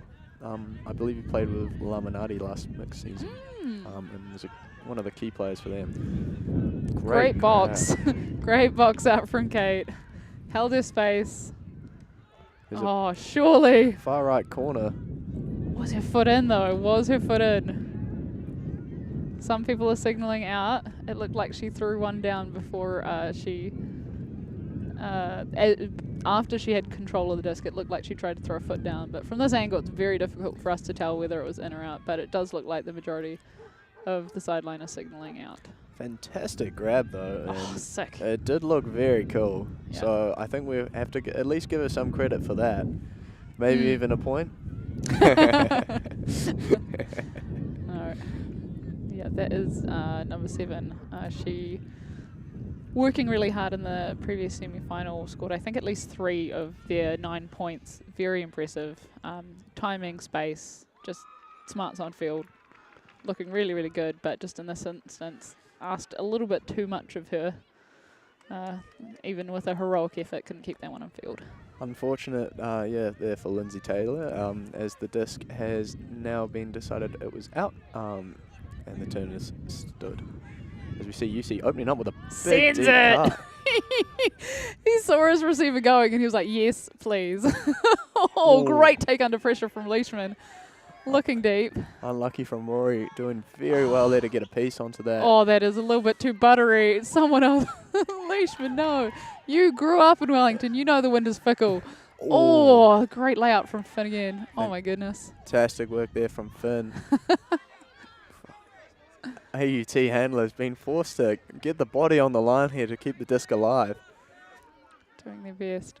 Oh. How? Looking deep. No one's calling shooter yet, though. No. The entire flood sign line, we're constantly calling shooter whenever he grabbed the series. And that's a beautiful shot down the line. Kate Charlesworth, captain. Little spike. With throws like that, I can understand why. What a great shot there from Josh Howe. Putting just a gorgeous amount of sit on that. We've already seen a few players try and hit that floaty backhand shot. And it going terribly south. So awesome to see he has looked at the forecast today and adjusted to the conditions perfectly.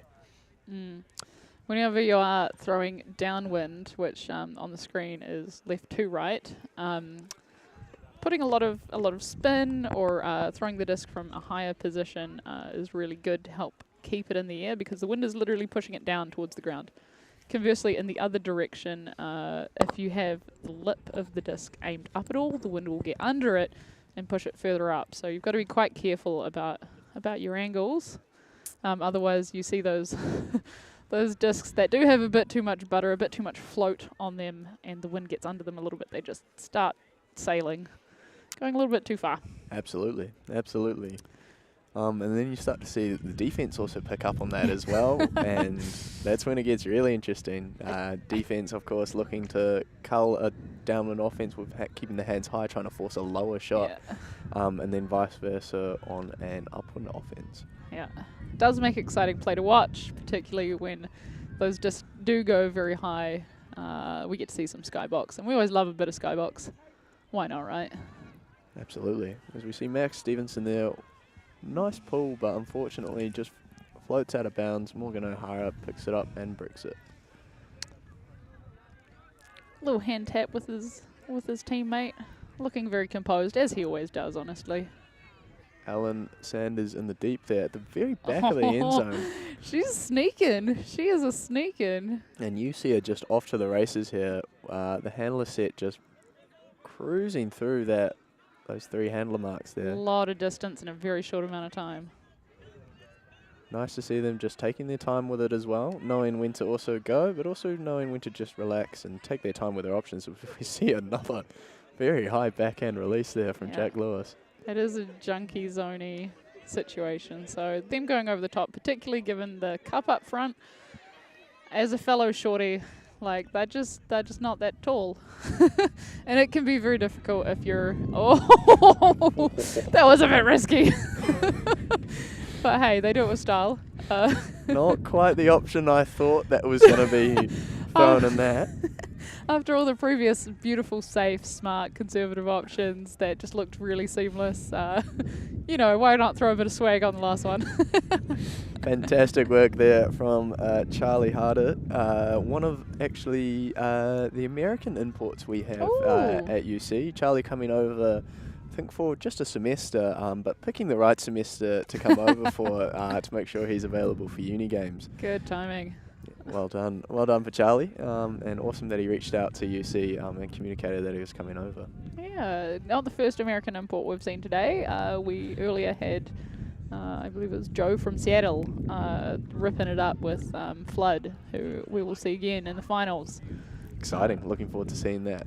always good fun seeing what the Americans can bring to the New Zealand style of ultimate.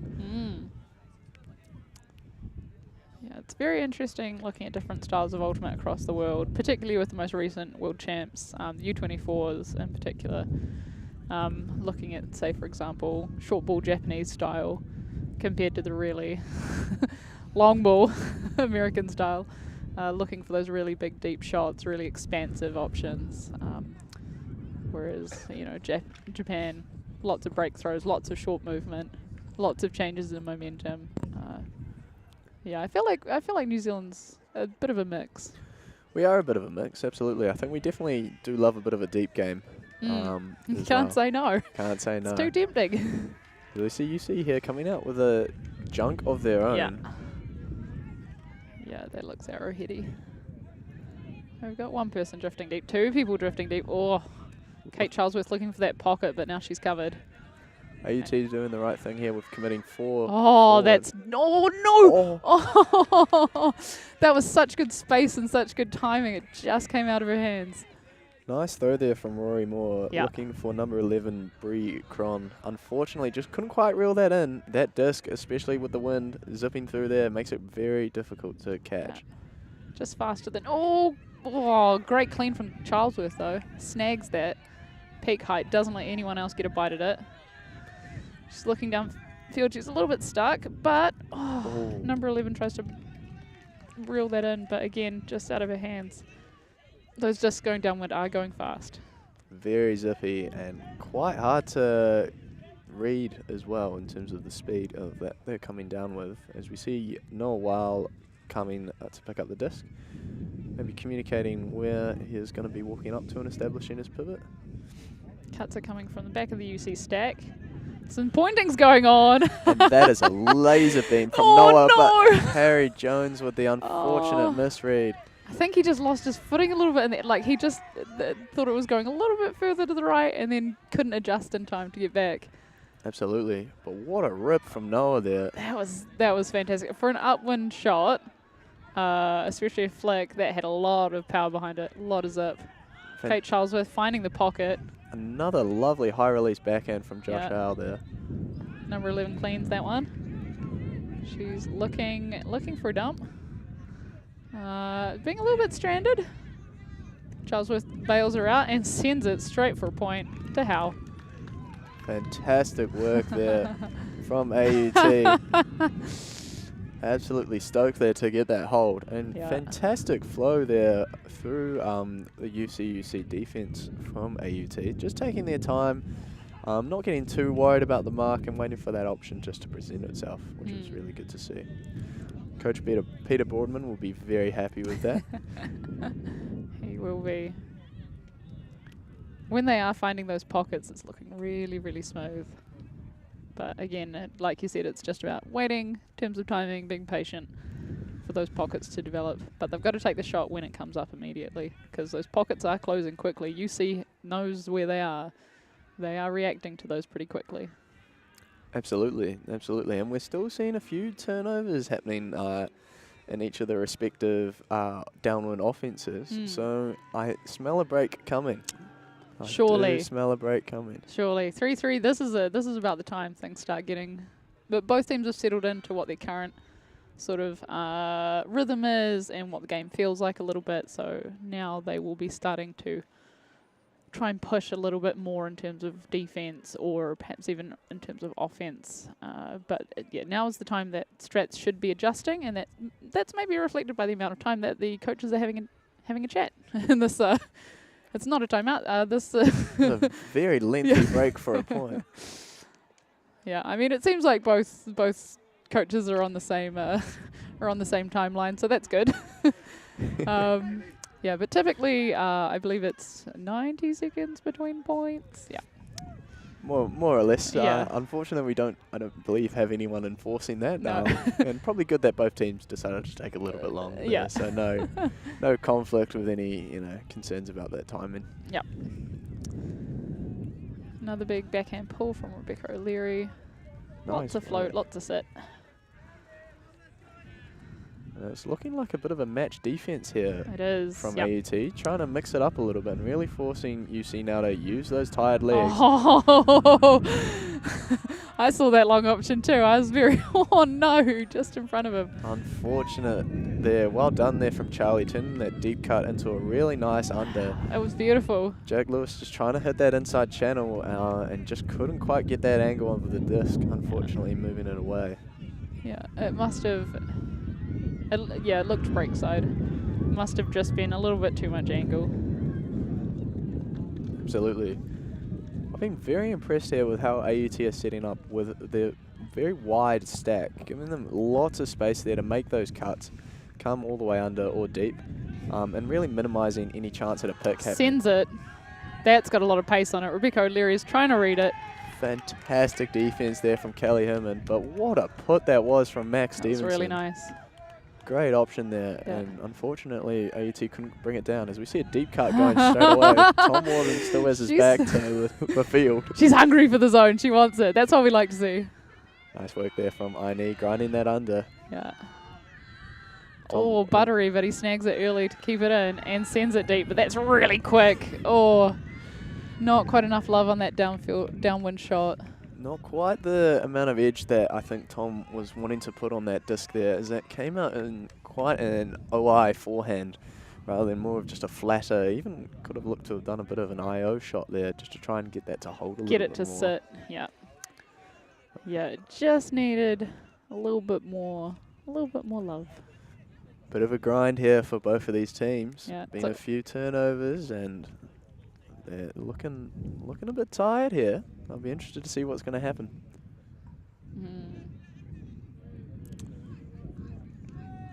Two cuts to the same place. Fantastic break of the mark there from Mac. Working really hard. Tom Warden calls it travel. Oh! Pointing to the spot. And now it is a stoppage. Yeah. Now they just got to figure out where they were. Looks like Rebecca O'Leary's sitting in the in the motions of doing an undercut.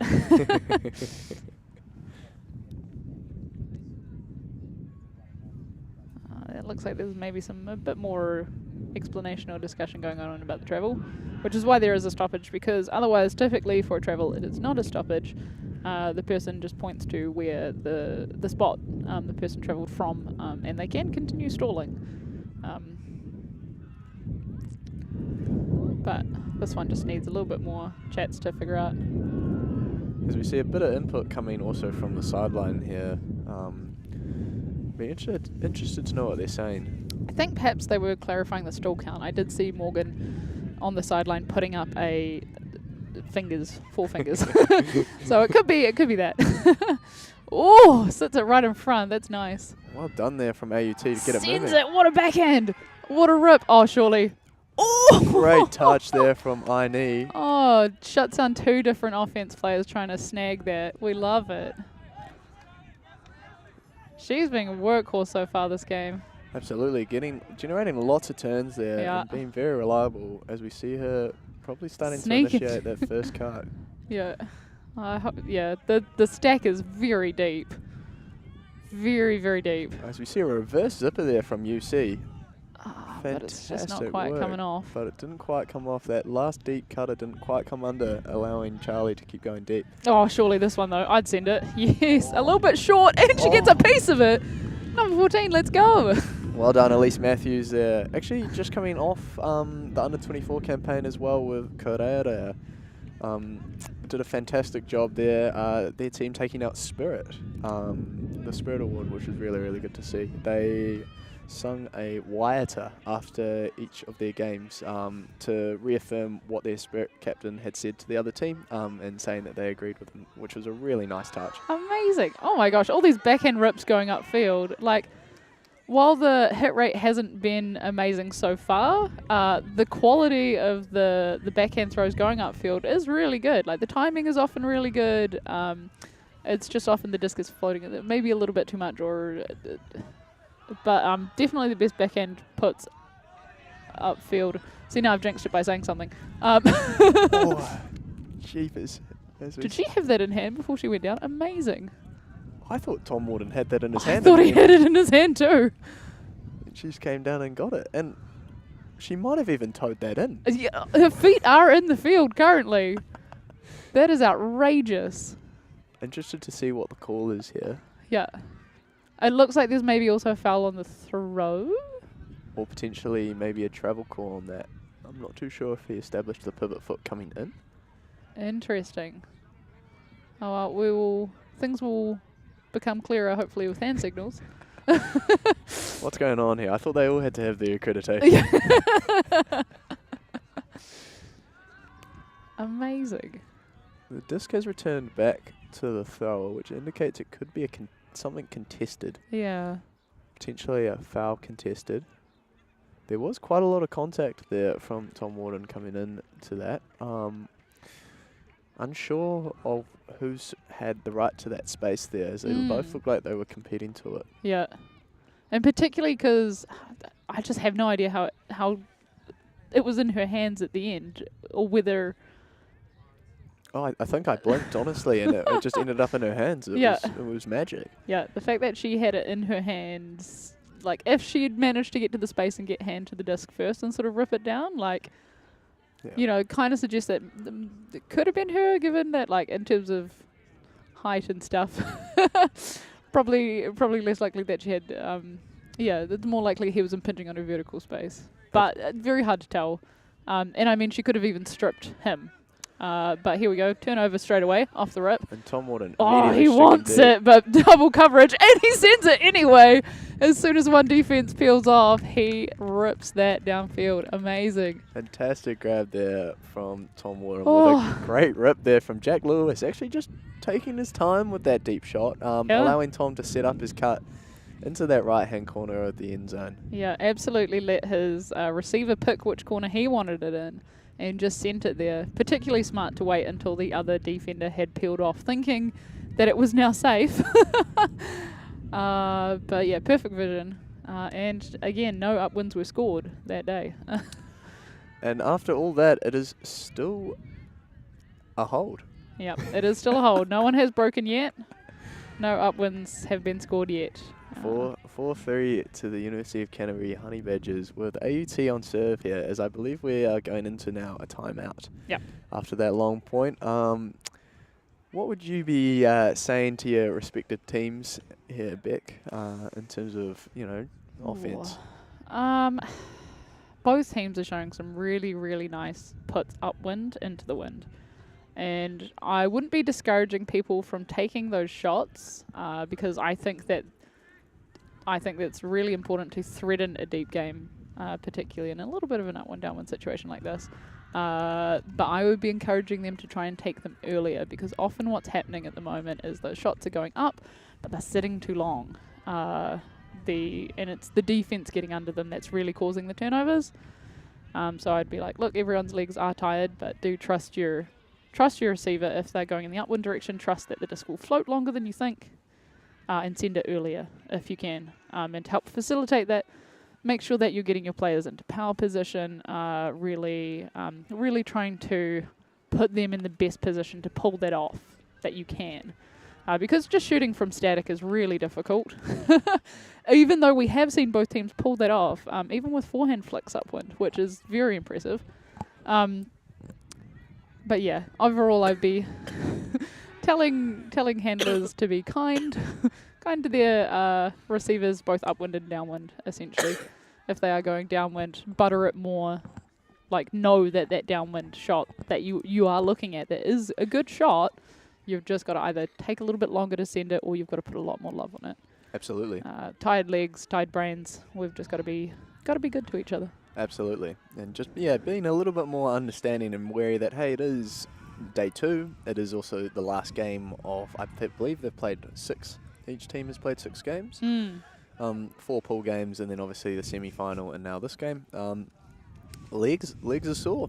Yep. Minds are tired, and you're definitely sort of catching yourself doing a couple of things that you wouldn't normally be doing if you were absolutely fresh. And so it is definitely a bit of a mental battle out here between AUT and the Honey Badgers to see who is going to break first.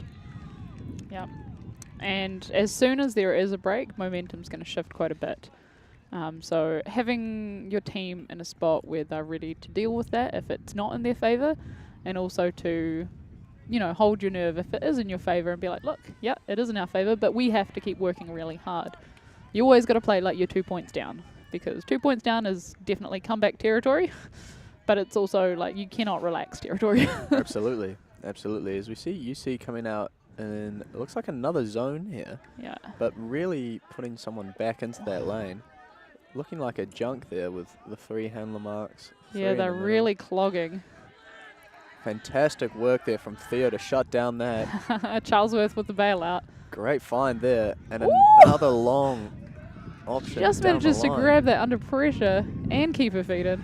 AUT really hugging the sideline. They really are. But and oh no!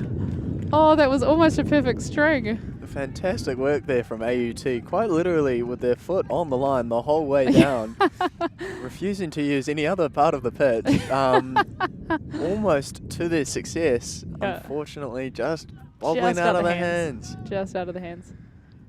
But as we've got Jack Lewis here to pick up the disc with Finn McKenzie in support. Nice cut there from Eliza to start off with. Great pace going off.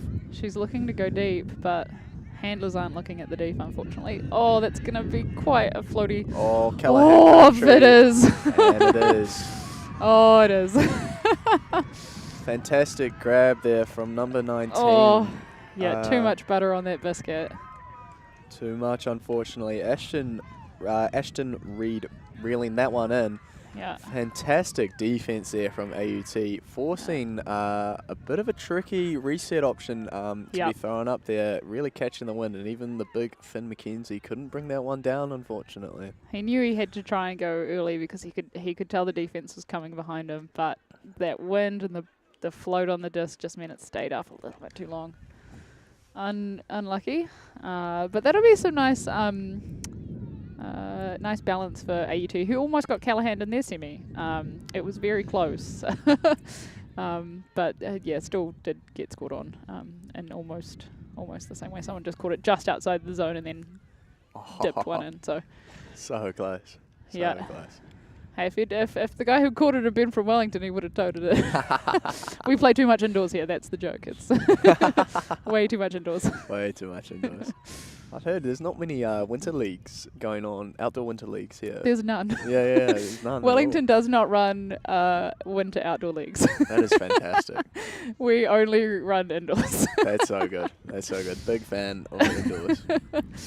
Yeah, I mean, Wellington weather in winter is miserable. It is utter misery often, but definitely, I think we've run one autumn winter league before. That was a competitive 6-a-side league. It went fantastically. So who knows? Maybe we just need to throw on a raincoat and take some concrete and hunt up.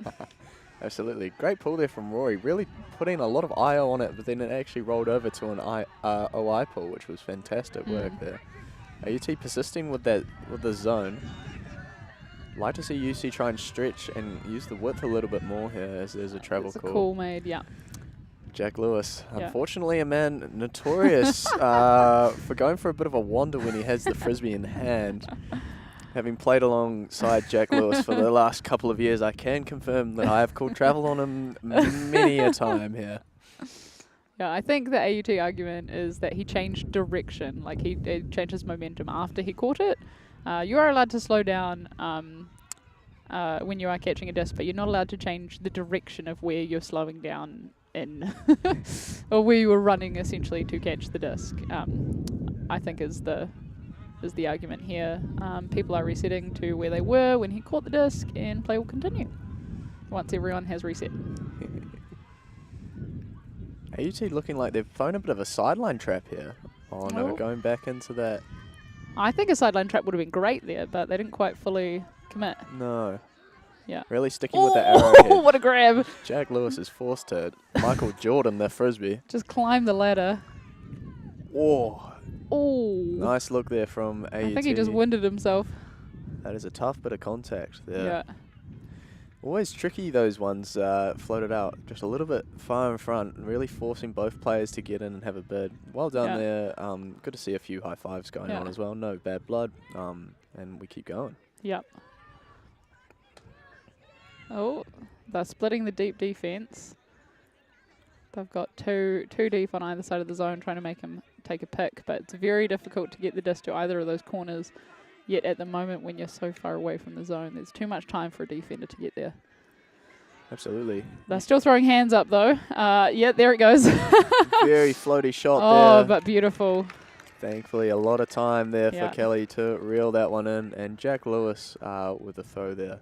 Almost too much time. The defender almost got there. I think the defender saw it going and then actually realised he had a lot more time than what he originally thought to go and get that. Yeah, he might have given up on the first couple of steps, but then realised he was still in it. Tough. It's tough to tell. And it is still, after all these points, it is still hold on hold here between UCUC and AUT. AUT now with a chance to go downwind offence. Still very interested to see who's going to break first here. The tension is building. The tensions are building. Yeah, particularly with the sideline growing gradually as teams and supporters come to watch. We've got quite a few Wellington locals out that I can see who are not tertiary aged. So here to watch some good quality Ultimate and be inspired, I hope. Absolutely. We're seeing quite an extended break here between the points. I don't believe a timeout has been called. No. Look, if we had game advisors, they'd be on the whistle. It's looking like Adam Chung has stepped up here in terms of instructing the troops. Adam Chung being one of the assistant coaches here for UC, with the head coach being Adam Manang, who is currently standing on the sideline in power position. And powerful it is. It's a powerful look. Got some waves to the camera as well. How good. Absolutely. Yeah. I'm excited to see what's going to be happening here as we see Stephen Leishman, a bit of a great puller. Had a brick just before, but I'm keen to see him get this one under control. Oh, that is beautiful. Nails That's great. Oh. Maybe he's been practicing with his younger brother, because his younger brother is also, Darren, is also developing an absolute monster pull. So that's a nice grab from Mr. Howe. Well done there from Josh. Mopping up that a bit more floaty backhand than I think Rory was hoping for there. Yeah. Oh, that's ambitious, but beautiful space. Oh, he almost misread it. Fantastic Actually, work. a little bit of a... Is this what kind of junky zone is this? It looks... This is definitely a 3-3 jump. That's fast. What a find there from Leishman Rory. is sprinting to catch up. Wondering if they'll transition here to a match, but it looks like they're going to stick to the zone. It doesn't look like it yet. AUT Oh, Kate Charlesworth. What a find there from Josh. How getting exceptionally low with that, throwing underneath the mark to find Kate Charlesworth to score. Yeah, with the mic drop spike. Look, as long as the spikes aren't damaging the disc, I'm a big fan of a spike. Absolutely. Brilliant hold there from AUT. They did not look very threatened by that UCUC zone. Not afraid to put it out into space. And really taking their time just to find and extend those deep options that they had there as well. That laser beam through from Rory to the far side, left-hand side of the field there was a fantastic under. I can't remember who caught it, sorry. Yeah, no, I can't either. But is that... Correct me if I'm wrong. Was that a clean hold? That was a clean hold, That's actually. the second clean hold of the game. How exciting. I don't actually remember who got the first one, unfortunately, so we can't say whether it's 1-1 on clean holds or 2-0. I think it's 2-0, I believe, because I remember that second point, and it was AUT holding, because UC turned it within their first offensive point. All right, well, if that's a sign of things to come, we'll have to wait and see. But both teams are finding spaces and pulling off some fantastically athletic plays. So it's just fun Ultimate to watch, honestly. Absolutely, and lots of credit, I think, to both of the offensive lines for the teams here, just really working hard and making sure that they're converting the disc and putting the points on the board, allowing that D-line just to get back out there and just keep grinding. Here we are at Rebecca O'Leary's pull. I feel like the wind is picking up a little bit as lunchtime approaches. Does feel like it's gusting a little bit more, and so making that just a little bit harder for the players to be throwing. So we see Morgan has now come out of the handler set. I saw that and I was immediately like, what is this? What shenanigans? What hijinks is this man up to? And that is exactly what shenanigans he's up to. Oh, and a gorgeous he sits it perfectly over the top. Oh, it gets D'd anyway by, I can't tell what number he is, by just being in the right place. Good positioning. Fantastic work. I don't believe he had actually He couldn't see the disc. disc. He was just, he knew where it should be coming, and the best place to be for defense, just couldn't see the disc. That was number 10, Little Ben Stoffels Butlin. Well done there. Excellent stuff. Oh, good clean up. A lot of trust there to hold the Sends disc that up. forehand that we were talking about, but again, it's a little bit late. They've just got to be earlier. Great the read there from Alan, and unlucky for the AUT player as well. Really looking to put the body on the line and trying to get that disc. Layout attempt, but no success. Morgan now opting to go back into the handler set instead of downfield, but is whisking away into the downfield now. Oh, that's beautiful. Beautiful cut. Huge separation. Nice work there from Aine, who finds Morgan down the line. Great trust. Is he going to send it to the far side of the zone? Yes, he is. Yes, he is. Kelly. Oh, and she reels it in right at the back with some auxiliary support. Fantastic work there from Kelly Herman. Jack Lewis just encouraging her to catch the disc in very close proximity. But, you know, that's what teammates are for, right? Look, sometimes if you're not sure if it's your teammate or not, you know, the positive pressure. You just got to really make sure you catch the disc as soon as you can. Absolutely. Yeah. And another hold. Not quite as clean as what UC would have liked there, but a hold nonetheless. It almost was, though, with that first. You could tell it was a set play from UC. Then putting it to Morgan, him looking to go over the top to Lewis. Like, they had that all lined up. Unfortunately, it was just foiled by the disc sitting a little bit too long in the air. And quick defensive movement from, did you say Stoffels? Yes, I believe so. Let me just confirm that. Yeah, Stoffels, yep. Yeah, very, very smart positioning. But if they'd, you do have to butter those discs going downwind, but it feels like the wind dropped off just for that bit, so it meant that it sat much longer than he thought it would. Absolutely. Yeah, the wind is definitely coming and going, so it's unpredictable on field, which as a handler can make it really difficult to hit the shots that you want with the timing that you want. Absolutely. Tough to get a feel of that wind when it's gusting all the time. Maybe putting a little bit too much edge on it or not enough edge on it. Classic Wellington. Cannot Classic. beat it. Cannot beat it. Yeah, it is better out in the hut than it is in Central, so, I mean, it could be worse is all I'm saying. As we see quite a high pull there from Eva Kim, touching down just over halfway, or just behind halfway, sorry. How to pick up, looking at the pocket for Charlesworth, who's an absolute workhorse in the midfield. She's looking deep. They've done that cut like 3 times. So many times, and successfully too. The defense hasn't shut it down yet. Stuck with the disc a little bit, but gets bailed out. Some kind of something called. I believe it might be a foul call there from Tom Warden on Josh Howe, or maybe Josh Howe on Tom Warden. But I believe the argument is that the disc was already swung, so it didn't actually affect the play there. Yeah, yep, that could certainly be it. It looks like they're looking for a bit of perspective from somewhere else on field, but... Always a interesting topic of conversation, trying to work out how much of an effect that call had on the play of the disc there. From what it looked like, Rory Moore and Finn McKenzie were still very much playing and actively marking, so I think I'd have to side with Rory staying with the disc on this one. Yeah, it really doesn't look like it affected the movement from, I believe it was number 3, the lady who caught the disc. back to him. It was very crowded down there, but I don't think the defense had any bid to stop that throw from going up. Absolutely. As we see number 8 again grabbing that disc and just every second pass, really. Yeah. Oh. Looks to send it, but the end zone's a bit cluttered, a little bit too many bodies in the space, and it just makes that shot really difficult to hit, particularly because the wind has picked up again. So it was pushing that disc down very quickly, but yeah. Absolutely. As we see UC transition into a horizontal stack here, trying to look to get the disc moving early, probably due to that wind, not wanting to get caught.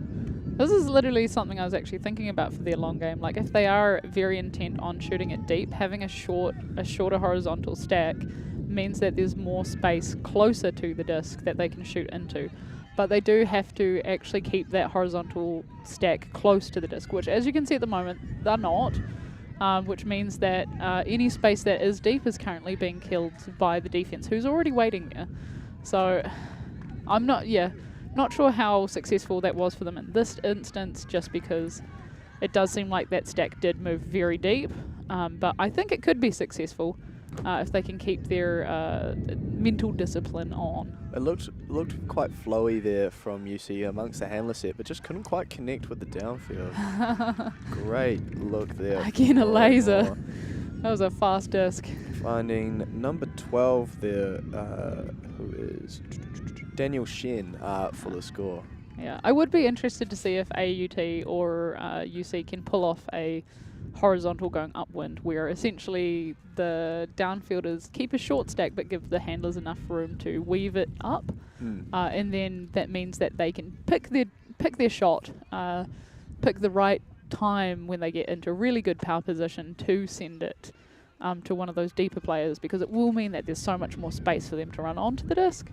But if it's not something you've practiced in training, because you don't have constant upwind, downwind play to try and practice against, it can be very difficult to pull off. Absolutely, and definitely a hard adjustment to make. And yeah, I wouldn't say it's the easiest option. Don't exactly get much of an opportunity to practice that form of offense. But yes, I completely agree with. It might be a Wellington offense. It might be definitely a Wellington offense. As we see AUT with another hold. Although if it was truly a Wellington offense, they'd have it as a complete side stack, and they'd just ignore everyone in the side stack and have one person in that space to try and make something happen. Absolutely. I think on that last point there, UC kind of just got caught just trying to go through the handlers a little bit too much there, and weren't quite having a look at their downfield. We saw a few cuts made, which got locked off in favour of a better option there. Yeah, a few hands going up, being like, well, I made the cut, I was free. If you're not going to throw it to me, especially last game of day 2, the last game of the last day, you make a cut and you're free, and it would have advanced the disc and you could have dished it back. It's very demoralising as a downfielder not to get thrown the disc. Absolutely. It's a tiring time. Not getting rewarded for your hard work as well. Doing the mahi but not getting the treats. Very upsetting. Absolutely. Nice movement. Yes, lady. Oh, no. She just wasn't sure it was for her. Little miscomm. But good movement in terms of where the disc was going and the timing. Nice look there from I need to try and find Adelia. I believe Adelia turned around and asked her if that was actually for her. As we see a deep shot go up. Interested to see who that was to there, as Morgan picks it off quite nicely. Snags it. Rips it deep there, looking for I need Loy. Oh, just needed to keep running. Over the top.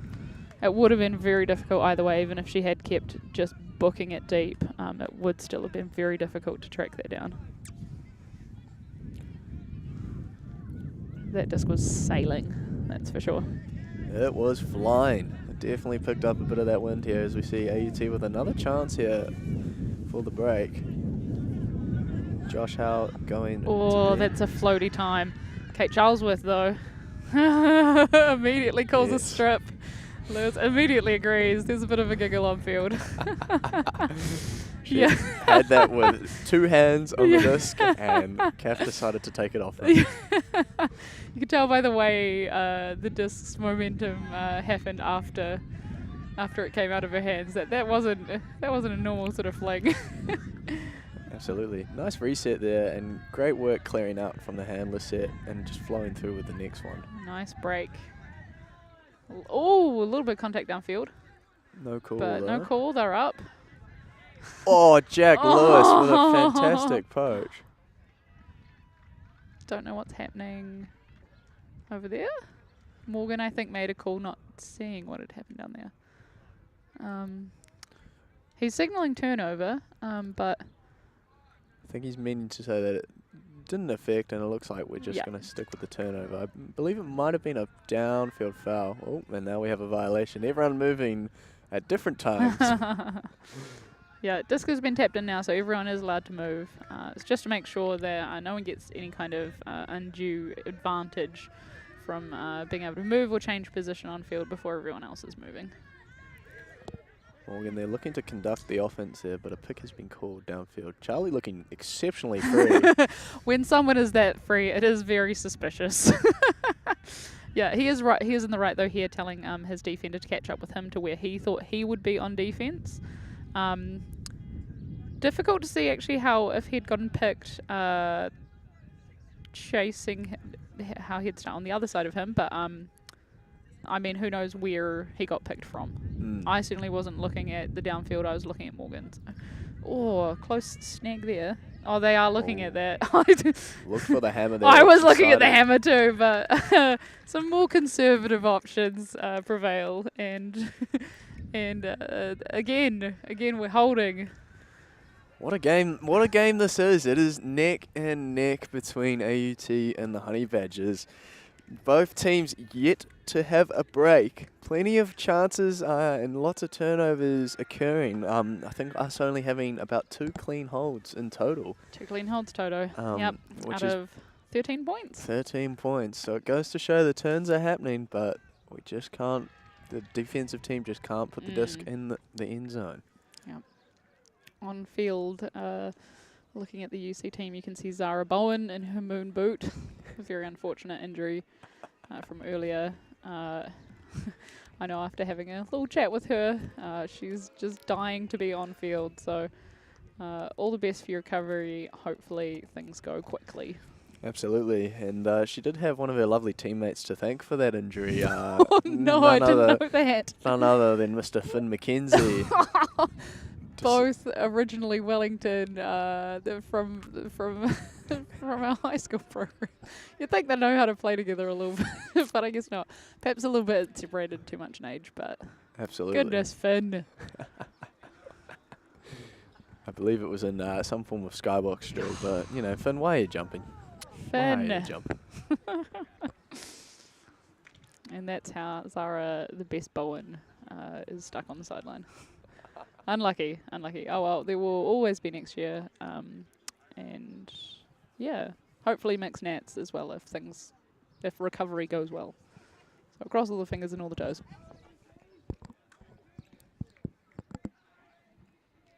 The wind has settled right down again. It's really coming and going. Don't know if it's for good though. No, it won't be. be. Very apprehensive about trusting this. Yeah. And one of the things that I've found on this field after having played on it many times is that the amount of wind that you can feel actually on field compared to if you go about 5 to 10 meters up is quite drastically different at times. Interesting. Yep. It can be a bit swirly up there once you get above about the 10 meter height. That's nice movement, getting it upfield without any sort of stress. Nice work here from UC, just keeping AUT moving the disc from side to side and not really allowing anything too much downfield. They'll be happy with these short field passes to try and get a short field turnover here. Oh, a little pocket, a risky pocket. Oh, he got a piece of that. Great bid there from Theo McIntosh. Unfortunate. Someone needs to get this man a jersey. Yeah, someone get this man a shirt. Maybe it'll make him more aerodynamic. He'd get that extra centimetre up in the air. Rather than a sun hoodie. Great find. Oh. Charlesworth. And another great bid there from Eliza McIntosh this time. Huge trying to one-up her brother there on defense. Fantastic bid, and was unfortunate not to come away with that. Denied. Well done from AUT there from just working down that far sideline. And it's another hold. We're living in Hold City. Is now Galaxy Point, which is what we refer to the scoreline when it is 7-7, and whoever scores the point will take half. So whoever gets to 8 first.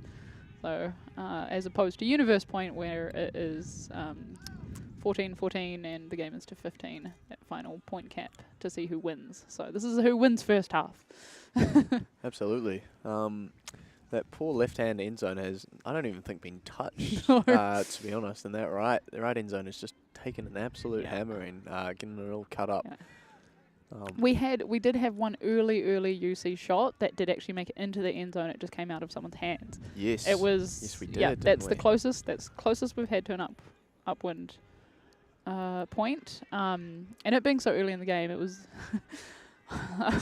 As it went up and it was the shape of the throw was perfect. I was just sort of like, oh, this is going to be a very interesting game. I mean, it still is a very interesting game. I just didn't realize it would take this long to upset the apple cart, as it were, of holds and breaks. So, but the tension is still building, and we'll see who breaks first. Absolutely. Both offensive structures looking still very content and very relaxed with their options that they're looking to take, not being afraid to shoot it either, which is really good to see. Yeah, some tweaks can be made, and I'm sure that the coaches are saving those tweaks till halftime, where it will be a better use of their time to sort of chat through everything that they want to change. Oh, that's surely going, yes. Nathan Fater. As soon as I saw that man, I saw Max Morgan. Stevenson. And that is a clean hold for UC. Fantastic work. One pass offense there from UC. That's just efficient. Nathan Fater, actually in his first year of playing Frisbee. Really? Does a large amount of plyometrics for fun, apparently. For fun. And can jump really high and roofs people all the time, having been one of his victims myself. All right, well that is halftime. UC have taken Galaxy Point. We will be back with you after the break. Thank you so much, and talk to you again soon. Thank you.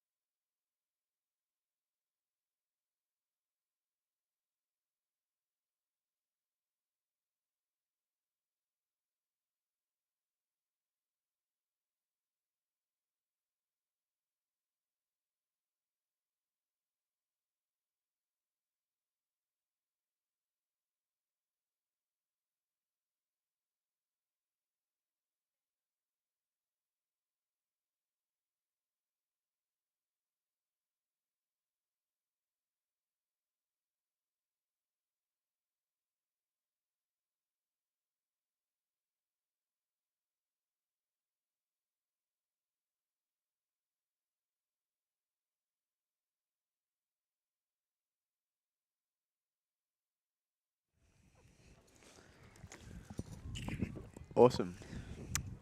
And welcome back to the 2023 University Tertiary Ultimate Championships.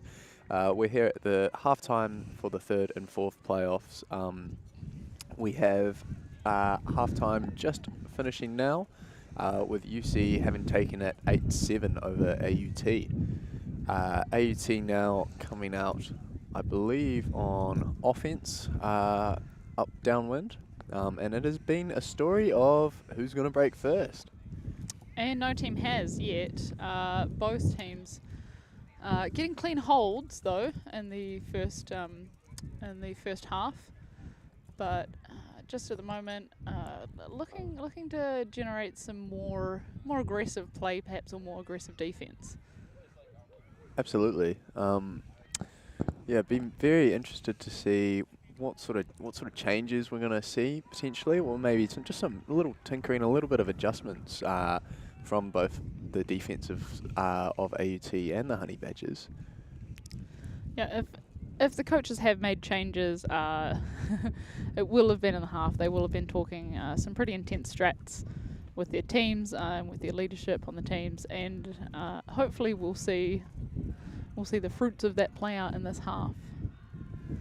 It has been really encouraging to see, particularly at this tertiary championships, the number of coaching staff and the number of support staff available to all of the teams who have come. I think UC have a coach as well as an assistant coach, and I'm not entirely sure about AUT. They definitely have one non-playing coach, which is great, and I think Flood have a flood of coaches actually. They've got, Ethan Taylor plus Dolan and a few others. Absolutely. As we see AUT there, working their way again through that UC zone. Number 8, they've been one of the key downfielders there. She's gotten the frisbee a lot, which is cool. Oh.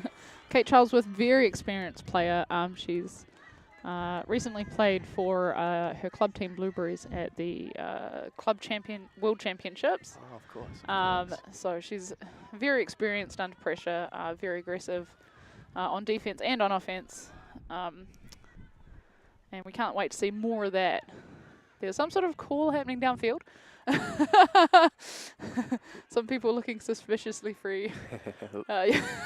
Looks like the standard pick call with both hands raised above the head in the flex position, showing off the guns as we see a few singlets out here today, which is always good. You got to take it when the sun's out. You got to put those guns out. Leishman with the disc looking downfield to send it, and he does. A little bit short, unfortunately, but gets yards. If they can put hard defensive pressure on here, they might be able to get a turn close to the end zone. AUT will be looking to stop that, which is why Shooter Howe is maybe picking up the disc. Leishman needs to put pressure on to try and stop that. And that... What a grab. What a snag. That is the fourth time they've found that pocket between those two particular players. And it's the fourth time it's worked, although it's clearly getting harder. Unfortunately, they're just looking for a little dishy there and just can't quite get that connection going there. With UC with another chance here to work the disc back up and hopefully get some reward for it. Finn McKenzie to pick up, looking straight away. And sends it. Oh, that's Gorgeous beautiful. shot. That's so nice. Leishman's going to reel that in with no troubles. And does. That's beautiful. That was so nice. What a rip there from Finn McKenzie, really using his big levers to generate a lot of power and get those revolutions on the disc. Leishman setting himself up really nicely with a great cut, faking that under, baiting Josh Howe to get all the way under on him and then just turning around and going straight deep. You could tell from the shape of that throw, the way it held so straight, so beautifully in the air, that wasn't just big levers, that was technique as well. There was power behind it as well as a spin. The angle was fantastic. It just meant it held beautifully, despite the fact that Wellington is putting on the wind, as we do. Absolutely, absolutely. And UC really got the good halftime chat as Woo! they have now got the first break. Look, hey, maybe the coach said, look, the longs they're on. We just gotta make sure we're shooting them at the right time. And I think both teams do know that. The longs are on. It is a matter of timing and a matter of really getting yourself in a good position to be able to send it. So I wouldn't say actually the best position to send it is the one Finn sent it from. A static huck is hard, the one where you're already in position and already statically standing still and just sending it. Like, that's hard, that's difficult. It's better if you can get it in power position where your momentum is going forwards in the direction that you want to throw it to. But Finn shows he doesn't care about that. Absolutely. And sends it anyway with great effect. So hopefully we'll see more of that. Finn, I think, knowing what he wanted straight away, already telling that sideline to clear and step back, just so he could really get a bit more of a wider pivot going to release that monster flick. As someone who's, if you're putting on a mark and you hear the person telling the sideline to move away, could be a sign of things to come.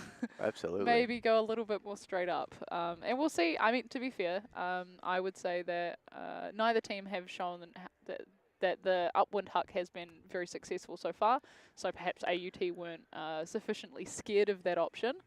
But now they will know that it's on the table. And, you know, if they need to, they'll make adjustments. And I'm sure we'll see that. A big job ahead of AUT now as they're forced into a upwind offense here. Key handlers on this line being Rory Moore, Josh Howe and Max Stevenson. It'll be very interesting to see how they go here, and UC will be really looking to pile on the pressure here with another break. Yep. We'll have Kate Charlesworth in the midfield trying to zip together the the handlers in the downfield. Making those connections much easier and finding space. It does look like they've put on a strong line to try and reel this back. Absolutely. Coach Peter looking to stack the line as we see what looks to be a cup zone straight away from UC. Straight away. AUT happy to get the disc moving to the fourth side. Max Stevenson. Quick movement. They're getting heaps of distance. And Josh Howe working really, really well there. Swing back. If they swing wide high side now, they'd have a lot of space. Very difficult to do though. That's the exact thing that the cup zone is attempting to shut down. They're really trying to trap them on that sideline. Oh, is that a scuba or a hammer? Short hammer there. And AUT answer back. Oh my goodness. Pressure back on University of Canterbury, now forced into an upwind offense of their own. And what a score. After no upwinds in the first half, we've got 2 straight out the gate. We love it. We're here for it. Fantastic patience there from AUT, just really taking what they were given there. Actually really motoring their way down the sideline, that far sideline there, and then being very patient with it. Lovely hammer over the top there. I think Rory threw that one, or received it, and then finding Elise Matthews just in the middle of that zone there, and you can see what that score means to them. It's a big point. It is a big point. Momentum formally shifting in favour of UC is now maybe stalled a little bit. You could definitely see the strategy that UC were using to force them onto that sideline and get them really stuck there meant that AUT did have to do something a little bit spectacular. You know, throwing that hammer, getting it over the top, something that they haven't been doing much of so far in this game. You know, trying to make teams take options that they're uncomfortable with or they're not as well practiced in is always a good strategy to get turnovers. So I can absolutely see why they've done it. And ultimately, it's a game of margin. So the more they make AUT take those options that they're uncomfortable with, the more likely they are to get turns.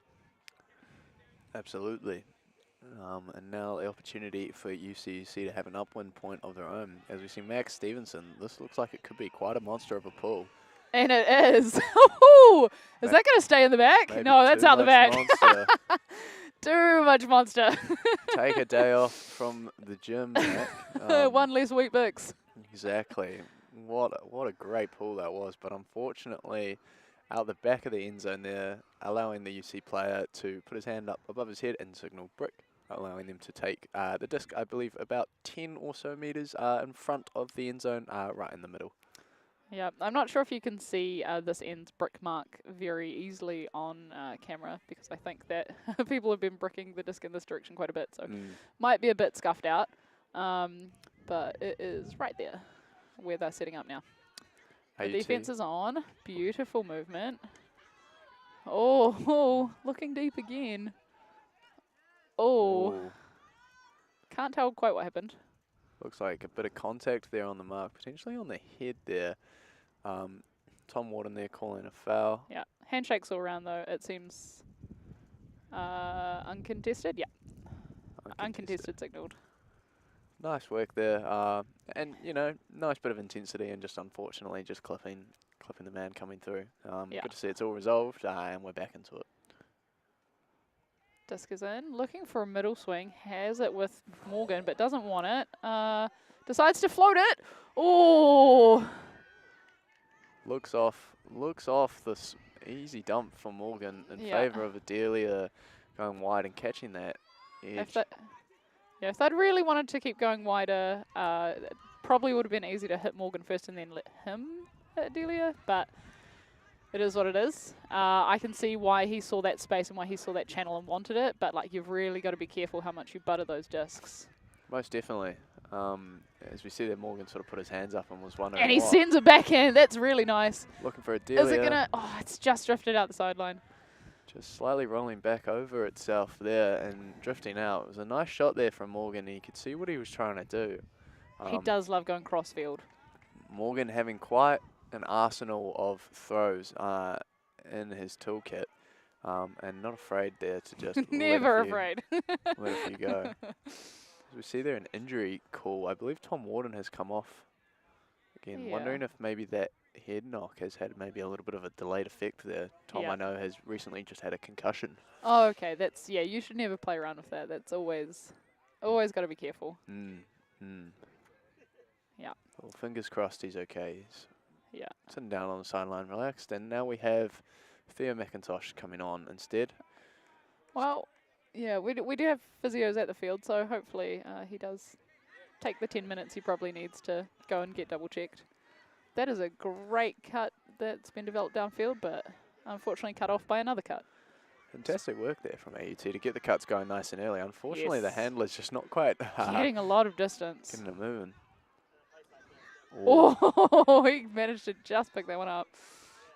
Nice work there. Great bid there from Aine, but Elise Matthews snatches it up.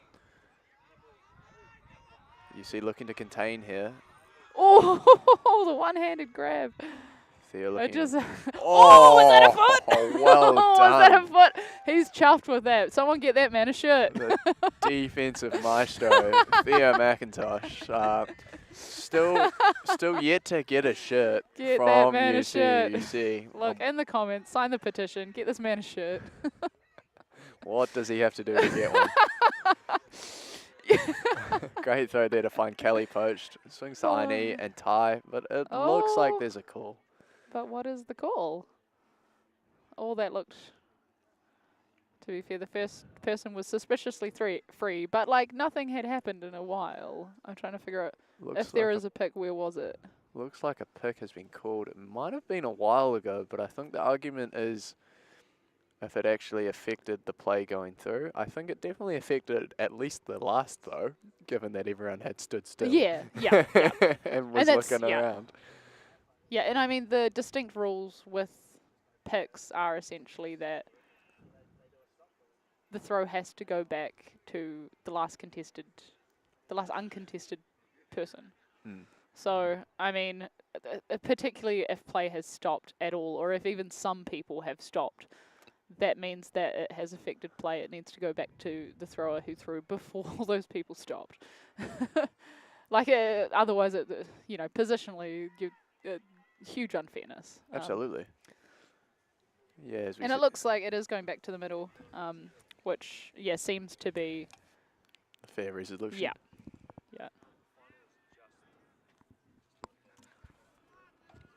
I was going to be very impressed if they decided to let Aine still have that disc after tie. Managed to pass it off. Just passed it off so quickly, maybe they didn't know. Wow, great grab. Morgan grabbing under absolute pressure. Drops it low and gets a sweet forehand. He's looking for a big break. He gets it. Lovely work there. Theo McIntosh with the disc. Looking to just go to work now. They are getting close. They're getting close to the zone. Great fake. there, Oh, no! And the poach off D. What a fantastic That's poach great there. read. That's great read of the play. Almost looked like he was actually on the same team as Jack Yeah. Lewis and just was doing Oh, well he under. wants it. He's, yes. Oh, that is a He's asked sky for it, ball. but this is an absolute spicy spicy pass. Tough read there for Max Stevenson. I thought that was going to float a little bit more, but it really just dropped down. Ty Lawson In just that spot, yep. swatting that away. Yep. And what the viewers at home maybe can't see is the direction they would have been looking in is almost directly into the sun. Yeah, the sun is behind us. It is behind your screen. And so them trying to look up in that direction to track that down, it would have been difficult. I thought it was going further towards the back corner as well, which would have been the ideal scenario, but it's really hard to weight the disc when the wind keeps coming and going. Absolutely. We saw a great undercut there from Adelia. And Big layout. Nice upline there. Max Stevenson doing very well to try and make a really good bit on that. Swinging. I feel like both teams, perhaps, if they did go high side a little bit more, might make their jobs a little bit easier for themselves. But tired brains don't always see the space. Absolutely. Ooh, bit of a low shot there. Aini does Nice well grab. to reel it in. And just sits it over the top. And Morgan snags that without any issue. Well done. Shows the team the frisbee and sends it to the ground. spikes that one on the ground. Morgan not normally known for his spikes, but you could see that point really meant a lot to him. He had a lot of touches on that and did really well. It was a very grindy point. It's always really rewarding when your team manages to come away with one of those points that have been going on for a while, and there has been just so many turnovers and so many opportunities, and managing to put it away. Just for your team, that's always a huge relief. Absolutely. Absolutely. And as we see now, the pressure now back on to AUT with having to follow up that upwind hold there with one of their own. They did it the previous point. Could they do it again? Outrageous that we've only had upwinds so far this half. Yeah, this is definitely one of the more interesting games of frisbee I've been a part of, with there only actually been one break this whole time. Could it be the one that separates UC from AUT? We'll find out very shortly. Coach Peter Boardman, I think, could use another hat on his head. Honestly, yeah. Yep. It's good to see he's looking to be quite sun smart there, but I really think he could use at least one more. Yeah, I would say maybe look into different kinds as well. Perhaps a bucket hat. You know, he's really got the front covered, but he needs, you know, his ears are right out. You know, I'm sure Leishman could give him some sun smart tips, honestly. Leishman also with a hat, but only one, to be fair. But knowing Leishman, slathered in sunblock.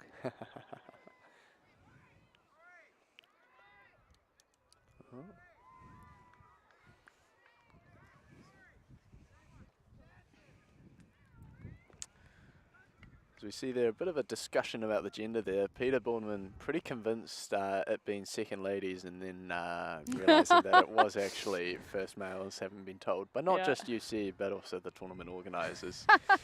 A classic. Look, there is a formula to work it out from the score. You've got to like add it and then divide it by 2 or something. And look, I can't even remember the full thing, but if it's different to, if it's an odd number or something, look, as you can tell, me, like, 98% of Ultimate players can't keep track of the gender. Always need to be reminded. That is a... Oh! What a... robbed. Absolutely robbed. What a fantastic pull absolutely there from robbed. Stephen. It was so close. See a few players on the field telling them that he was, you know, out this by close. about a foot, yeah. He'll be slightly annoyed by that, but a brick pull is a brick pull. Yep, it is. And AUT now have the advantage of walking it up about 20 to 30 metres from where it would have gone out. Yeah. If that had stopped right on that back line, whew, that would have been a spicy start to this point. Given that time is running out for AUT to keep the pressure on, we will be looking at time cap sometime soon. Only a couple of minutes to go, I believe, until the cap is about to go. So we're going to be very interested to see what's going to be happening here. Oh, a hammer Gorgeous into the hammer. wind and bang on. Bang on target. That's what we call dimes on time. Well done there from Rory Moore. Been quite the centrepiece for this offense. Really doing well at dictating the troops. And, Look, you jinxed it by saying anything. jinxed it too much. By trying to reward all that good work. Yep. I do apologise, Rory, but he was having a really good game. I mean, still is. Like, I'm sure he'll keep working. I noticed having some of the hardest matchups on field and still doing absolutely stellar work. Finn is going in. Is this? Could this be the break? Oh my goodness, Gorgeous get out of work. town. Get out of town. Josh Howell looks to just give him a bit of a hug there. Just a and bit of a snuggle. Tap on the back there, and a bit of a job well done there, mate. The Leishman-Mackenzie connection is quite strong. That is how they got their first up win point. And they're showing it off, being cute little on-field couple with that downwind put as well, showing that their timing, pace of the throw, just impeccable. Brilliant to see also Stephen and Finn being two first-year students at UC. So this is their first uni games. And they look right at home in this team. Very comfortable. Yeah, looking very comfortable. I'm excited to see what they will bring in the future under-20 campaign coming up.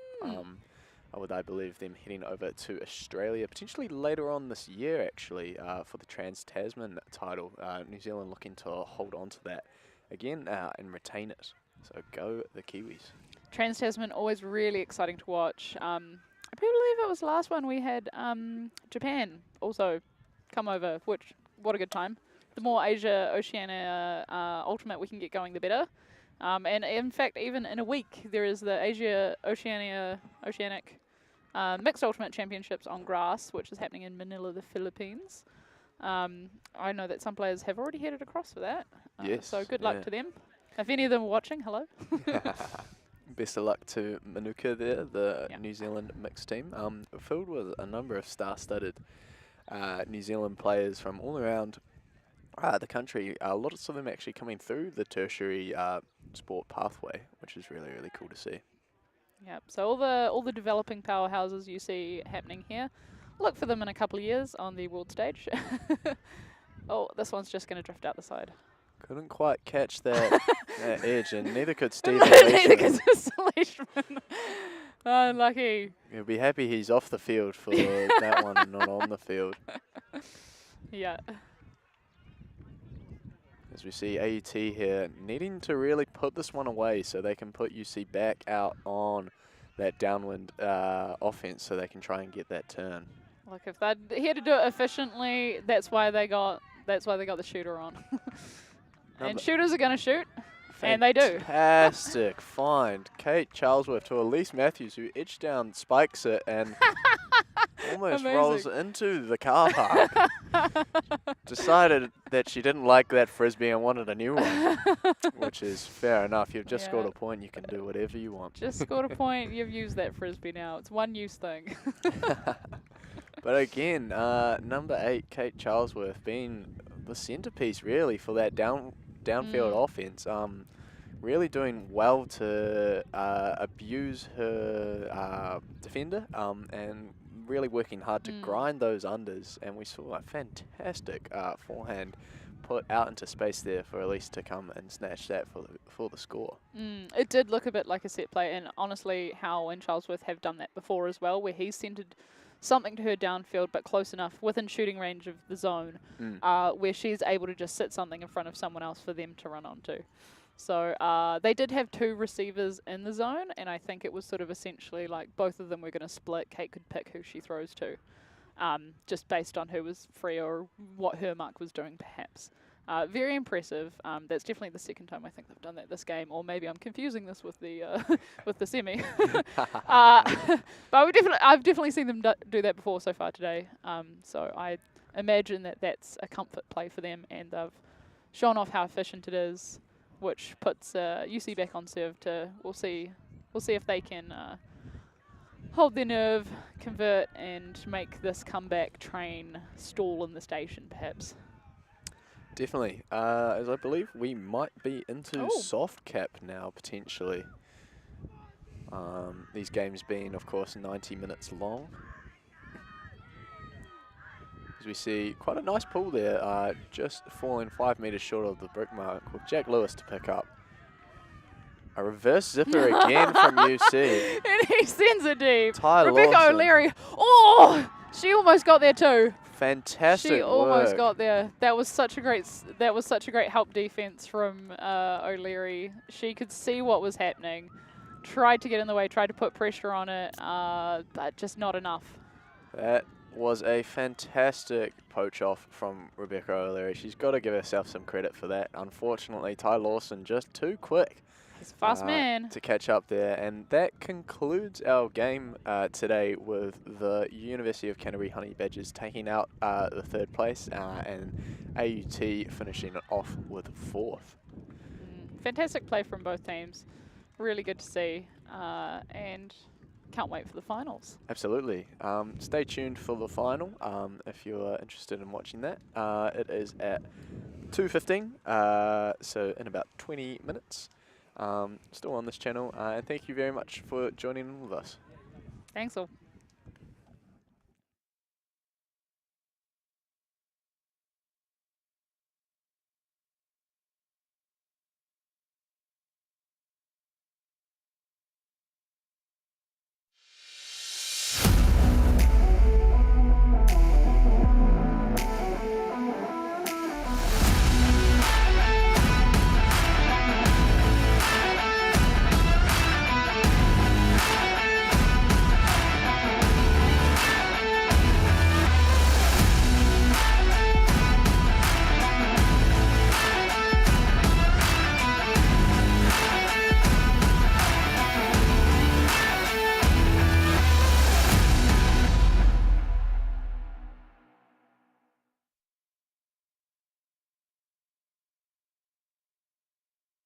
My world is my storytelling. My world is diverse. Our world. My world is astrophysics. It's always been a dream of mine. I don't know what my career pathway will be. I approach architecture from the point of view of my culture. I want to contribute to my people. It's a way I can give back. I want to change the perception of engineers. I want to take my tohu home when I graduate. Right now, it's about me. And this is my chapter.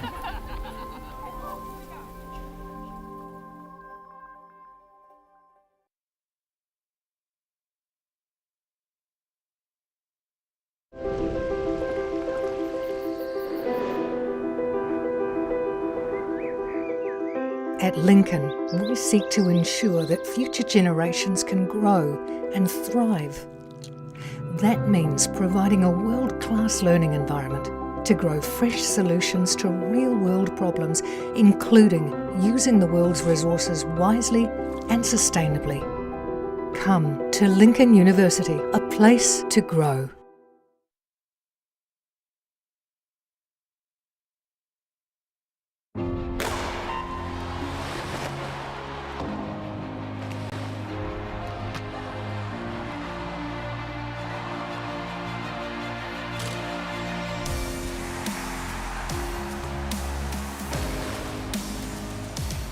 FISU, World of University Sport.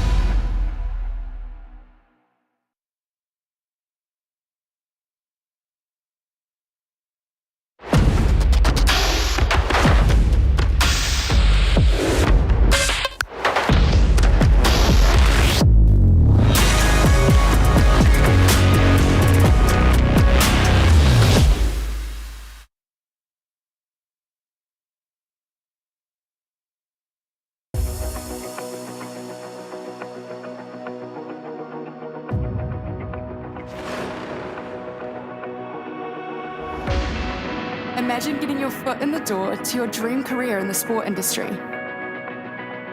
As you represent your uni, building lasting friendships, connecting at national and global events, connecting with peers and mentors who help connect you to your future.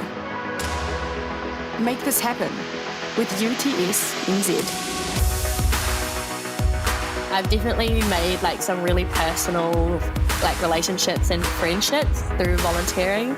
It makes you always feel like you're part of the team. In the sporting industry, it's so hard to gain connections, but volunteering through University and Tertiary Sport New Zealand, you're sitting at a table with people with over 20 years experience. I learned through hands-on experience in my marketing internship, skills that I could apply into the internship that I got at Foodstuffs.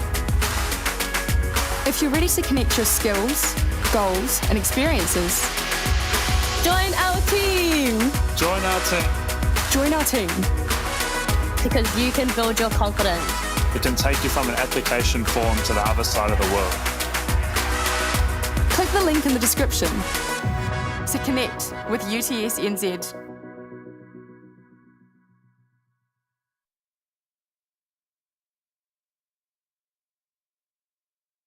This is the University of Waikato, where every day people are making a positive change. Where research helps tackle global challenges and elite athletes can compete at the top of their game. A place where people are given the tools to protect their whenua for future generations.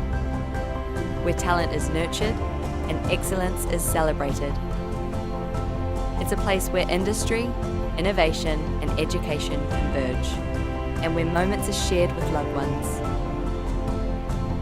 It's a place where teaching and learning has no borders, and people of all races and cultures work together as one. Our people, our future. Positive change starts here.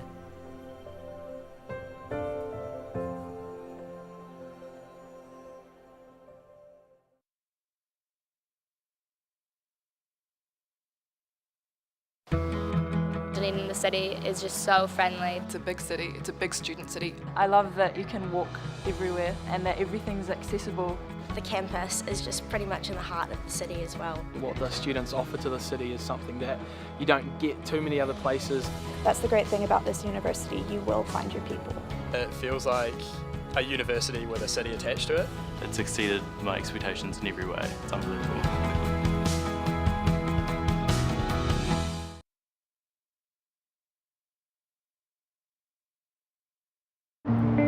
Belief, the emotion that stirs your body into motion.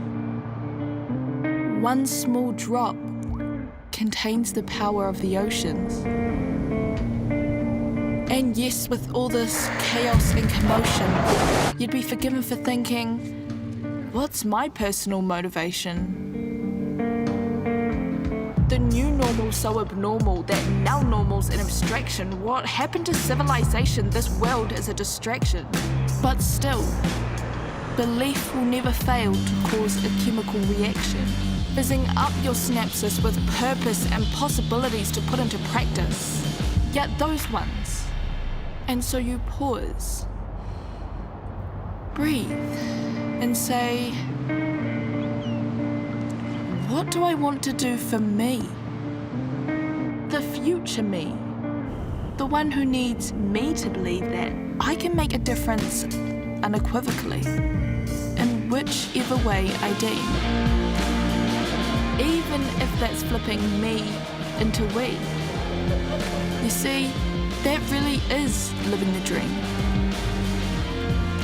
So yeah, it's a pretty simple plan. Believe you can.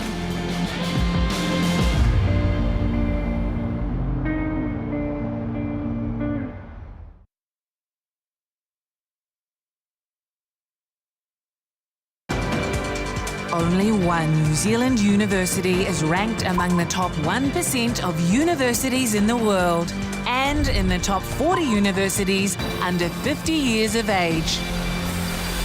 Auckland University of Technology, New Zealand's leading modern university. Home to world-class academics, called on for their research expertise here and all over the world, making AUT the New Zealand leader in global research impact. Connected to an extraordinary range of organisations worldwide. Focused on a rapidly changing future where creativity, curiosity and collaboration will only become more vital. We inspire, nurture, and find the greatness in every single one of our students. We are AUT, New Zealand's leading modern university.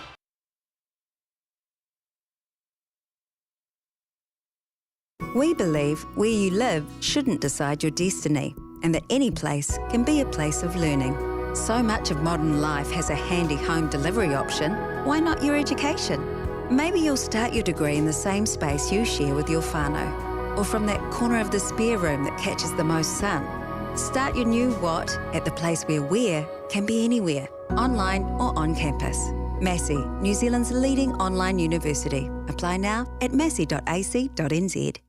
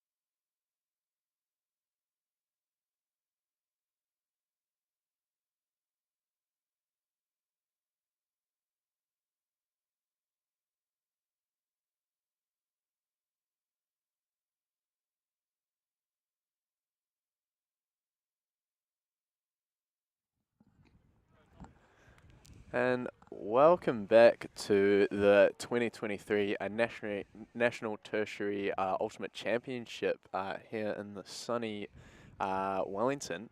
We are here for the grand final between Otago University versus Auckland University Flood. My name is Harrison Leach. And my name is Beck Soper, welcoming you to sunny Upper Hutt. Wellington is doing the usual and putting on a bit of wind, so if you're watching from home, it is going from left to right on your screen. And currently the captains are just deciding now strips and which direction they'd like to start offense or defense in. So they're sorting that out as we speak. But both teams are fully warmed up, ready to roll. You will see the smaller size roster of Otago on the right. They came into this tournament with 16, I believe. Yes, they did. And still have 16 running from what I know. So that's excellent. Whereas Flood came in with a bigger roster but have had a few injuries, so that's good that they had a bigger roster. I do know that one of their captains and the birthday boy himself, actually, Mr. Lee Yo, has unfortunately just in the last game to get into the finals, he has pulled his hammy. So a little bit of a blow to Flood, but I'm sure they will soldier on, and the rest of their team will show off all their class and all their skills, and it'll be a great matchup. Absolutely. Yeah, gutting for the birthday boy, Mr. Lee Yo. Happy birthday to Lee, of course. Not too sure how old he is now. 26? 25? Yeah, it'll be around there. Be around there, I guess. But yeah, gutted that he won't be cleaning up to take this matchup here. Will definitely be one of the key players for Auckland, and they'll be gutted to miss him. Giving, however, the opportunity for some more players for Auckland to step up into his position and really try and take the lead themselves here. And he'll also... Still, he's got a lot of skills to give as recent coach of one of the U24 campaigns, Kia's team. He will be there on the sideline, giving off a lot of wisdom, a lot of words of encouragement, hopefully steadying the ship as Flood look to take out first place. Absolutely. Flood looking to defend the title from last year, having previously won gold in the 2022 tournament. Otago looking to do one better. The last time these guys met in the final, Auckland managed to take it away from them, but a very close scoreline. An exceptionally intense matchup, and so really looking forward to see Otago try and go one better. You can hear Otago getting amped up on field. Can't believe how much energy they've still got. Last game of the last day with 16 on the roster. But they're all very experienced players. A lot of them have had more than one world campaign, actually. I know, for example, Abby Liddell. She's going to be one to watch. She's been on multiple world campaigns. You've got a few others in there who also have done U20 campaigns. Don't know all of the... As a women's player, I know more of the female matchups who have been on campaigns, particularly ones who have come from Wellington originally. I know Helena Sitanovic has been on one of the U20 campaigns, so has Amelia Mance, I believe. Yeah, there's lots and lots of talent, and Bridge League's been playing for as long as I have, which don't worry, Bridge, I won't out us. I won't tell the audience how long that is. Absolutely, and quite a few under 24 boys on that line as well. We see the likes of Callum Sherman, Josh Cooper and Hugo Swinson. Josh and Hugo actually going straight from under 20s into under 24s and being two fantastic players. Josh just an absolute workhorse on defense, being a fantastic cutter as well, and Hugo just the calm, cool and collected defensive handler for Kia. Lots of passion in this Otago team, and yeah, emotions will be running pretty high before this game, I reckon. Yep, with a short roster, being tired physically, sometimes mean your brain can also be quite tired, and focus can, will be slipping and will be making it harder to make good decisions on field. So what we're looking for essentially here, or what the coaches will be looking for, is the team who can score efficiently, play defense efficiently, and try and keep the amount of energy output they are putting in just at the amount that you need it. You know, not more, not less. The amount that you need it. Absolutely. As we can see, the University of Auckland starting out on defence in light on the right-hand side of our screen. University of Auckland coming from quite a big legacy and have a massive pool of players to choose from, sending 3 teams to this tournament, which is fantastic to see for the growth of the club. Lots of experience again there, with a wide variety of their players also going to various world campaigns, etc.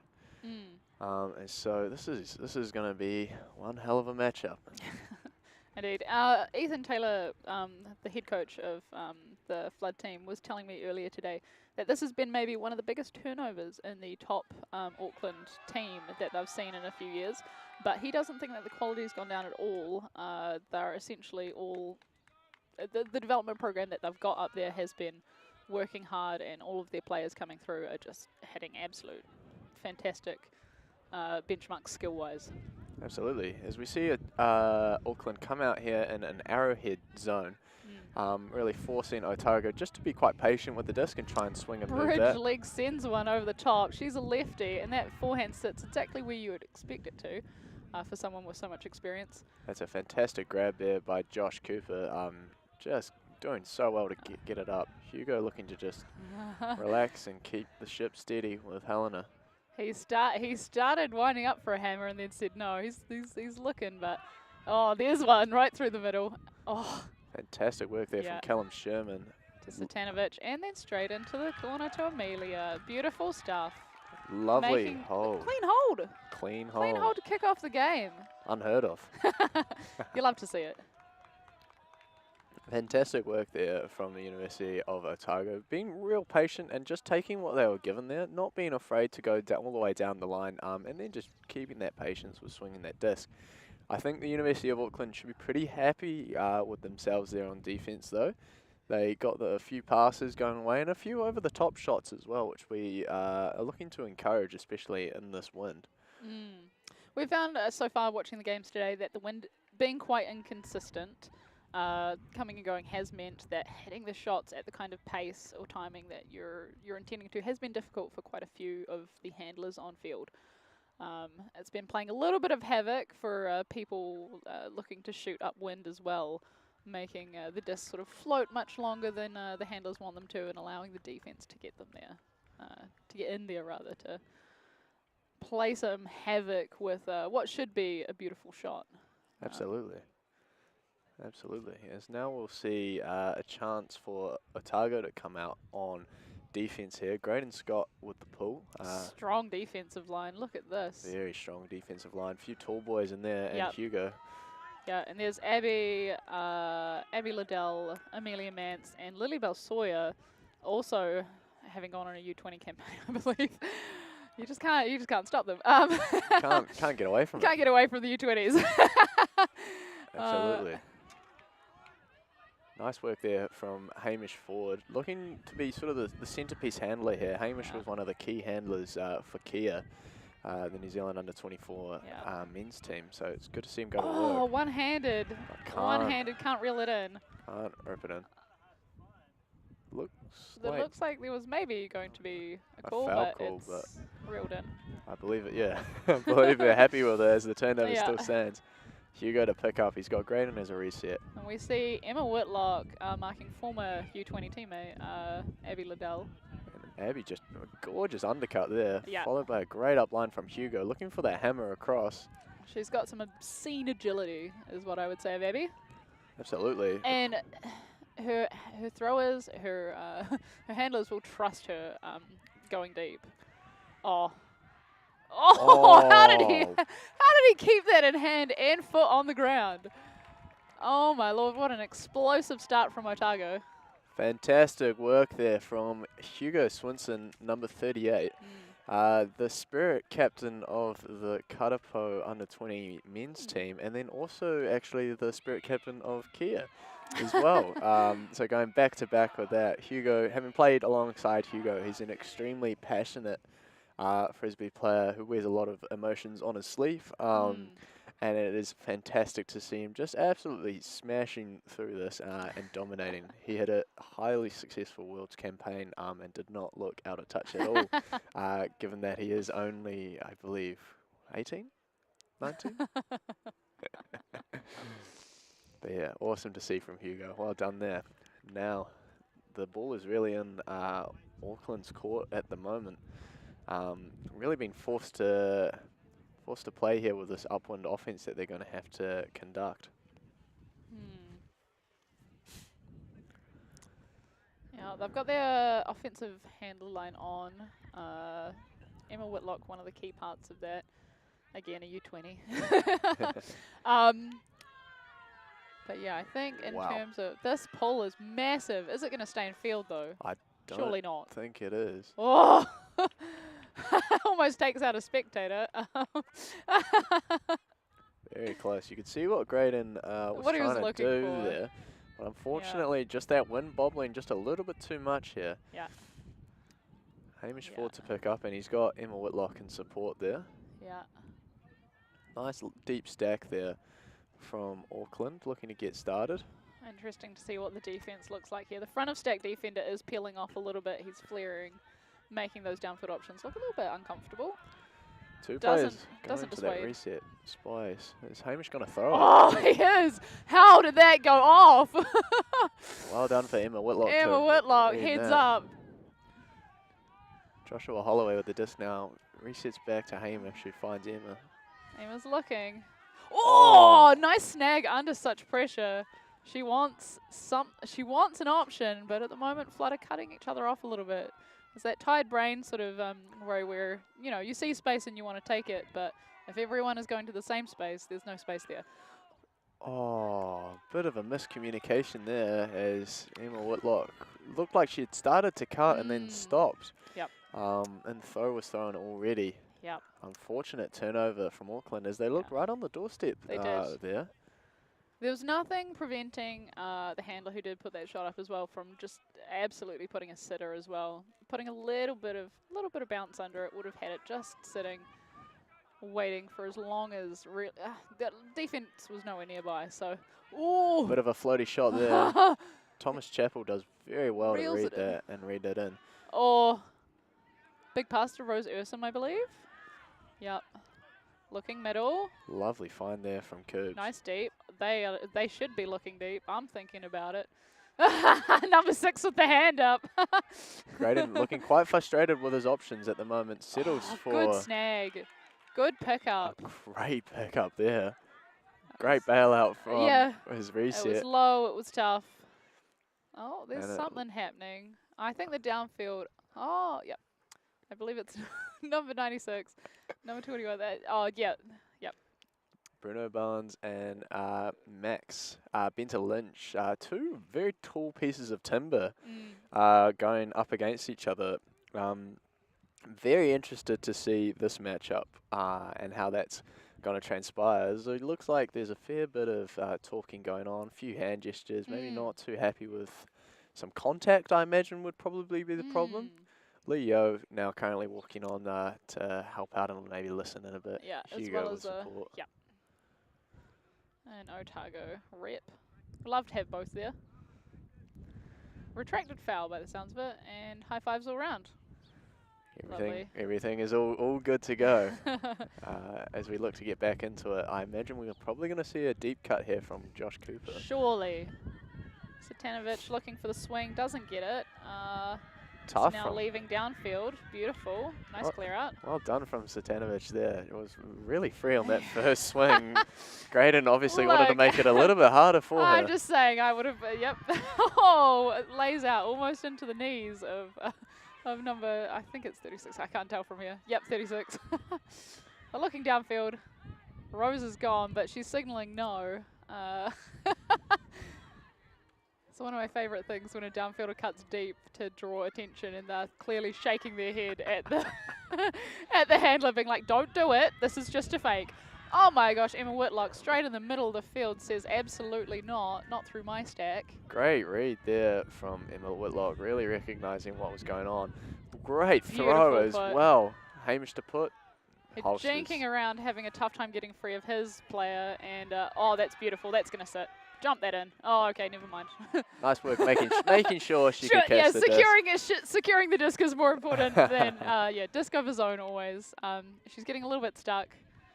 It's definitely getting hounded, but does well to get a reset in the form of Hamish forward. Be interested to see what option he's going for. Oh, that's beautiful. And finds Josh Holloway for the score. Oh, ho, ho. Both teams looking a little bit tired at the end of that point. There wasn't a lot of movement happening. I think that sort of reflects the nature of the journey to get here. As well as the intensity of the defense from the other team. Even in these first few points, it's been intense. Absolutely, and well done there to the University of Auckland for bringing that one back, and a very important hold for them.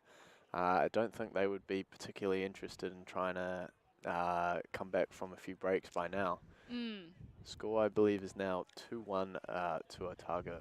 Yeah, good to steady the ship, steady the nerves, make sure that they don't have too big of a hole to dig themselves out of. It's nothing worse than letting the other team go on a bit of a run right at the start of the game and then attempting to come back late and falling short by a point or two. So Auckland's looking to hopefully put a lot of pressure on Otago in this point, given that Otago will be going upwind, and hopefully get an easier time on defense and a quick score to solidify back to even Stevens. Big effort on defense here for the University of Auckland, looking to put a bit of a halt on Otago's offense here. As we see, I apologise for any noise you're hearing additionally as someone's car alarm has just gone off there, but we'll try and keep ourselves going here. Yeah. Auckland's D-line missing Mr. Leo, who in the semis leading up to this did get, it was at least 2, possibly 3 layout Ds, which is about par for the course, honestly, for Lee. Yeah, I was going to say that's a day's work for Lee, isn't it? That's just standard.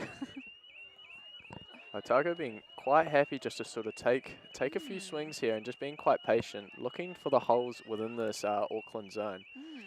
Abby Liddell in the handler line, but just bounces it out of the hands of Lilybell Sawyer.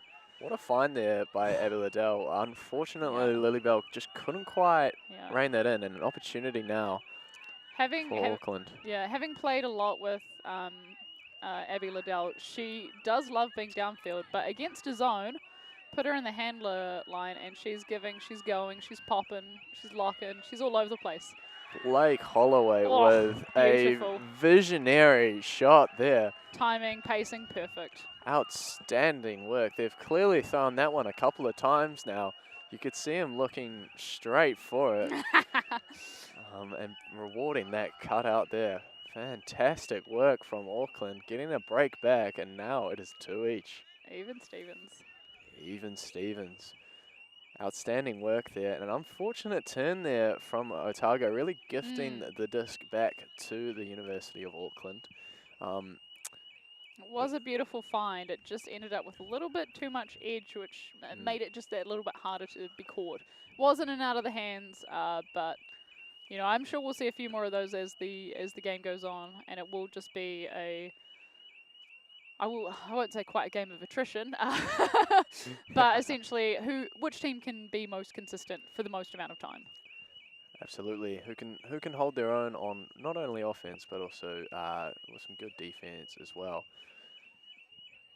Now, Otago getting the majority of the troops on the line there. There's not many of them to get on, so they're very good at getting the whole team on straight away, which is cool to see them get all on the same page with how they're about to attack this Auckland defense. I'll be interested to see if we're going to see a zone again from Auckland, trying to promote those short field turnovers through the likes of the swings, the short field swings, and really trying to stop that deep game of Otago's, which we know they love.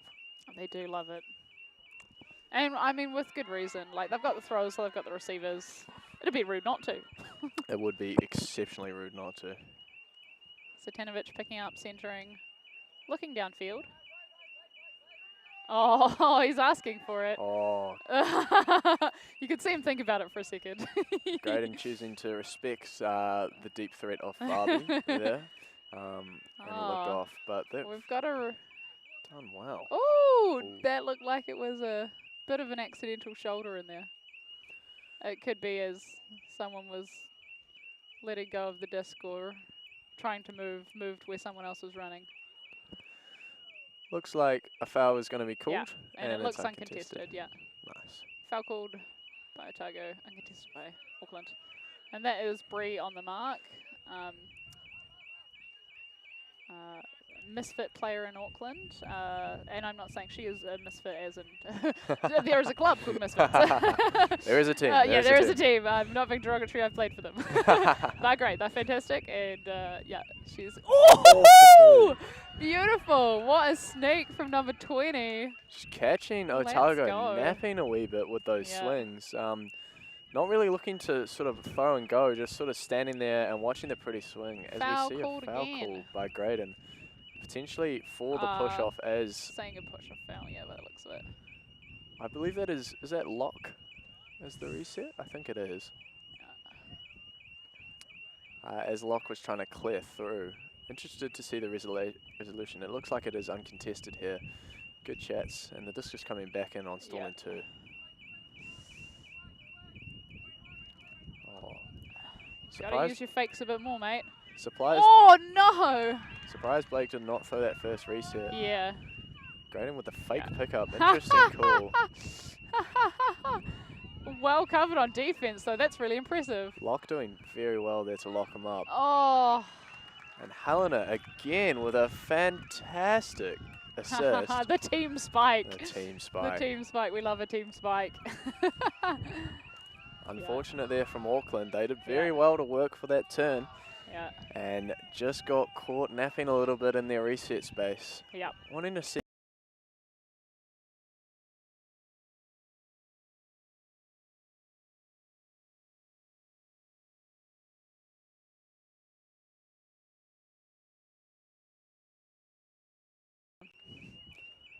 The stream is down. We apologize if it's not and you're hearing this. Don't worry about it.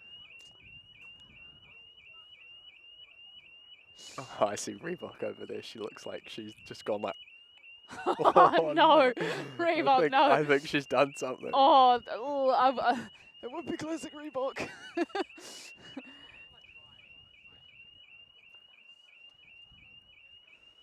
Between this and the car alarm. That's all right.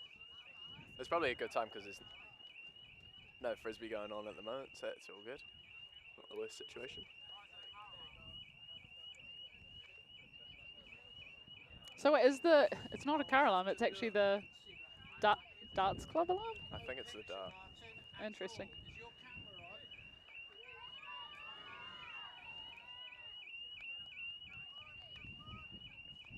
If Fabi does something good, apparently we have to say, come on Fabi, let's go party.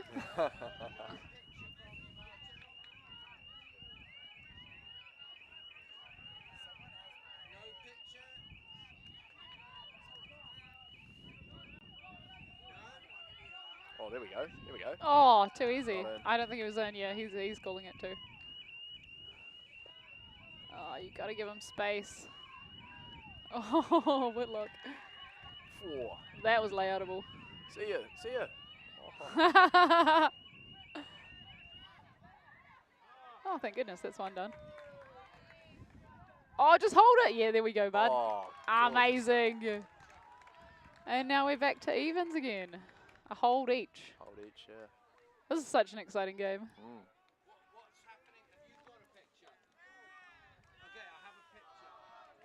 Oh, we might be back on. Might be back on here. Did someone turn off the power cord or something? Oh, no. Classic.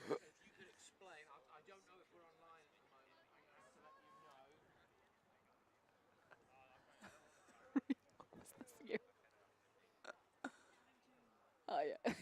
Oh, mate. It's okay. I don't know. It's okay. Leave them to it. It'll be fun. You're good, mate. Oh. Poor thing. Try and see if I can find the stream on my phone. I think I might.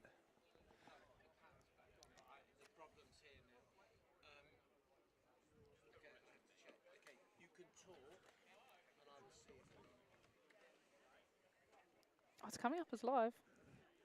Oh dear.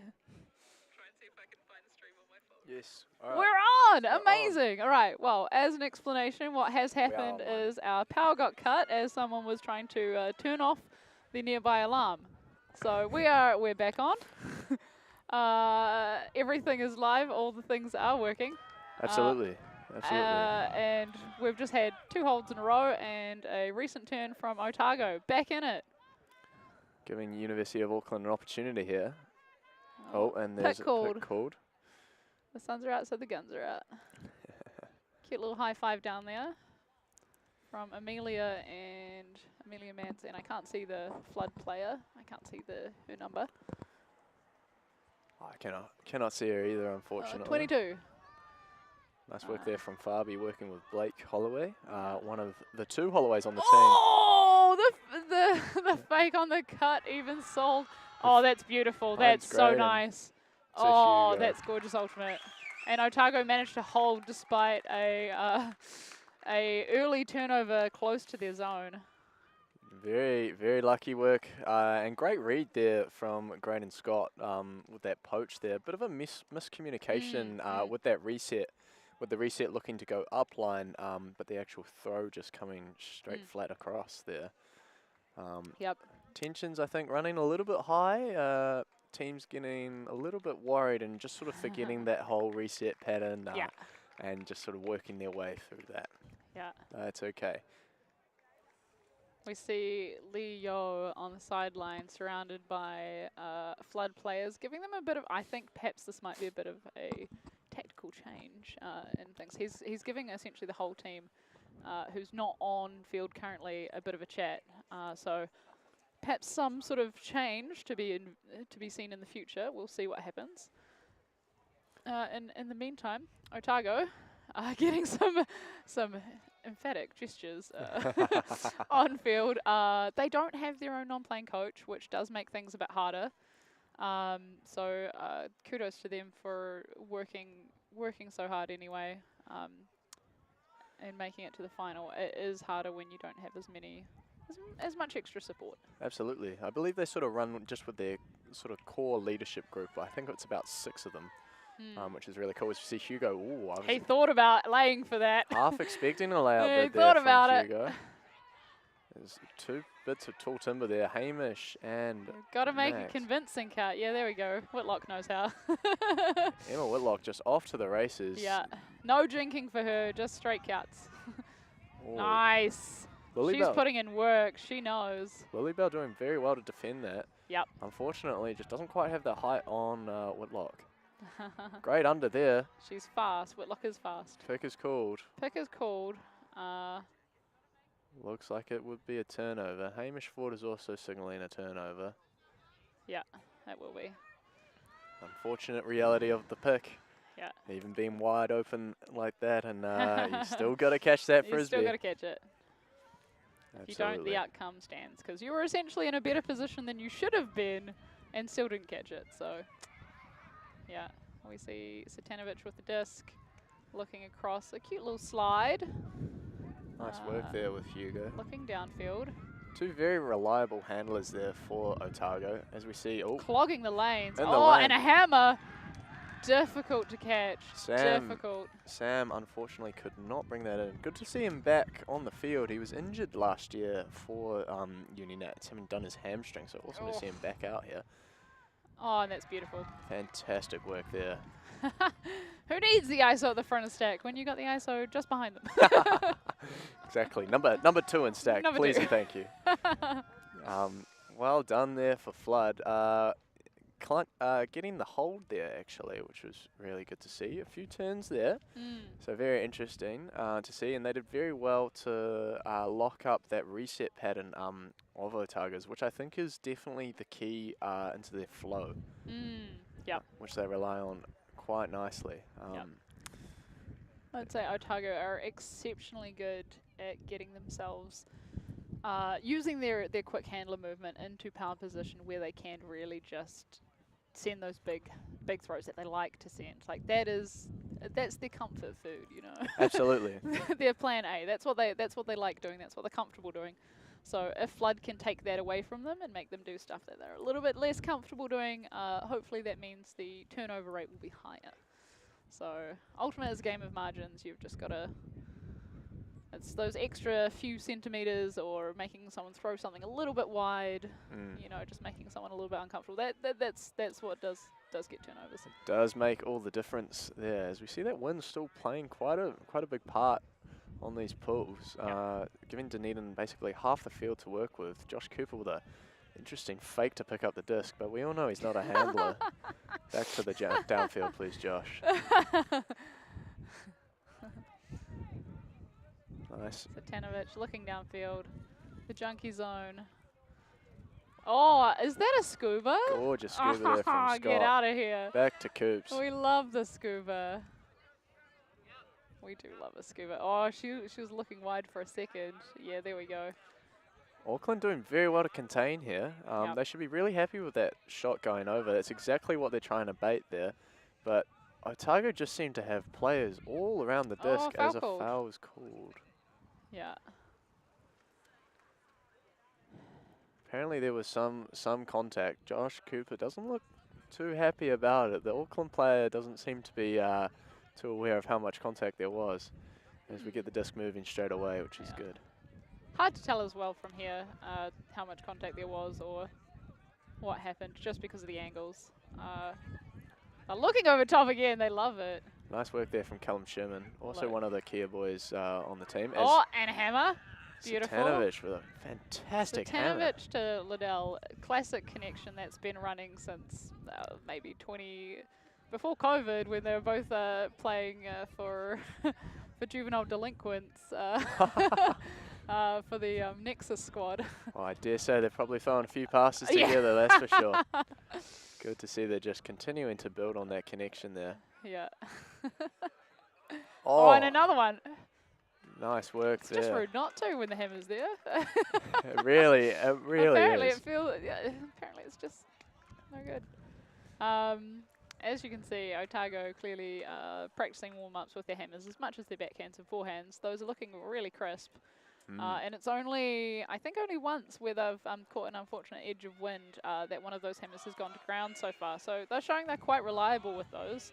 And I don't think that's something that Flood has had to deal with so far. No, absolutely. And yeah, really nice to see that they're not afraid to shoot that shot over and will continue to back themselves with that shot, which is really good to see. Josh Cooper scoring that point there.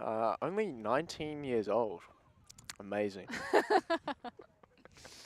God, too many spring chickens on the field. A lot of youth around the Otago scene. Having sort of built up their team over the last 4 or 5 years now, really establishing that massive core group of players such as Scott, Benta Lynch, Liddell, Satanovich, and really looking to build on the youth coming through as well. Just really aiding that young gun style of Otago, which is really good to see. Yeah, there must be something in the water because they're really developing talent at a rapid pace. And it's just fun Ultimate to watch. Absolutely, absolutely. As we see Auckland with a chance for some downwind offense, and that is a massive pull there from Scott, and it's gonna hold. Might be coming back quite a lot though. Yeah. Unfortunately, with a little bit too much height there, and really just coming back to halfway. Hamish Ford to pick up. Nice break to Whitlock, looking straight back. And Whitlock just off to the races again. She's gone. She wants to go, but everyone else is going at the same time. So she sees what's happening, and she comes back under. Great recognition of Graydon's poach there, as the Auckland player comes under. Great bid there from Sam. Bruno So worried their legs were going to tangle there, but they managed to keep that relatively clean. Whitlock's coming again. Oh, what a sitter. A little break over the shoulder. Lot of time. Travel called. Travel called, and looks like a bit of a disagreement there. Yeah. I think one is saying he was slowing down, and the other one is maybe saying he maybe changed direction or could have slowed down faster. It's hard to tell from here. Definitely can't see if there was a change in direction from our angle. Looking, oh, that's nice. What a sitter. Well done there, and it's a very fast rate Surely. of play here, and Just out of his hands. You've Hey. really got to go, when you're going one-handed on that side, you've really got to get your palm exactly behind the momentum of the disc, otherwise it will just pop out. Yeah, Joshua Holloway getting a beam from Hamish Ford there. Timeout immediately called. And fantastic work from Hugo Swinson. Yeah. Mr. Timeout himself with a fantastic call. Don't know if I'd be happy with having it right in front of my end zone, given the defense time to set up. I'd maybe would have looked to had it maybe in the center and then called a timeout. But especially when you had a really promising cut coming from Abby Liddell downfield that looked like you were going to get at least sort of 15 meters. But, you know, each to their own. I think he had it in his head going to pick up that disc that he was calling a timeout regardless. So definitely pretty set on it. Yeah. I would be very interested in seeing Auckland come out potentially with a little zone here and potentially try and throw that look at them and get Dunedin to shift up a little bit and see what we can do. Yep. I know that Flood might be feeling a little bit wary of that just because the zone in the other direction, like they were just popping hammers over the top. But this is going upwind. It's much harder to throw an upwind hammer compared to a downwind hammer in a way that you know, it will sit longer, the wind will play a little bit more havoc with it. It's just definitely something that I think they should try it at least once just to see what happens. Absolutely. Because I think you're right. I think that would slow down their real run and gun style of offense that they like.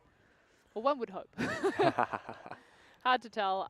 The Otago handle line is very slippery. Absolutely. Loving that give and go movement. I've been very impressed with their hand delivery set routine.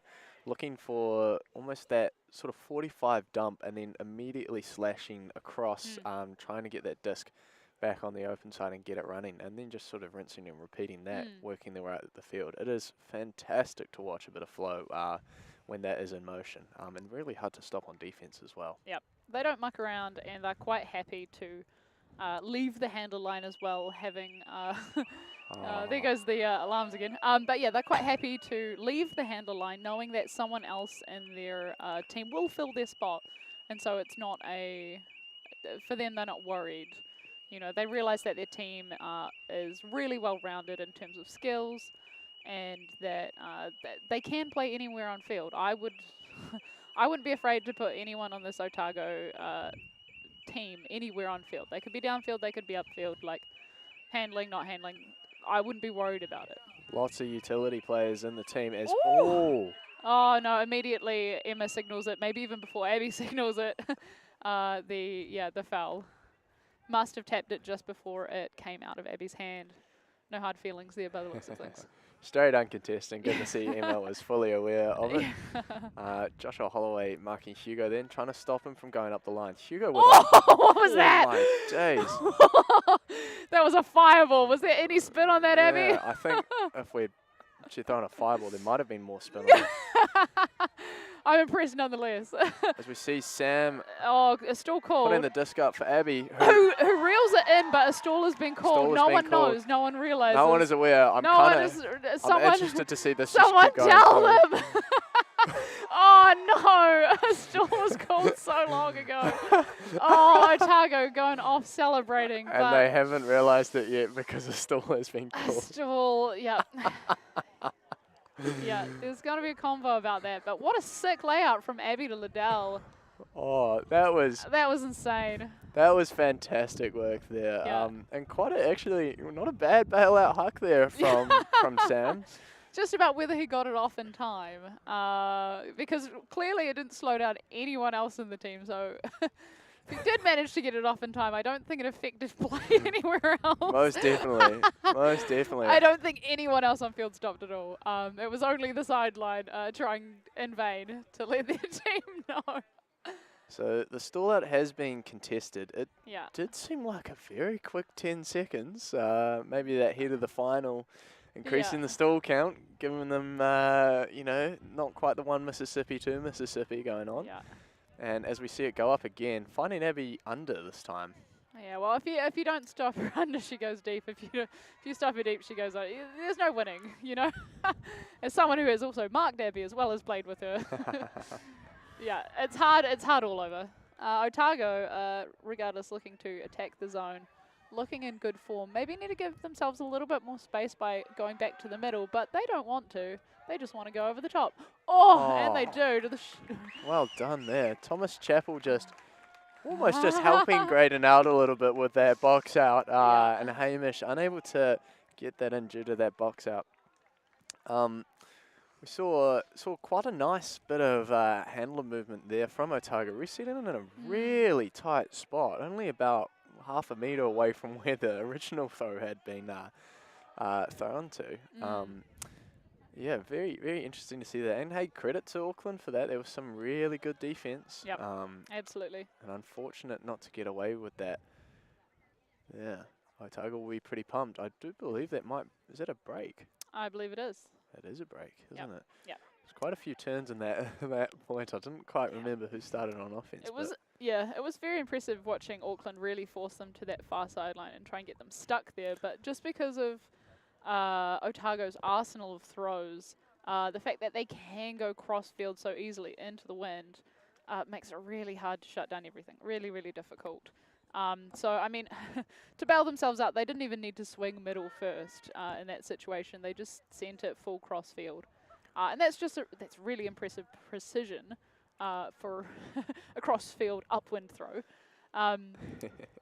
But yeah, we'll see if in terms of margins that gets them into a bit more trouble in future, because it is a hard throw to make, and if Auckland keep making them make those hard throws, you know, they're not going to pull it off every time. Fantastic grab there from Hamish forward, sort of just juggling around a little bit. Looking at you get the head in the game straight away, as we see a pick has been called for that close cutting down the edge of the stack there. Yeah.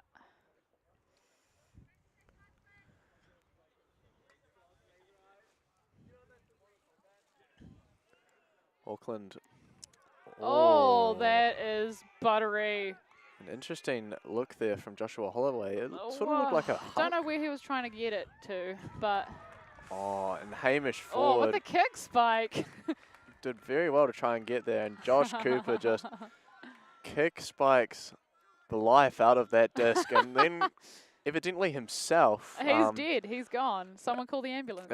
He has, but good thing he's 19 because he's such a young buck, and he's straight back up and at them, which is good to see. Otago going back-to-back breaks there, bit of momentum shift. Auckland still very much in this game, but need to have a nice clean hold here if we're wanting them to stay in this. I mean, we can't forget that right at the start of the game, Otago scored 2, but then Auckland immediately answered back with 2 more. So it's definitely no nail in the coffin or anything of that nature. This is any person's game, any team's game. Most definitely. As we see a timeout called there, I believe, by Auckland. Just an opportunity just to regather the thoughts, sort of rein everyone in and take a bit of a deep breath, and just put this one in, get that hold, and then they can throw the team back out there on defense, which would be really cool. Yeah, and I think it's quite smart play here because I don't think Auckland have taken a timeout in this half.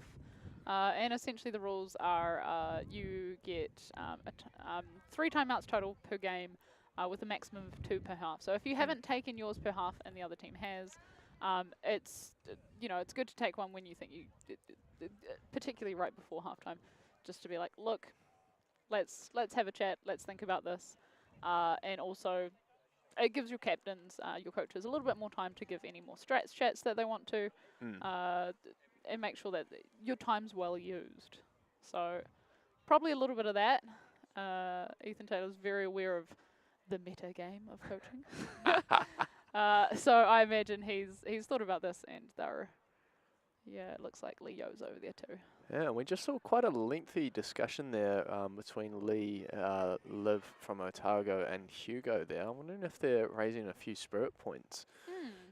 Be interested to see what the resolution for that was, and to try and gain a bit of perspective. We might have to try and be sneaky and ask someone about it. That can be our halftime. That could be a our halftime mission. Halftime mission, yeah. Yeah. Go do some intel. Some recon. You take one team, I'll take the other. All right. As we see there, Auckland, the first one to break the huddle there. Really keen to dial in here and really punch this one in. Otago, hungry for another break, as this would allow them to take half and really get that momentum going all the way into half time. Yep, Auckland's O-line looking pretty unchanged from what I can see. Although it'll be interesting if they look to keep that that sort of those specific players on, or if getting further into the game they look at whose legs are feeling whose legs are still feeling the most energetic. What tools do we need in our toolbox to come back against whatever Otago's throwing at us? Which could be very specific players with specific skill sets. They've finally retrieved the disc. After a bit of a look trying to work out where it was, Yeah. I think Josh Cooper had sent it into oblivion. Yeah, should have called the ambulance for the disc. Amelia Mance setting the pull. It's going to go up. It's going to roll a little bit. The defense is so keen to get down there. Nice work there from Josh Cooper. Stopping the pull. There we go. Hamish Ford to pick up there. Interesting sort of half horizontal stack we saw there from Auckland. It's a bit messy. Yeah, quite messy. Great bid from Scott there, but unsuccessful. It's a bit cool. And a lot of people around the disc. Yep. It looks like Bridge is just going to catch up. And they're going to keep going from there. Because, yeah, it definitely didn't look like that affected what happened in the handle line. Although they're very tight. They're all very close together. And I mean, fresh brains would probably be trying to give each other a bit more space. But it's hard to be fresh and at the end of the first half of the last game, the last day. Most definitely. Oh, a little bobble, a little juggle. Decided to just try and milk that one a little bit more. Pit called.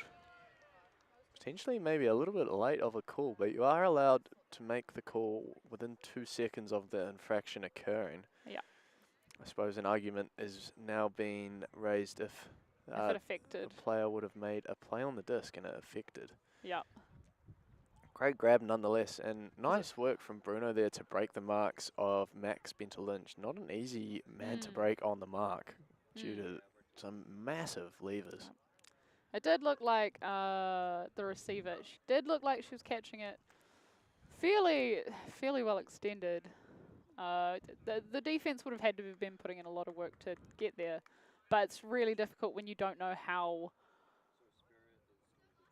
long ago the pick occurred. Like, how much did it affect play? Like, where were they originally positioned?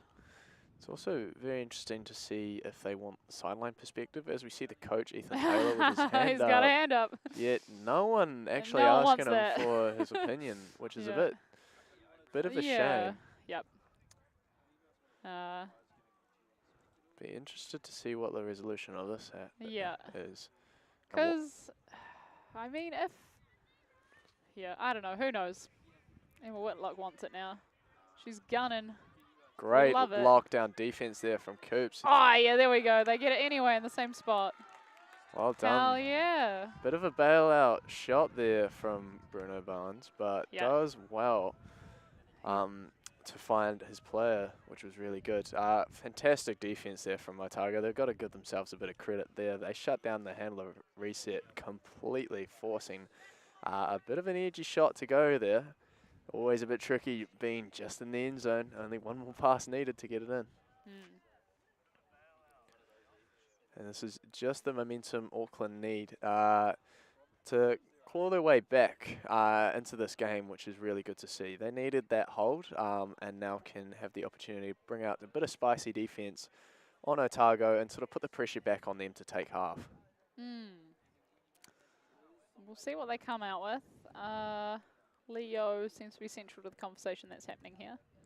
It is fantastic how much experience they have on the sideline in this game. You see Dolan, you see Crosby, alongside Taylor, who have clearly just come to support the team and help make sure that, you know, everyone who is getting the coaching doing the coaching that needs to be coached. While they made basically no sense, lots of coaches is good. Lots of coaches is nice. Sometimes it just takes a coach to say something in a different way for, you know, people to understand a concept or improve in a certain way. Just having that person sort of once removed from the game in terms of just not actually playing it, but just being around. Great work from Helena there, being very poached and knowing about it, making heaps of noise. Yeah. Are we seeing an inside shot here? Ooh, Hugo, I was I looking. reckon might take it. Yeah. Amelia Mann's currently playing in Wellington as she's on placement at Wellington Hospital. So she, for the mixed season, will be playing with the one of the new teams that's formed recently this season called Honeys. So looking forward to seeing how that goes at Mixed Nats. Absolutely. So she hasn't been able to train as much perhaps with her teammates as she would have liked, but still doing absolute work out on field. She's a smart player. Great work on the mark there from Locke, really locking it up. Making it difficult, but there's the one we were looking for. Great work there. The most casual lefty backhand you will see. And that is half time. Doing some fancy footwork, which, you know, as a Wellingtonian, I love to see. Absolutely. It's the indoors special. So we're going to take a quick break for a bit, and we'll join you back after this half with the University of Otago Tora taking half 8-5 over the University of Auckland Flood. Catch you back soon.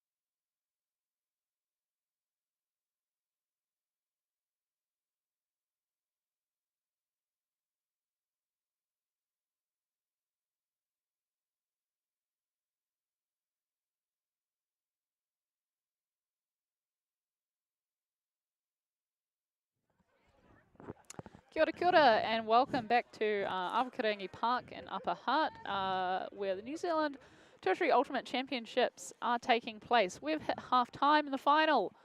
Otago are currently up on 8 points against Auckland Flood on 5 points.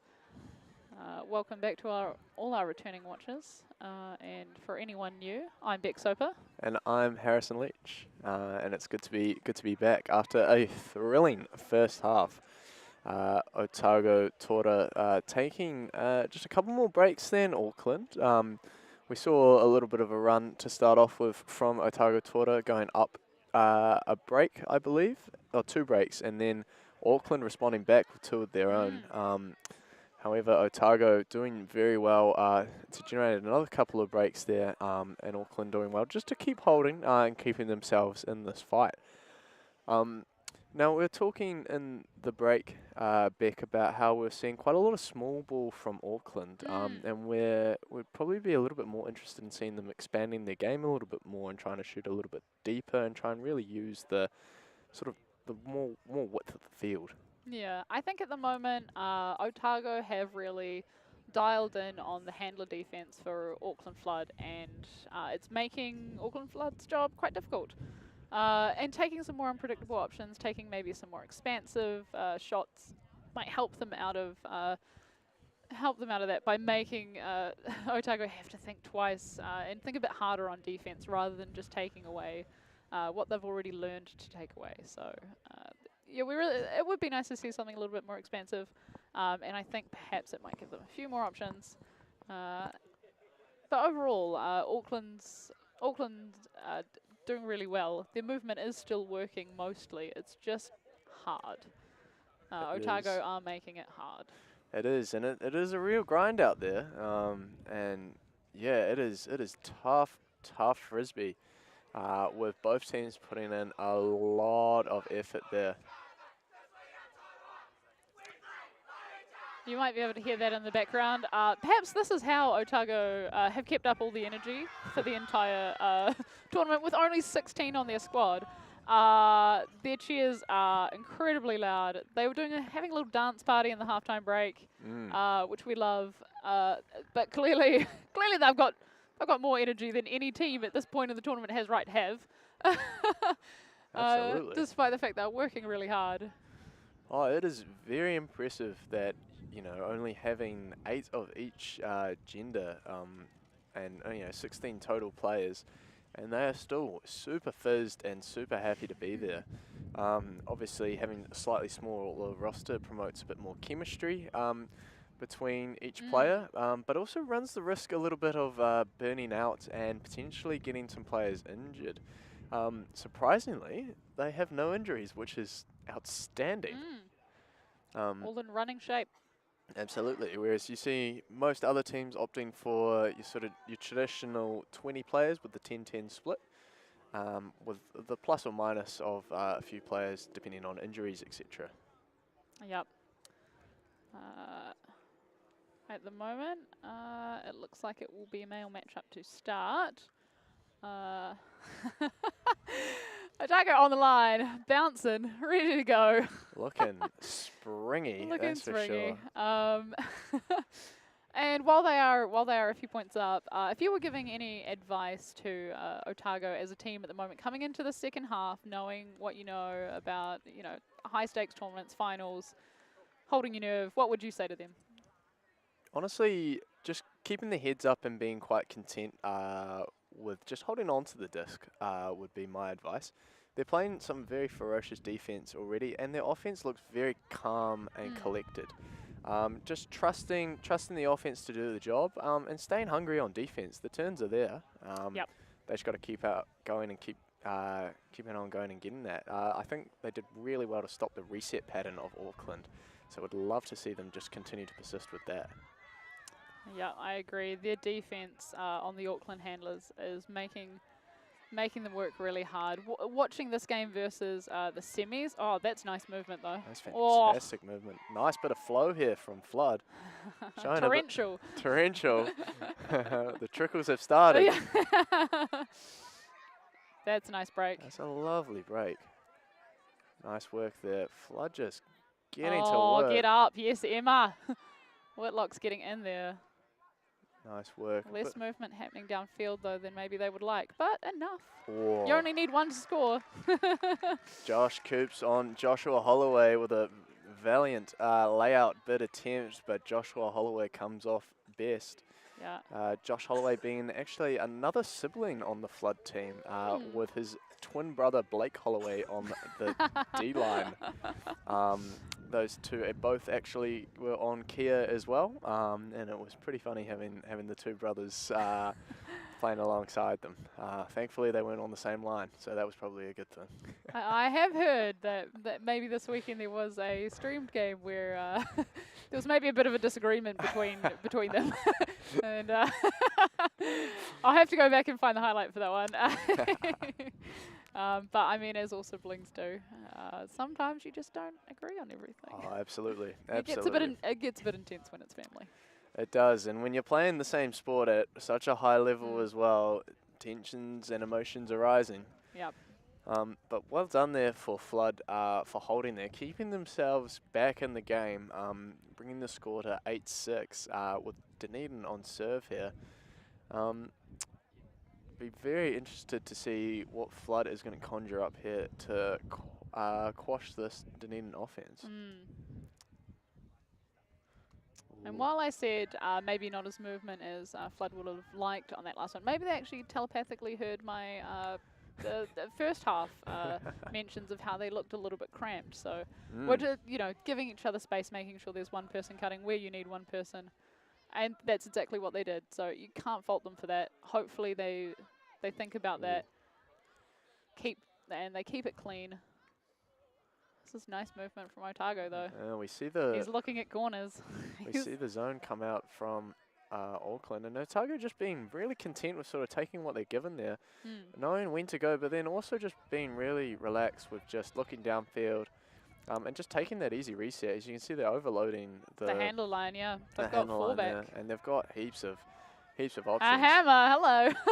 Oh, just out of his hands. Goodness, Hugo his putting momentum just going in the wrong direction to scoop that easily. Not enough Weet-Bix on that, though, unfortunately, from Hugo Swinson, forcing Graydon into a big bid, but unfortunately ground stripped. Great under Nice there. cut. Oh, absolutely toasted there. Great cut. Number 49. He was doing absolute work in the semis, defensively and offensively. He roofed a few people. Let's see if we see some more of that. I'd love it. Haven't seen too much of him this game so far. Oh, that was a lot of contact. That is a lot. That was way too much contact. And we're going to see a foul called. Yeah. Interesting to see what the resolution is. I think 26 almost slipped as she was coming through there and ended up falling on to the Auckland player number 13 there. Yep, that's Brianna. Looks like a foul and uncontested. Hey, Bridge, you're exactly double the number of Brianna. Maybe a personal matchup, I think. Yeah, surely. Good to see that was resolved peacefully and all sorted now. Yep. Oh. Come on, Bri, you know you want to take the option. You've just got to be brave and do it. There we go. Nice work from Auckland. Really grinding that unders on that far side. Yeah. Fabi. Oh, come on. He's sent. Come on, Fabi, let's go party. He's so close to the end zone. Fabi faking the mark with Faking everything. So well. And nice little reset Bailout. We love it. Are we going to see a hammer into the far corner? Surely Blake Holloway not. is pulling it for it to the Oh, right. he wants it, but he's not in though. What a grab. What was that behind the back fake? It is all happening here, and we have a foul call. I'm unsurprised. They got very, very cozy all up in there. There was a lot of limbs, a lot of people very close to each other. This is, as a person with a disc, this is never really quite what you want to see when you're looking for a bailout option. You don't want to see 3 handlers cutting at you. Or is that 4? Oh my gosh. Oh no, wait, those are some people on this who I think have come off from the sideline to check in on the call. Yeah. Definitely not quite what you're wanting when the team is right next to the end zone, having about 4 people right around the disc. Yeah. All with the right intention of trying to give a good option, but a little bit of too much help. Too many cooks. Yeah, far too many cooks, and we only one kitchen, really. Yeah, Lee, get out of the kitchen, old man. Lee is looking actually rather sprightly despite his apparent hamstring injury. I'm not too sure about that for the birthday boy. Oh, come on, no!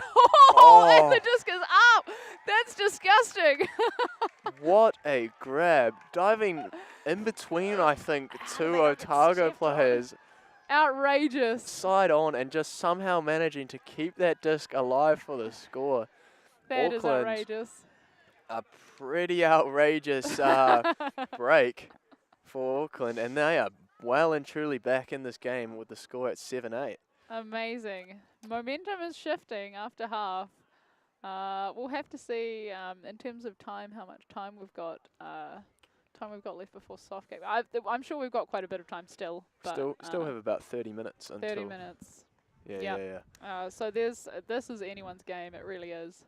And what a game this is. This is the stuff you want to see in the finals. With both teams just absolutely wanting to bring it here. University of Auckland getting a little bit lucky there with that bailout shot. Don't think that was the intended receiver, but you score the point the same way. Yeah.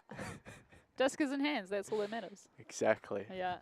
I mean, I think both teams have had a few instances where maybe the wind or maybe some, very sticky hands. It's gone their way.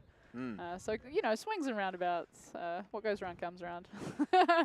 I'm sure. Well, not a hospital one. It's going to be Skybox. We're here to see it. Oh no! Get out of town, Abby! Well done. Absolutely seagulls it after those boys misread the disc. Mopping up the trash, Abby Liddell. Got to have Abby in for the read. She's got her library card.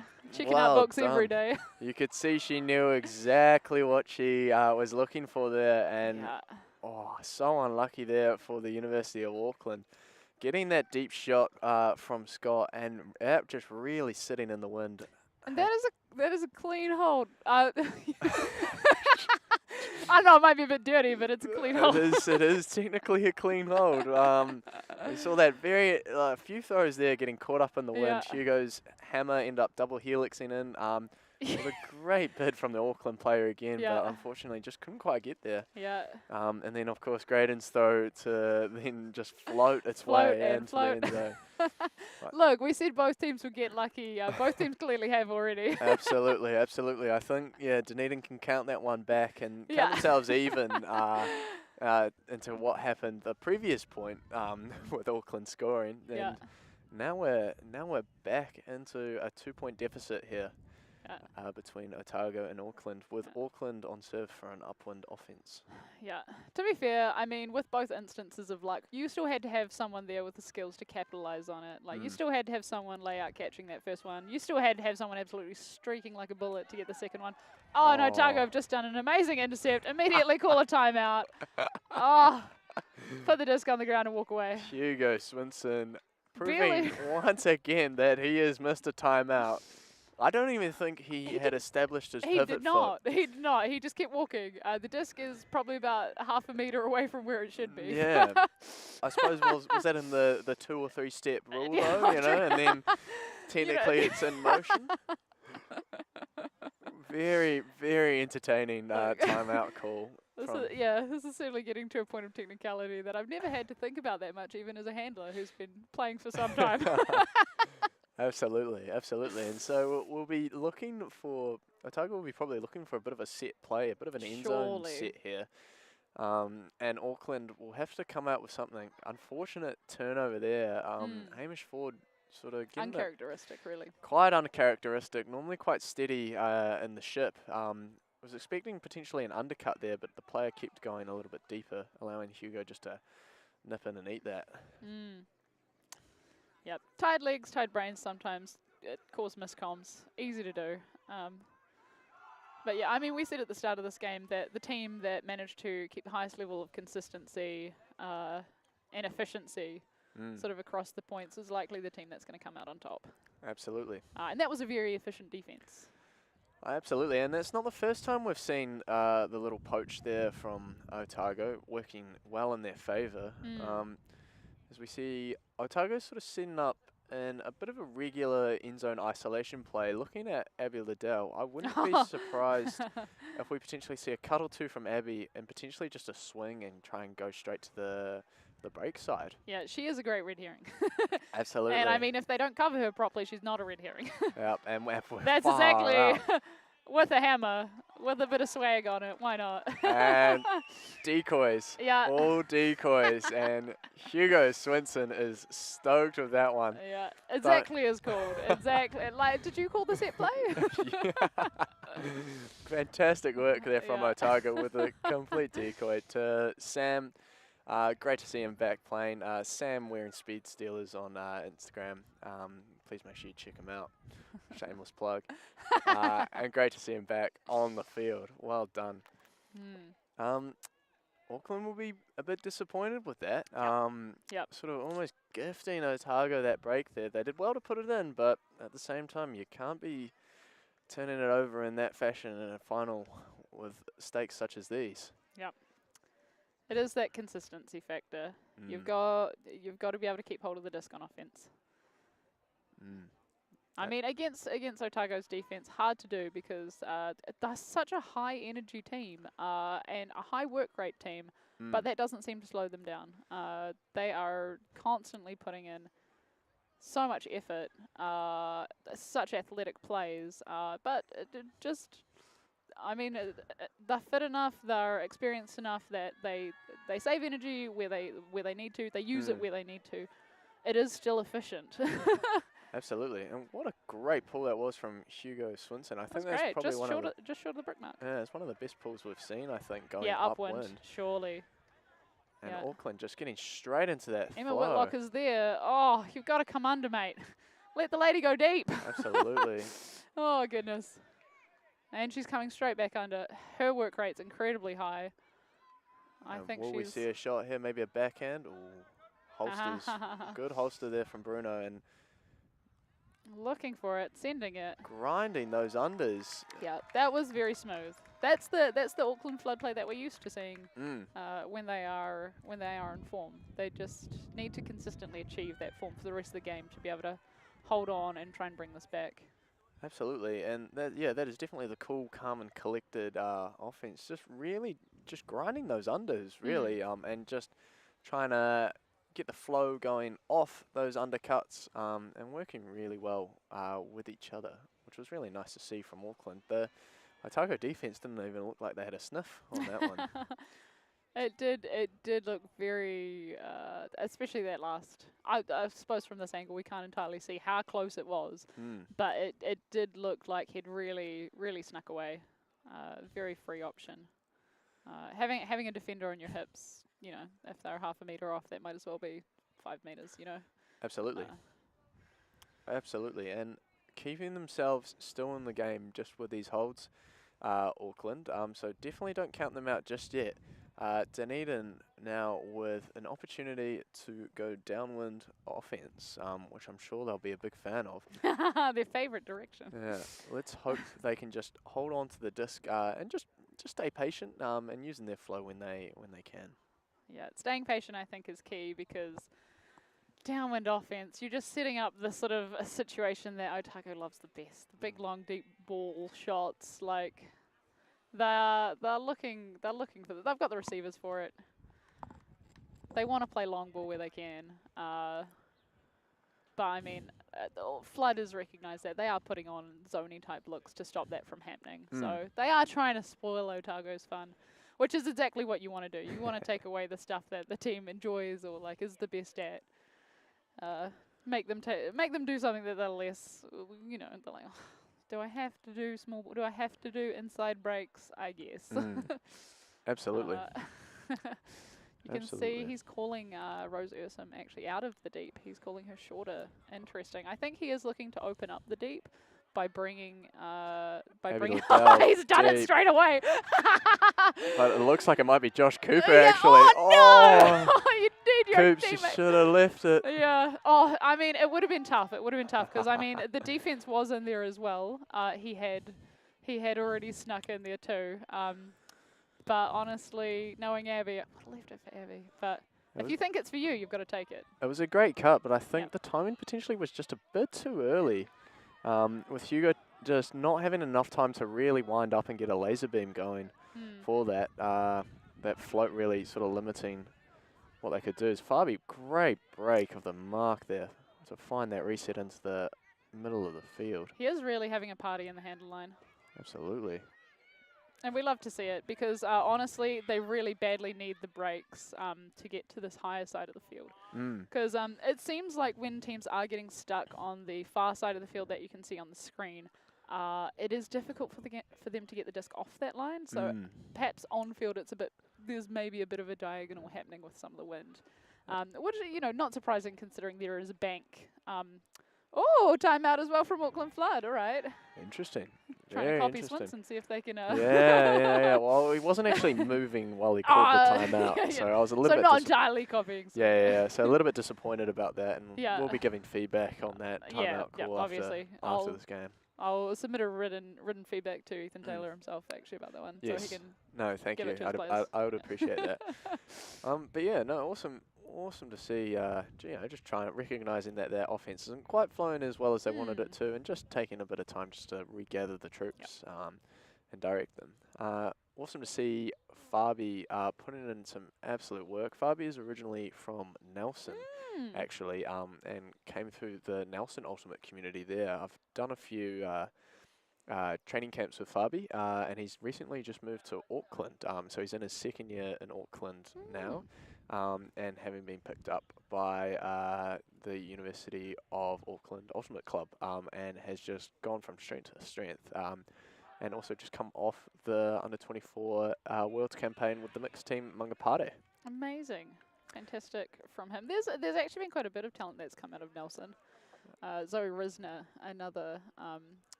the younger player, although not so younger-ish. No. I think of her as a younger player, but that's because I'm an older player. Who's heading over to Manila with the Manuka squad. Toby. Yes. I can't remember his last name. Terrible of me. But another amazing player who's played for New Zealand. And just really stellar. Joe Paniro, I believe, is also from you're Nelson. not wrong, yeah. Actually, yes, yep. Nelson churning out the New Zealand Ultimate legends. Must be something in the sand, maybe. Something in the sun. I reckon. It is a good spot. Do we see a bit of a poke? Yeah, no. Oh, no. Just needed to stay where he was for that shot. And unfortunately, a little bit too much trying to help the team out as we see Hugo just picking up and relaxing with the disc. A lot happening though, and we might see that hammer go again. Happening is true, but it looks like maybe his defender just sort of maybe tripped over his own feet a little bit. That's tough to see. It's tough to be that person as well. But snuck away. Absolutely, with another score there for Josh Cooper. Just on the stats sheet today, he's doing very well. Also one of the under-20 boys that has then gone on to the U24s as well, and got a very bright future ahead of him in terms of ultimate frisbee. Looking forward to seeing what he can do in the future, as he will be around the ultimate team for quite some time, I'm sure. Well, yeah, it does sound, I mean, from all the different people we've listed on the Otago team who have played for New Zealand, you can tell they've got quite the resume, and so in terms of player depth as well as consistency across the squad, like, they've got quite a deep variety of skills across a lot of their players. And that makes them really, really hard to shut down on defense, because they can be much more unpredictable than a squad that, perhaps has some more players who are in a closer to a development stage, or who are, they're playing certain specific roles.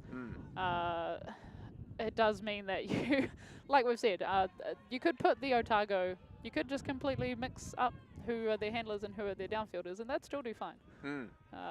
Which makes them, so dangerous on offense. Just so much utility, really. Yeah. You see a bit of cuts sort of coming from all over the place here from Flood. There's not much of a God, she's doing so much work. Emma's doing a lot of running for the team here, which is really good to see as we see a interesting reset. But Oh, he Joshua didn't, know Holloway, he didn't know if he needed to take it or not. yeah, recognizing that he needed to help Oh, Emma. no, just out of the hands. That hold was quite important for Auckland. It was, Will this cost them now? Yeah, that was a great big wide swing from Emma, and you can see how much she led her player. Even if the other player hadn't come in to clean it up, it was sitting long enough that her original intended receiver could have nabbed it. And making those big wide swings when the defense is really in an entrenched position and has really got a lot of things covered is super important, because it immediately opens up this big break side and it puts the defense all out of position. So like being able to do that is super important, but you've really got to be able to capitalize on it. Absolutely. And as you can see, they've tried, but just that little last bit of consistency wasn't quite there in this instance. Emma's back running again. There we go. We could see a deep shot come from Hugo Swinson here. Oh, that's Callahan dangerous. Country. Oh. And honestly, a bit of a hospital pass there from Hugo, as we're seeing. Yeah. Oh, we've got two of them on the ground. And Emma on the ground. We hope that they're okay. There's Yeah. a few players over there. Yeah, it looked like Emma was holding her head and Helena was maybe holding her leg. Helena looks to be sitting up all right, Yeah. but we are a little bit worried about Emma, who's Yes, still she is on the ground. on the ground there. I believe we've got the coaches on now and some physio, so hopefully they are okay. Yeah. A bit of a hospital pass there It really from was. Hugo with a high release backhand. So much angle on it. Really, it was almost a blade. Yeah, really sort of throwing that on quite a high stall, I imagine. Yeah. Emma then obviously trying to put a good bit on, and unfortunately resulted in a bit of collision there with Helena. I'll be interested to see the resolution of this and if they're actually up for talking about what's going on, or if we just might need to take a couple of minutes just to chill out. Yeah.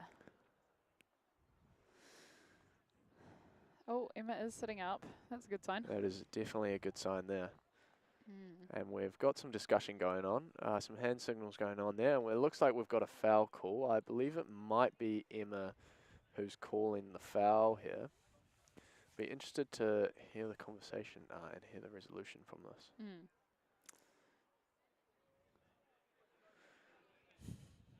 Good to see Ethan Taylor in with his player, making sure that she's all right and she's all right to have the conversation as well. And fantastic hand signals from the coach. Fantastic hand signals. Can't fault him. There's been very few hand signals over these live stream fields, and so I'm very glad that he's making them in the gesture towards us, so we can, very kind. Then add some comments onto it. As we see Lee Yo just sort of lurking on the back there, like a tiger almost, ready to pounce. Maybe not with that hamstring though. No, not with that hamstring. Maybe more like a flounce and. Yeah. Very difficult from this angle, really, to see who had the space or who got hand to disc first. Because I mean, Emma is a little bit taller than Helena, but Helena's got she's got a pretty good jump, and like it looked like maybe Helena got to where the disc was coming down earlier, but whether she actually had position or not, very difficult to tell. Emma jogs off. We love to see it. So does look like she's maybe physically okay, but perhaps, who knows, maybe took a head knock. It all did look a bit rough. Helena's still on field, so that's good to see. Seems like maybe a cramp or something. Seemed like the call there was I believe it was a foul, but then potentially retracted. So good that the players were able to have that conversation, and awesome to see Helena is still out there. And Dunedin back into their offense now. And Bridge unleashes with a lefty backhand hook, but everyone misreads it except for Lily Sawyer. Let's go. Oh no, that's a floater. Oh no, the wind picked up just at the wrong point. Sends that sky high and sideways. Unfortunate there from Lily Bell, just a wrong angle of the disc as she released it, but did so well to get up and mop up the trash there. Oh, he's got to have someone going deep, surely. Where's the bailout? Auckland hugging that sideline. Would like to see them Their try and move the downfield is disc. looking kind of static. It is looking a little bit. Oh, she did clearly not mean to let go of the disc at that point. The forehand fake, just too much of a fake, really. Too much energy. Too much energy on the fake. I mean, you do have to make your fakes believable, but we might need to tone that one down a little bit there. Just a little. Oh, sends a forehand hug, but that one's going to get D'd. Redemption over there. You can see Hugo really leaning back on that. Yes. This is oh no. And Graydon Scott. You can see him look over his right shoulder, thinking that the person on the other side of him is actually his teammate. He doesn't jump for it, thinking that that person is in a better position, perhaps, to grab it. Absolutely. Heartbreaking. Oh, Auckland. Unfortunate for Josh. Would have really liked to seen him just go up and just try and rip that disc down straight away. Like nothing, what are you going to lose from having a sniff at it, having a jump? Absolutely. Don't be nice and leave it for your teammate. No! We're not bothered about that. As we see a bit of contact with the as the reset goes through. Well done for Helena for just fighting through that and just keeping it going. As we see, my word, that is a tight reset. And Hugo goes again. Sends the exact same throw. Great read there from Graydon to just sort of slow down a little bit and catch it at Back the top. to Amelia Mance. Hugo dancing around a wee bit, but hasn't actually been engaged in directing. Points to the handler who's clearing out. She throws a hammer. Wow, very short field hammer. Oh, she spiked it before she was in. And that is a turnover. That is a turnover. Oh my word. She thought she was in, so she fully spiked it. Oh, that's heartbreaking. I have never seen that before. I've never seen that before either. That's upsetting for everyone. That is exceptionally upsetting. You could see how much it meant to her with that spike, but and there is he's holding his shoulder. That's never good. And he looks like he's in a lot of pain. Otago managing to sneak away without injuries so far in the tournament, but it seems like maybe the final where everything is on the line. And he does have Amelia Mance there with him, who is doing her doctor's placement at the moment, so that's definitely a good person to have. Definitely a good person to have. Hugo himself also studying medicine down in Dunedin. Amazing. So definitely be a little bit more aware. He loves to throw himself around, and so I really hope he's okay. Clutching at that shoulder there. And Physio's on board. Physio's back on after just tending to Emma Whitlock just before, and we hope he won't have to tend to too many other people after this game. No rest for the wicked, and even less for the righteous. Absolutely. As we see Hugo being sat up there and just taking a bit of time here just to make sure he's okay. We do hope he's all right, and everyone's just sort of just chilling out and taking a knee and just taking a few breaths in. Yeah. That was so unfortunate there with that. Oh, she is going to be kicking herself. Oh, what line do you reckon she saw? It was so unfortunate. Maybe she saw the line, the front line of the zone, and thought it was the back line. Absolutely, yeah. That would have been a big point for Otago as well. Massive, making their lead quite hard to come back. Because, I mean, 9-11 versus 13-8. Very different score lines, you know. So depending which way this point goes, could be quite pivotal. It would definitely be very pivotal even. And as we see Hugo just being not look great. Helped off there. Hopefully it's just a bit of impact and bruising, but he's being applauded as he walks off. So we hope he's okay, but he's really clutching that shoulder of his. Yeah. Look, as horrible as it sounds, hopefully it's something like a dislocation. Yeah, just pop that back in. Something to be popped back in. Yeah, although dislocations can have a lot of ongoing issues, but yeah. I do know Hugo's had a few problems with his shoulder. I do remember that being heavily strapped up when we were over in the United Kingdom. Oh, never fun. Never fun at all. Shoulders are so tricky. Absolutely. Yeah, rotator cuffs, your bursa, like there's so many bits and pieces in there, so many different moving parts that need to move correctly. Now, are you seeing the deep, Auckland player. I am seeing the deep Auckland player. And I'm seeing Is Josh Bridge Holloway seeing with the deep Auckland player? This is a good question. I don't know if Lig has seen the deep Auckland player. Oh. Oh, no, she is. All right, nothing's happening there. But it's gone anyway. Oh, it's gone up. Oh, come on. You got gifted an opportunity, Auckland, and you just needed to take a bit more time. I know it's super tempting to throw it deep in this direction, but it's the last half of the last game of the last day. You got to give your receivers going in the downwind direction a bit more love. Just float it a bit more, wait an extra second, whatever works best for you, but give them a bit more love. Would have loved to have seen that deep cut just happen straight away instead of trying to come under a wee bit. Yeah. They already had the separation on the player and just needed to keep going as we see. Pretty interesting reset there. Really making Satanovic work for it. Yeah. Oh, this is good lockdown defense on that handler, though. Nice work from Satanovic. Oh, that was such a massive fake. Josh Cooper with a huge fake as we see a forehand winding up from Scott.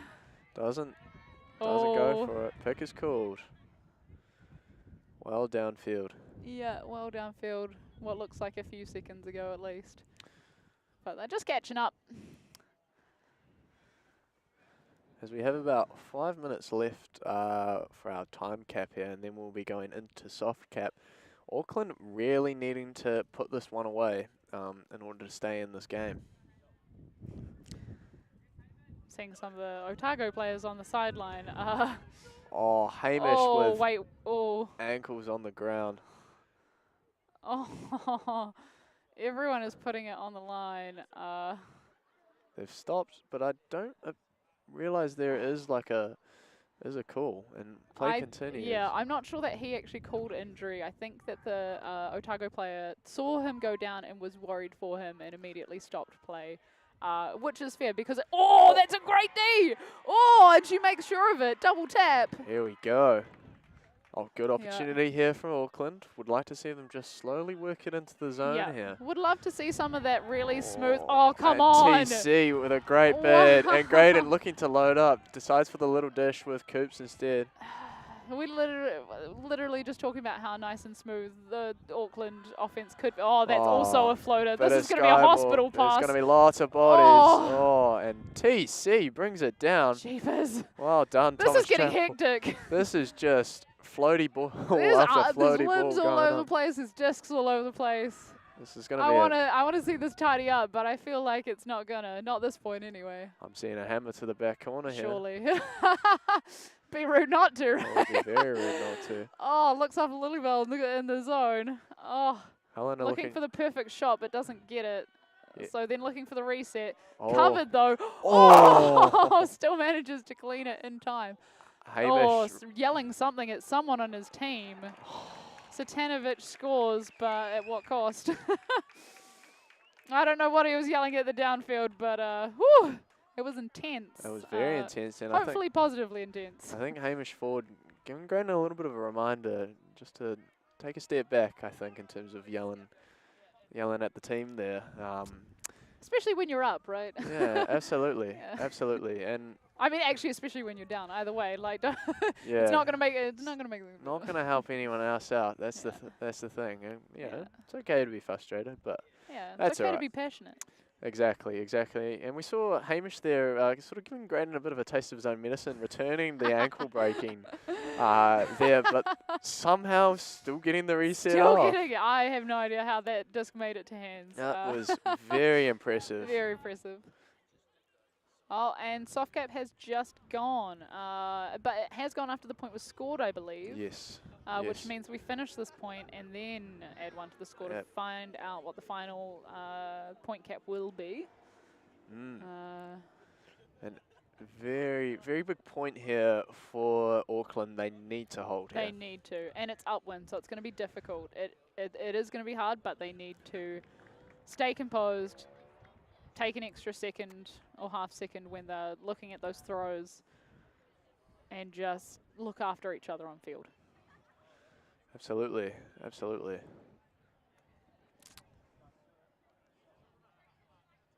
And big grind there from Otago. Lots of very floaty balls going up there, and everyone doing very well to just keep their cool and stay under it, thankfully. Just heart attacks everywhere, honestly. If I was a handler on that line, I would be like, oh, Yeah.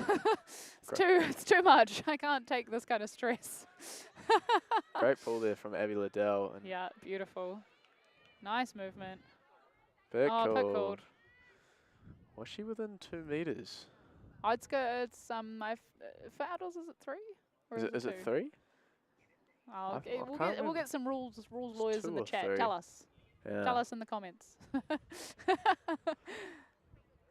Always. Like, comment, and subscribe. Oh, Hamish with returning a bit more of the ankle breaking going on there. Emma Whitlock with a great grab. Send. Oh, she wanted to. Bruno She really wanted to. coming back into the handler space, Oh, quite send poached. it. Yeah, there we go. That's nice. I'm enjoying this battle Oh, we've got between no, Ford too and much Scott. butter. Oh, And Abby Liddell wins that skybox. great skybox there It was from Abby. the wind was really pushing it back. Oh, and the hammer. Oh my days. And Look, do it with a bit of swag on it. Max Benzer Lynch with such a great layout catch. Filthy. What? Absolutely. That's the Liddell classic, though. It's like, oh, there's someone running deep. Time for a half-field hammer. Absolutely. And you saw her fake it straight away. Yeah, she and was like, then I'm going to... finish it off. Abby's fake is not, I'm trying to get my mark to move or anything like that. It's, I want to throw it there. You need to run there. Absolutely. And That's her instructing her downfield. and now we have a game to 14. Oh, this is a tough comeback for Flood. Big one here It for would Flood. have to be a mammoth effort. But it has to start with the offensive hold. It's got to start with 1 point. If you're ever in this position, you've always got to think of it as it is a game to 1. We need to win this 1 point. You cannot think, oh no, we need to win 6 points in a row to win. You have to only think about the point that's in front of you. Without a doubt. Without a doubt. As we see, Auckland now about to start off on offense with a very big point here. Otago's sort of keeping quite a similar line, I believe. A few core players still on there. Yep. But this will be a big one. They will be looking to finish them off here, as we see Scott with quite a flat pull there, but gets the distance. Yeah, they may be saving some of their legs for if, for example, Auckland. Oh no, that's so upsetting. Yeah, that was definitely. He did down. come up with the. You can't. Bruno, I'm wondering, trying to maybe just get away and see what the reaction was. Oh, sends one, but he's going to get it straight back. Redemption. Looking deep, but no one's moving. Emma Whitlock's right there. Excellent. Could have taken that shot a bit earlier, but hey, tied legs, tied brains. Absolutely, as we see a deep she's cut going deep. developing. You've got to butter it so hard if you want to go that far, though. Joshua Holloway opting for just a long one. Yeah, you've got to butter it if you go that far. We just talked about this. Guys. Tough work from Auckland there. You could see what they were trying to do. She had a lot of separation. She did. I fully see why they sent it. She had a lot of separation, but it is downwind. You've got to put enough angle on it to really get it to come in nicely, like rolling into her, and also just enough float so it actually stays in the air long enough for it to get there. Definitely quite a hard thing to do, to put a bit of float on the disc as you're throwing downwind. Yeah. Really test to a thrower's skill and ability. As we see now, Graydon walking the disc up against the big mark of his rival counterpart, Hamish Ford. It has been showdown for the ages. It has been a great battle between them, particularly with their handler reset defense, and then also just testing them as well. Been really cool to watch. Nice cut from Mance. Looked off for the open side. There is a lot of force to that far sideline. Sends a forehand. Turn around. Oh, I'm well read. Jesus. Oh, that looked like the most uncomfortable out I've seen in my entire life. No. This is an absolute hospital pass. Everyone's going to be under this. Jeepers. See a lot of contact there, and I hope that the Dunedin player is okay there. I can't quite see. It looks like Mance, I think. It does, doesn't it? Yeah. I think it's really hard to see.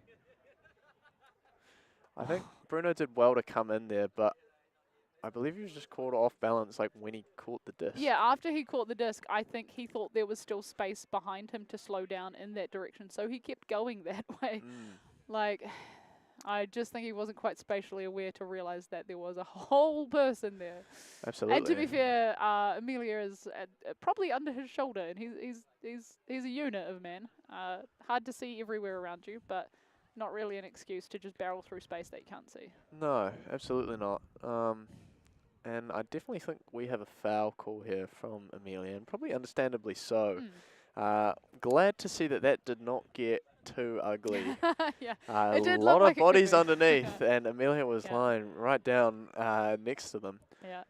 Would be very interested to see the resolution here. I imagine it might be a contested foul. Yeah, I it sort of imagine. depends on the differing viewpoints, right? I think Amelia's probably saying, look, you couldn't have caught the disc without the contact, therefore it is a foul, and it, you know.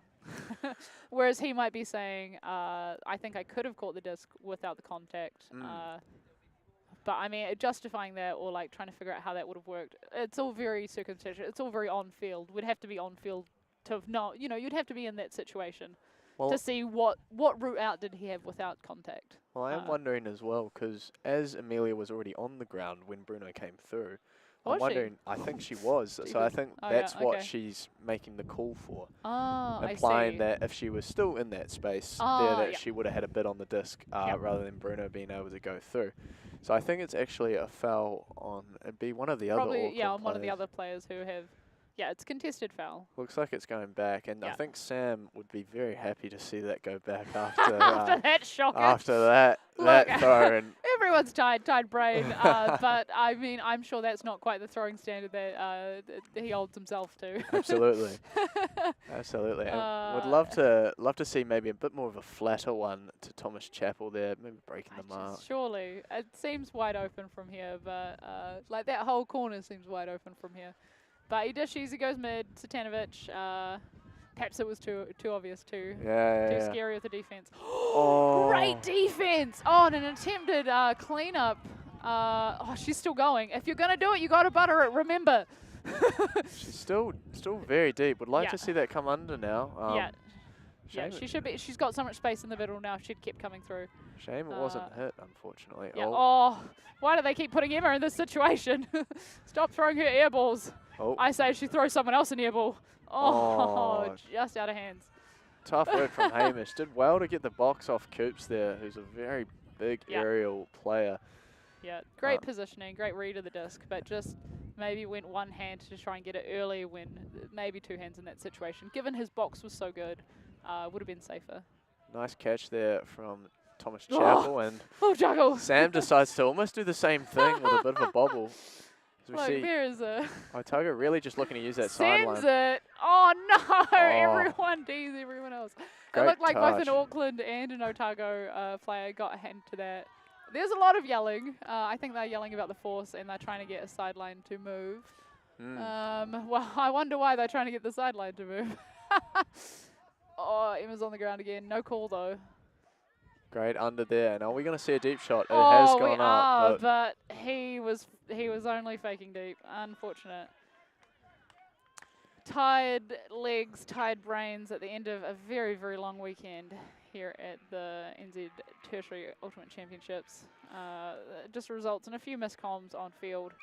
And this point is, it's getting messy. It's a big grind. It's a big grind, that's for sure. And we're not quite seeing just that cool, calm, and consistent. I would like to see From either team. From either team, to be honest. I'd like to see them take a breath and just sort of relax rather than looking for that massive deep shot. Yeah, Otago does need to realize, like, they have, even if Auckland score this one, they have five shots to score. Oh, she's well and out. she's well out, She's well out. unfortunately.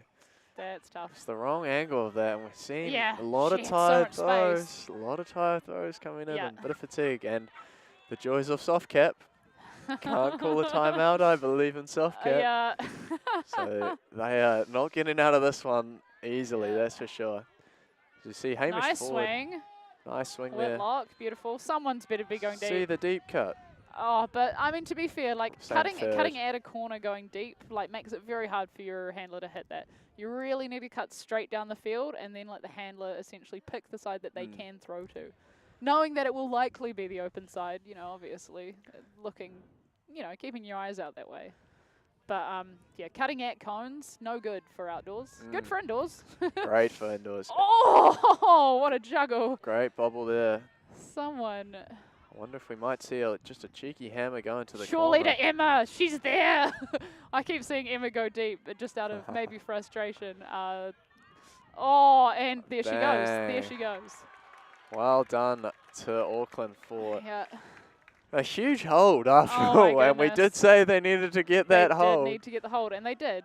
But now they've got the incredibly hard job of getting an upwind break to prevent Otago from closing this one out. Abby Liddell already on the line. She's like, I did see her actually on the sideline doing some little pylos and keeping warm to make sure she was ready to go on. We've just had the word that hard cap has gone. So, it's just about to go. I didn't realise we were doing.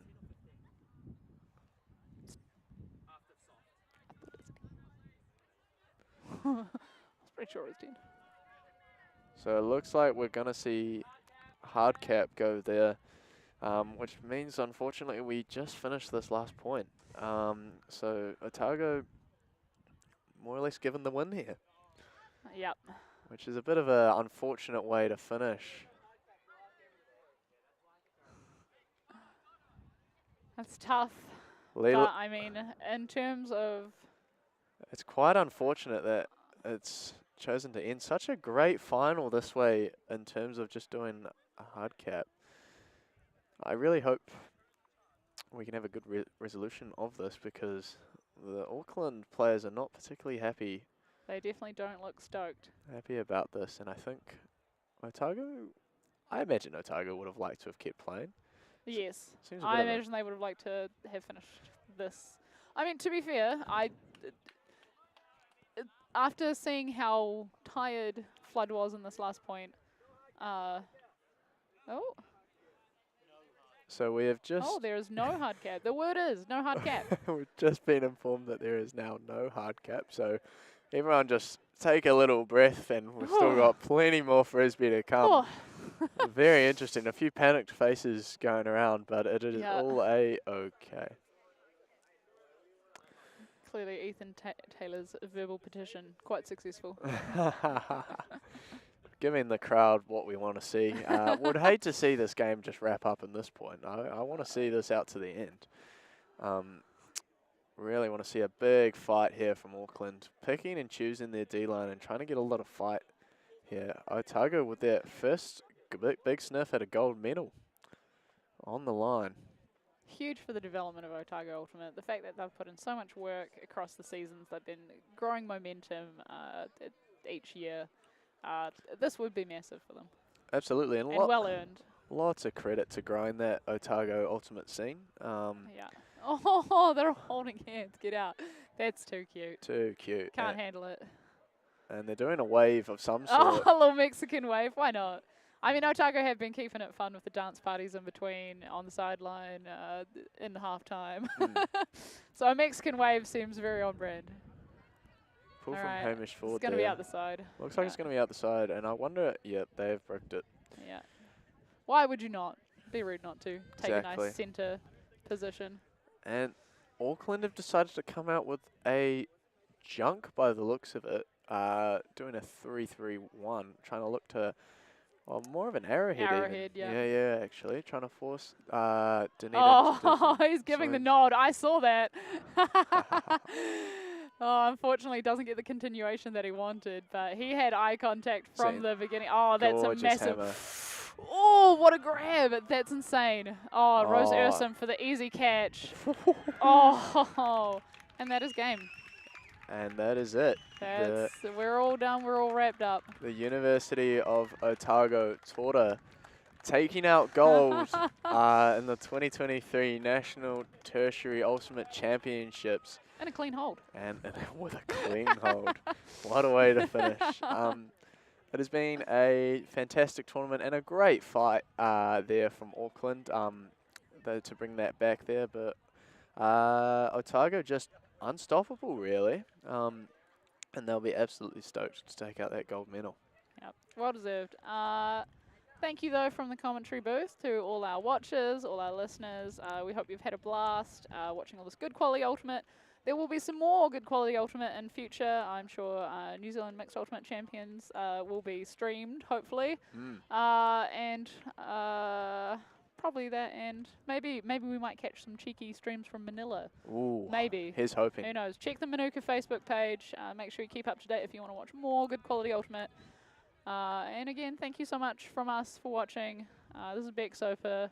And I'm Harrison Leach, and we'd just like to say a massive thank you to University and Tertiary Sport New Zealand for putting together this awesome live stream, and a massive thank you to the Victoria University of Wellington Ultimate Club for hosting this event for us. Until then, we'll see you at the next Frisbee event. Thanks heaps. Bye-bye. See ya.